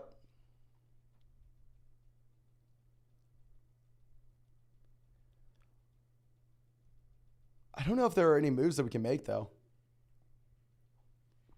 I think we just sit on our hands. I think you're in a good spot. In IDP, it's not going to matter too much if you only have to start 2. If you start 2 IDP, it doesn't matter. Now, Darius Gonzalez says 12-team PPR format where we have Richardson, Metcalf, Ridley, Godwin, Dotson, Flowers, Addison, Chubb, Henry, Devon, A-Chain, Charbonnet, Zeke, and Dallas Goedert. So we have the elite level running backs. We have wide receivers with upside. We have a quarterback with a lot of upside as well. We have a tight end we can start every single week regardless of matchup. This is a great, great team. I'm a little bit nervous about starting Anthony Richardson at the very beginning of the season. But obviously, in the long term, this is a player that has a tremendous amount of upside. Okay. Now, Mean Nick Dean says, 14-team full PPR league where we have Justin Fields at quarterback. Running back, we have Javonte Monster. Wide receiver, we have Tyreek, A.J. Brown. Andrews at tight end, Swift in the flex. And then on the bench, we have Brees, Judy, Charbonnet, Tony, Bigsby, Ty Chandler. Don't love the running backs. What should we do? You're already doing it, my man. You're already doing it. You're already in a great spot. I agree. Running back is going to be a little bit questionable at the very top of this. But how do we solve the running back issue is not necessarily going straight to a trade immediately. While that can definitely be like a long-term viable thing that we look at, instead, I would rather have a short-term solution of just rostering as many running backs on the bench just in case the situation changes at the beginning of the year. We have Charbonnet, Bigsby, Ty Chandler, Brees Hall, all his upside guys. I think you're in a great spot to start Raheem Mostert early on and then see what happens in the long term with guys like Swift, Javonte, and Brees Hall with their roles. I do not make a move. Do not feel like you have to trade for a running back. You're in a good situation. Okay. Now, Ibrahim coming out and says, I'm in a 10-team league. I have Pollard and Chase. Should I trade Najee and Mike Williams for Ramondre Stevenson? It's a 1 flex format. I would prefer Gibbs. I really like the idea overall of a 10-team league with only 1 flex, packaging together a depth wide receiver to go try to get an upgrade at RB2. I just don't know if Ramondre is good enough for us to do it there. I think it would make a lot more sense to go ahead and try to go get like a Jahmyr Gibbs level player. Now, Tyler coming out says, sit 1 running back in a 10-team non-PPR format where we have Madison, Montgomery, and Rachaad White. We're going to be sitting Rachaad White. Just very bad offense overall. Benny says, 10-team double flex league. We have Burrow, Lamb, Higgins, Chubb, Dobbins, Goddard. And then the flex, Amari and Dotson. On the bench, we have Jamal, McKinnon, Van Jefferson, Tyler Boyd, Evan Ingram, and Dak. Any ideas? We don't need Burrow and Dak on the same team, but I'm going to operate under the assumption that we don't need, we can't get anything for Dak. Now that McLaurin's playing, definitely start Jamal Williams over Jahan Dotson.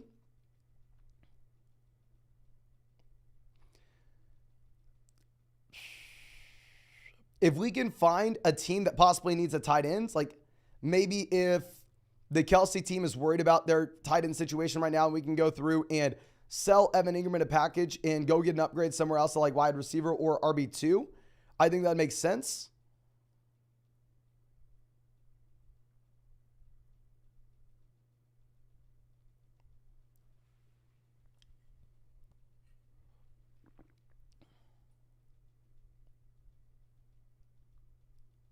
Yeah, I think we sit on our hands, though. I think really it's only going to come down to that one potential move of selling Evan Ingram. And then obviously swap the starting lineup with Jamal. Christian says, third pick, draft starts at 8. 18 PBR double flex. What am I going for? Thank you for everything you do. No, thank you so much, my man. Third pick, 8-team league. You want to start off with a couple elite level running backs. If we can go like CMC out the gate, and then if somehow we get a Kelsey discount and get Kelsey on the way back in round 2. In general, in an 8-team league, we are just going to go through and we are going to be trying to roster as many high upside players as possible. I mean, wide receivers out the gate aren't going to be as enticing because in an 8-team league in particular, we are going to be able to easily find depth wide receivers later on. We're more inclined to go with the elite level RBs in the elite level tight end if we can get one, my friend. If we can get one. Now, Joshua says, quarterback, we have Lamar. Running back, we have CMC, Pollard. Wide receiver, we have Waddle, Evans. Tight end, we have Higbee. Flex, Madison, London, Ayuk, Pittman, Zay, Elijah Mitchell, Anthony Richardson, JT. 6-point passing touchdown format. 6-point passing touchdown format. Honestly, it's a spot where if you wanted to go through and try to move Lamar in a package and to go get Mahomes, I think that'd make a lot of sense. 4-point passing touchdown format. Obviously, Lamar has the elite level rushing upside where you're a little bit less excited about it. But if we could take like a bench option, such as like Michael Pittman, package it with Lamar, go get Mahomes, especially if the owner's worried about the Kelsey injury, I think that'd make a lot of sense. But, I mean, outside of that, we're freaking elite, man. I mean, we're sitting with CMC, Pollard at running back. And Waddle, and we even have Waddle at wide receiver. Just freaking great team. Now, Nutmeg coming out says, full BBR, 12-team league, Fields, Ramondre, Madison, Adams, Garrett Wilson. Tight end, we have Juwan Johnson, Flex, Montgomery, Dotson. And then on the bench, we have Dalvin, Brian Robinson, Sutton, Kadarius Toney, Dalton Kincaid, IR, we have a couple options like that. We have those guys in the IR. I'll say week 1, let's definitely put Brian Robinson in the flex spot over Jahan Dotson if Terry McLaurin does end up playing. And then I also think because of the overall depth that we have with this team, we don't really have an excuse. We can afford a tight end upgrade, my man. I would love to go through and try to sell Sutton and Juwan Johnson and see if we can get up to like David Njoku, Pat Frymuth, Evan Ingram, that range. And Fabian Kiss says Jamal or Sanders week 1. I have these guys pretty damn close. I really like the spot for both of them. I mean, Sanders going up against the Atlanta Falcons. Jamal at the end of the day just has nobody to compete with. I do have Jamal Williams at 18 currently and Miles Sanders at 19 currently, my friend. Now, Jay coming out says 12-team full PBR format where we have Hurts at quarterback. Wide receiver, we have Chase, Waddle, Hopkins. Running back, we have Walker, Dobbins, tight end Ingram. And then on the bench, we have Javonte, Pittman, Elijah Mitchell, Zach Charbonnet, Irv Smith Jr., Evan Hall. Any moves, hoping one of the running backs pop. Yeah, I mean, that's why we're just rostering as many running backs as we can down there on the bench, right? I mean, overall, I don't really think that there's anything to do initially. I really like the long-term upside of the team. Love having Hurts in a league with only one flex spot. And we freaking have Chase, Waddle. I think it's a great spot, my man. I mean, if we could take, like, say, Michael Pittman and DeAndre Hopkins to go get like Devonta Smith, or Michael Pittman and Jalen Waddle to go get like A.J. Brown to stack with Hurts, it'd be even better. But not something you have to do. Now, Billy coming out says, have BBR. We have Ayuk, Christian Watson, Jacobs, Kenneth Walker, Kelsey, Dotson. And then on the bench, we have Jamal, Javonte, Brian Robinson, Addison, and Antonio Gibson. What should we be looking to do? I definitely want to start Jamal Williams over Jahan Dotson. Yes, go ahead, put Jamal Williams in there at the flex spot with how good of a matchup he has right now. You may end up having to start Dotson over Christian Watson, given the health that we have of Christian Watson. If McLaurin does not play, then you put John Dotson over Brandon Ayuk almost regardless. I think we have so much running back depth here. Actually, we can afford to look to sell Jamal if you really wanted to. I mean, really, we don't have to, but if you wanted to package together like Jamal and Ayuk to go get the best wide receiver we can, let's do it. I mean, you have Allen and Kelsey, so you have just so much flexibility with this team. Matthew says, 10-team at BBR, need a flex. Isaiah Pacheco or T. Higgins. We're going to go ahead. We're going to take T. Higgins here, my friend. We're definitely going to go T. Higgins. Okay, so now our next switch coming out from Eric says 12-team double flex league. We have Lawrence, Barkley, Sanders, Diggs, Higgins, Ingram, Godwin, Montgomery. Should I trade Higgins for Ridley to stack? Let me ask the live chat this. Personally, I do have Higgins over Ridley. I completely understand if you have Lawrence wanting to go through and make that consolidated bet. So please, everybody in the chat, let me know what direction would you go in. Would you rather have Calvin Ridley or T. Higgins if you have a Trevor Lawrence team.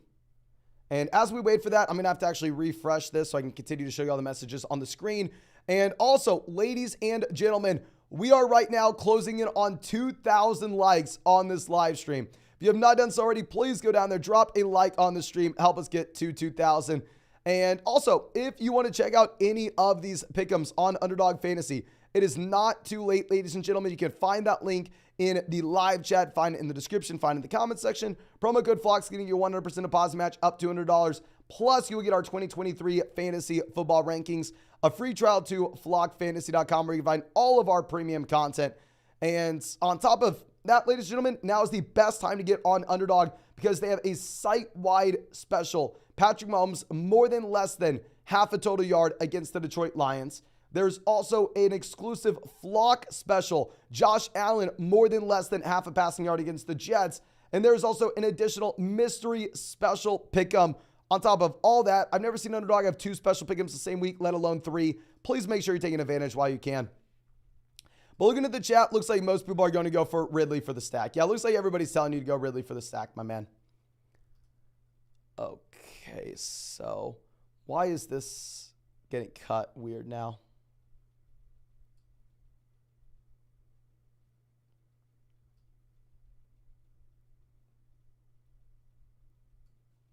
Sorry, trying to figure this out. Can we stack these on? No, okay, that's annoying. Okay, so our next question was coming out from, I believe, let's move this over. And we're going to have to put this on the, why did this do this?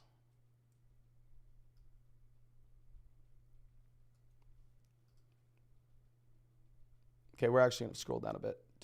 Sorry about this, ladies and gentlemen. Okay. Isaiah, who says, Garrett Wilson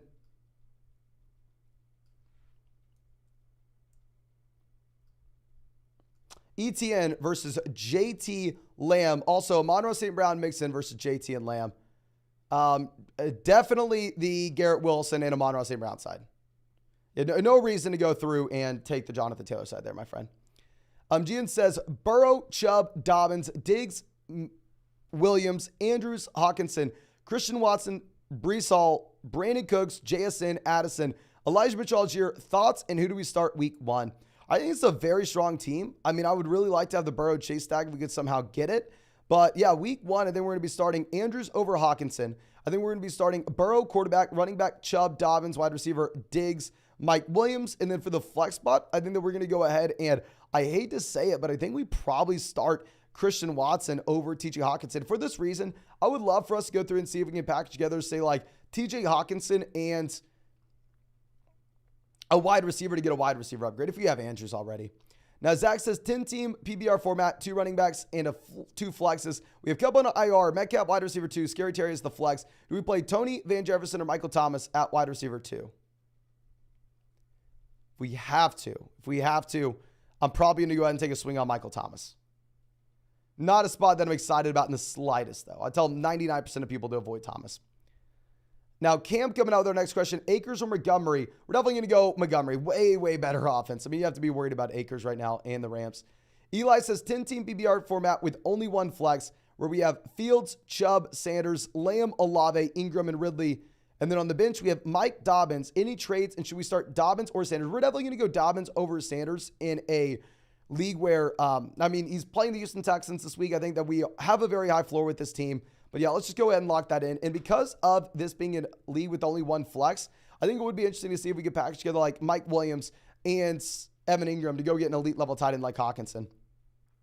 And Bryson coming out says a 14-team PBR format, 1 quarterback, 2 running backs, 2 wide receivers, a tight end, and a flex. We have Fields, Chubb, Javonte, Lamb, London, Andrews, flex Gibson. And then on the bench, we have JSN, Charbonnet, Devon Achane, Bateman, Laporta, Hunt. Any moves? Cut Hunt after this week if we find a waiver wire option that we like a little bit more. I'm fine with us rostering Laporta if you think you can sell him high, but it's a 14-team format. If you want to roster 2 tight ends, you do you. And yeah, we keep it as this 14-team league. This is really good. It's hard to compare like a 14-team league, obviously, to like a 10-team league, though. Now, Ivan coming out says 8-team at PBR format. We have Lamar at quarterback. Running back, we have CMC Mixon. We have at wide receiver, Metcalf, Mike Williams, Waller at tight end. 3 flexes, Madison, Addison, Montgomery. On the bench, we have Kupp, Rashad White, Cortland Sutton, Nico Collins, Jarrett McKinnon, Sam Laporta, Juwan Johnson. Any moves? We definitely don't want to be rostering 3 tight ends. I mean, especially if our tight end 1 is Darren Waller. Even if this is an 8-team league, drop the tight ends, go pick up some running backs with more upside. And then also, I'd be looking to trade one of those bench spots like Rashad White with Darren Waller if you can get to like Mark Andrews to stack with Lamar, especially in an 8-team format.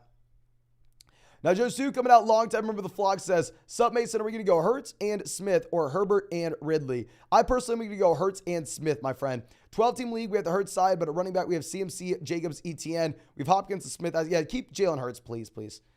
Viber Slasher coming out says, my dog, thank you for all your knowledge. So thank you so much for being a member of the flock, my man. You've helped me tremendously. Recent sub. Have another 10-team, 1 flex draft tonight. We have pick 6. Hill or Bijan there. Also, what is the highest you take Kelsey right now? I would definitely take Kelsey on the way back around round 2 in this format for you, my man. And because it's going to be a 10-team league where you only have 1 flex, I think that you are highly incentivized to go out there and grab Bijan Robinson round 1. Multiple flexes, there would be a little bit more inclined to go with Tyreek Hill.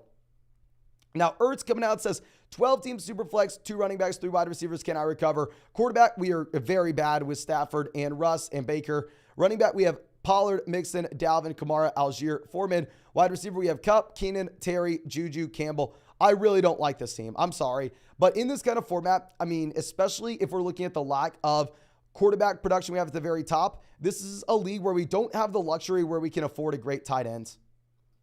I think that you're actually going to go ahead. I think you're incentivized to go through and punt tight ends.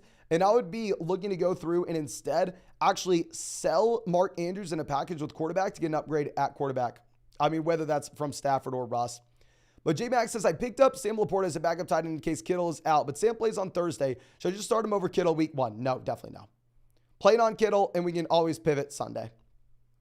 Now, Papa says, last minute 12-team league, worried about the 3-4 turn. I know I can get a top 5 quarterback like Herbert or Fields. Do we go wide receiver quarterback and get Geno late? I would actually definitely go ahead and get an elite level quarterback if we can at the 3-4 turn, whether that's going to be Lamar or Justin Fields. If it's a 6-point passing touchdown format, then you can be looking at like Herbert or Burrow. Now, Ryan says, how PBR Dynasty, are we going to go Stroud or Young? I'm going to go ahead. I'm going to take Bryce Young. CJ Stroud's going to be in a very tough spot over the next few years with how bad the situation is for the Houston Texans. Now, Pim Daddy coming out says 10-team PBR quarterback. We have Lawrence. Running back, we have Najee, Aaron Jones, James Cook. Wide receiver, we have Adams, Kupp, Keenan, Hollywood, Thomas. Who do we start? Okay, I like this team. Running back, we're going to go Najee, Aaron Jones, even with Najee playing the 49ers. Wide receiver, we're going to go Adams and Keenan. Flex spot, we're actually going to be going with James Cook over Hollywood. You can't start any Arizona Cardinals, so at least really don't want to. Now, Clutch coming out says 10-team, 1 flex, half point per first down. We have Mahomes, Walker, Sanders, Watson, Metcalf, Sutton, P. Ryan, David Montgomery, Brandon Cooks, Gabe Addison. Any moves to make? Half point per first down. We want to build around running back like we already have, especially someone like David Montgomery. We have the elite level quarterback in Mahomes. If it's a half point per passing first down, you're, in a phenomenal spot. I actually don't think we do anything there, my man. I think you're in a good spot. Now, Xavier coming out says, 6-team league, should I trade Waddle or Cooper for Mixon? Yeah, trade Amari for Mixon, definitely, especially if you have to start 3 RBs. We have Mahomes, Lamb, Waddle, Amari, CMC, Chubb, Montgomery. Yeah, we're good at running back. Everybody's going to be good at running back. But in the 16 format, you definitely want to be selling any wide receiver depth you can. Sell Amari for Mixon. Now, Praying Mantis out again says, hey, Mason, what do you think about starting Sam Howell over Jones? You are crazy. I know it's a good matchup, but am I overthinking the matchups? You are. I have Waller stacked, but I don't know about Jones versus Dallas. Yeah, please still start Daniel Jones. I think they're only 3-point dogs in that game. Young Yeezus coming out saying, I need to start 3 of the following: James Conner, ETN, Mike Williams, London, and Tyler Lockett. We're going to go ETN, Mike Williams, and honestly, if it's a full PBR format, we'll go Lockett. Non-PBR, we'll go Connor. Now, Prohibit says, who do I start at the flex in a full PBR league? We have DJ Moore, Dotson, Hollywood, Dalvin, or P. Ryan. We're going to go ahead. We're going to go DJ Moore if McLaurin plays. We're going to go Dotson if McLaurin misses. It does look like you will have Terry McLaurin playing this next week. You're saying, I had DJ Moore, but I'm scared Jerry Alexander locks him up. No, I think you can go DJ, my man. Ryan says, 16 at PBR, 2 quarterbacks, No, I'm sorry. 2 wide receivers, 2 running backs, 2 flexes. What's your draft strat? We need an elite level tight end. Get an elite level tight end, get an elite level quarterback. Man, make sure we're taking Travis Kelce inside the top 12 picks here. Young Jesus says, and then also slam running backs. Wide receiver is going to be the easiest thing ever in a 6-team league. Now, Young Jesus coming out says, a full BBR start 3 of these guys. We have Connor, Locke. Okay, I think we just answered this, no? Yeah, we did. We're going to go ETN, Mike Williams, and then if it's a full, you're saying it's a full BBR league, so we will go Tyler Lockett here, my friend. And Chong says, 12-team at BBR league. We have Justin Herbert at quarterback. We have Eckler at RB. We have James Conner, Garrett Wilson, Metcalf, Devonta Smith, Terry McLaurin, Kyle Pitts. And on the bench, we have Jalen Warren, Elijah Moore, Kenneth Gainwell, AJ. Love that we're rostering a bunch of running backs on the bench, going after those high upside RBs. Cut Hunt for an exciting waiver wire option after week 1. If we could sell, say, Terry McLaurin and go get Mike Williams to stack with Justin Herbert, I think that'd make a lot of sense. But we're already correlating with Herbert and Eckler. Phenomenal team. Howard coming out says, a 14-team full BBR format, 2 wide receivers, 2 running backs, and a flex. We have Tua, Bijan, Javonte, Olave, Ridley, Kincaid. We have Mike Williams at the flex. And then on the bench, we have Khalil Herbert, Rashad Bateman, Devon A. Chain, Elijah Mitchell, Jameson, Ferguson, Luke Musgrave. Any tips? So generally, we don't want to be rostering 3 tight ends here. I understand it's a 14-team format. So, I mean, the waiver wire option is going to be a little bit worse. I'm fine if you want to roster Jameson Williams because it's a 14-team league, but we definitely have to at least be dropping one of these tight ends down there on the bench. Probably looking to drop Luke Musgrave and then pick up another running back or wide receiver off the waiver wire. I think we keep the starting lineup. Actually, no, I'm also going to start Khalil Herbert over Javonte Williams at the beginning portion of the season. And if we could sell Ridley for Jalen Waddle to stack with Tua, I would do that as well. Now, Cam Dez coming out says, 10-team BBR league, double flex, 2 wide receivers. We have Burrow, Bijan, Gibbs, Diggs, Higgins, Hall, Khalil Herbert, Ayuk, Judy, JSN, McLaurin, Hawk, Pitts. What are your thoughts? 6-point passing touchdown format. I like giving a bump up to someone like Joe Burrow. I like having him stacked up with Higgins. I don't think we need both Hawkinson and Pitts. I think we take one of the tight ends, especially in a double flex league. Try to package it with like Brandon Ayuk and go get a wide receiver upgrade. Matthew says, should I start Deshaun Watson or Goff week 1? Goff has a phenomenal matchup. I'm still probably going to go Deshaun Watson. I have Nick Chubb as a running back 1 and St. Brown as a wide receiver 1. Probably going to go Deshaun Watson. I agree, though. You have a great matchup for Jared Goff. Jordan says, 12-team puppy tournament. We have Tua at quarterback. Running back, we have Jacobs, Walker, Montgomery. Wide receiver, Chase, Ridley, London, Evans, Johnson. Tight end Komet. Thoughts also. Can you trade on Underdog? No, so Underdog's going to be best ball. So you make no moves at all during the season. So I really like this team. If we went through and drafted 3 tight ends, you kind of have to on Underdog if you wait as long as Komet. But you got a ton of value with this draft, my man. Yeah, so as long as we went through and drafted 3 tight ends, I think we're in a good spot. Okay. But we have to refresh this so we can continue to show you all the messages on the stream.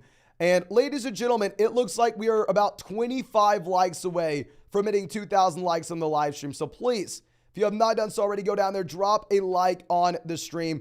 And also, it's not too late for you to check out any of these pick'ems on Underdog Fantasy. You can find the link to Underdog in the live chat, in the description, in the comment section. Promo code FLOCKS can get you a 100% deposit match. Get you our 2023 fantasy football rankings, a free trial to flockfantasy.com. And now is the best time to get on Underdog because they have a site-wide special. Patrick Mahomes, more than less than half a passing yard against the Lions tomorrow night. You also have a Josh Allen flock special only on Underdog Fantasy with promo code FLOCK, more than less than half a passing yard against the Jets on Monday night. I've never seen Underdog do 2 special pick'ems the same week, but somehow they have 3. If you're new on Underdog, you also get an additional mystery special pick'em. So please make sure you are taking advantage of that while you still can, ladies and gentlemen. But let's go ahead and let's get our next question coming up here. This one coming out from Tyler says, 12-team league, we're going to start Alex Madison or David Montgomery. We're going to go Alexander Madison, my friend. Adam says, big dog 3 tonight. Last best ball for the season. Yes, last time we will be drafting on Underdog will be tonight, my friend. Jay coming out says, 14-team PPR. We have Allen, Ramondre, James Cook, Amon-Ra St. Brown, Lamb, Dulcich, Deontay, Mike, Sky, Zeke. Any suggestions? Should we upgrade tight end? I think yes, in the long term, it would be nice. I think that we're going to have to wait to get some clarity on a little bit of the depth with this team. I think, 14-team format, you're actually okay to go through and punt tight end if you really want to, because it's going to be a lot harder to find running back and wide receiver elsewhere. Like if it was a 10-team league, it was a 12-team league with only 1 flex spot, I would definitely say to go through and upgrade. But we can actually highlight these on the stream. Perfect. Okay, and now Jamaric Guy coming out says a 12-team full BBR 2 wide receiver to flex. We have Fields, Jefferson, Adams, Amari, Herbert, Robinson, Ingram. And then on the bench, we have a couple trash tight ends. We have Hall, Mitchell, Lazard. Definitely go through and let go of the tight end in Tennessee. At least drop one of these tight ends. We can't roster 3 tight ends, my friend. I definitely pick up another running back if we can. Running back, we have guys to start at least initially, but I definitely want to be focusing on more upside on the bench with the running back position for the long term. Colm says, do I trade Montgomery and Dulcich for Devonta Smith? Hell yes, my man. Go ahead and do that right now.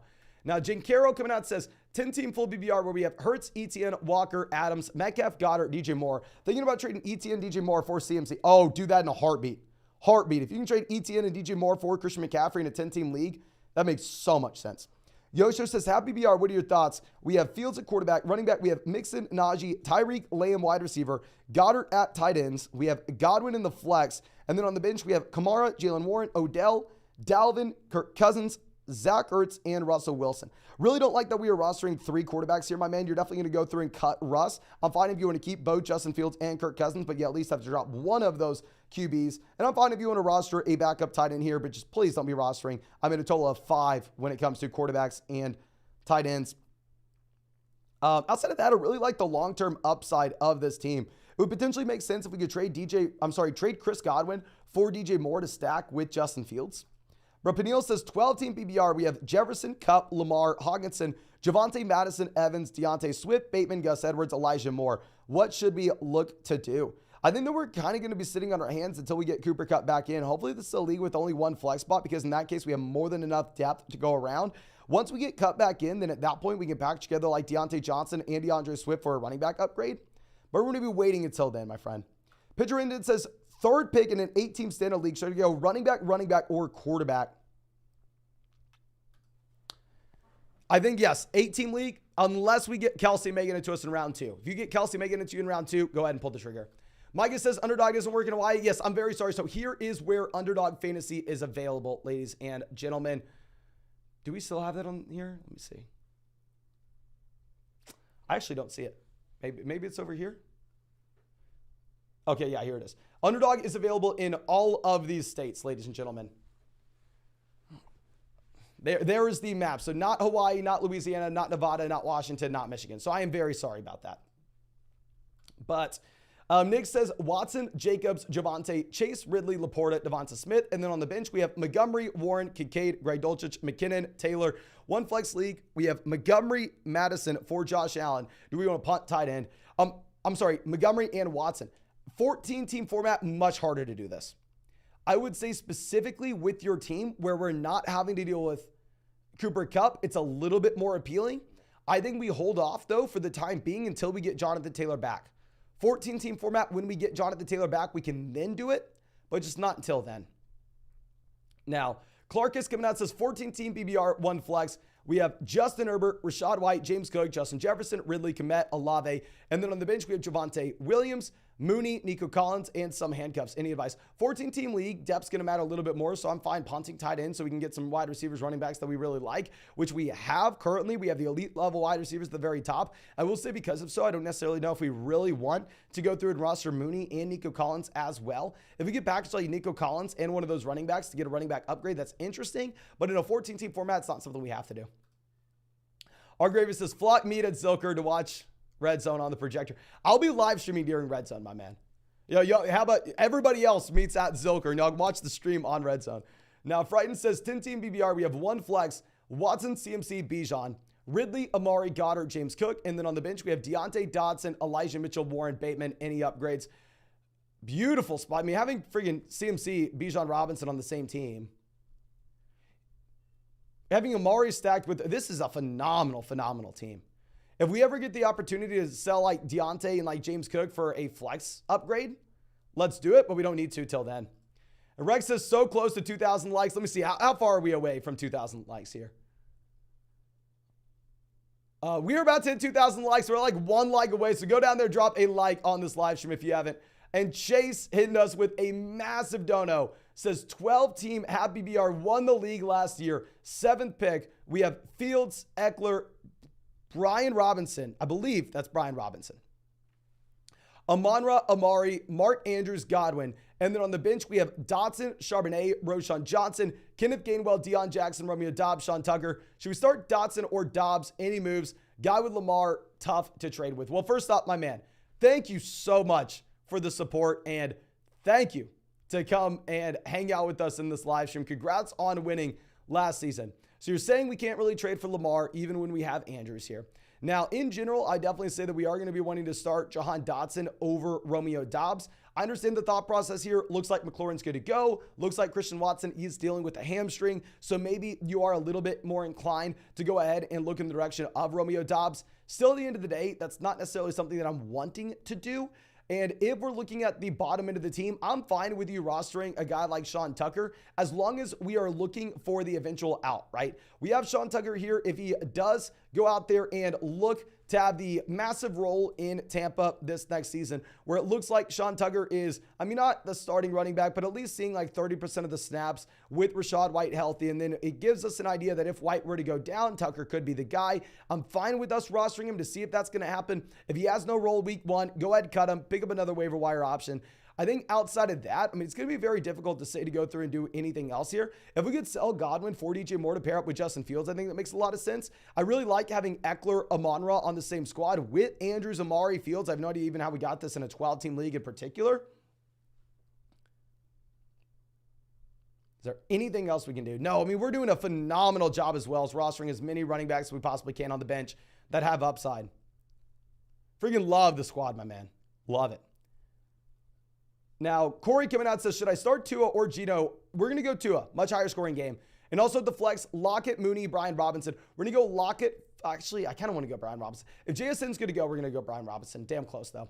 Dan says, 10-team at BBR super flex. We were the 8th pick. We have Herbert, Goff, Eckler, Pollard, Olave, Amari, Goddard, Dobbins. And then on the bench, Pickett, Harris, Deontay S. Really like this in a super flex format. We have Herbert stacked up with Eckler. It would be really nice to get to Amon-Ra St. Brown when we have Jared Goff. If we could potentially pack together like Deontay Johnson and Chris Olave, or Deontay Johnson and Amari Cooper to go get to Jared Goff, I think that make a lot of sense. I'm sorry, to Amon-Ra St. Brown to pair with Goff. That'd make a lot of sense. Another possibility is if we could package like J.K. Dobbins and Deontay Johnson, or J.K. Dobbins and Harris to go get to Jahmyr Gibbs. That way we could get the stack with Goff there. I think that would be interesting as well. And the professor says 10-team league where we have Hurts, Pollard, Walker, Hill, Amari, Ingram, Ridley. What are your thoughts? So we're betting on the Jags offense overall. We have the elite level quarterback. We have running backs with upside. We have the top production at wide receiver with Tyreek. That's a great team, my man. Our Gravy says Kirk or JSN. We're going to be going with Christian Kirk, and we're going to go Jamal Williams over Javonte as well, my friend. And Prosperous says 12-team PBR, 2 wide receiver, and 2 flex. We have Herbert, Bijan, Gibbs, McKinnon, Gainwell.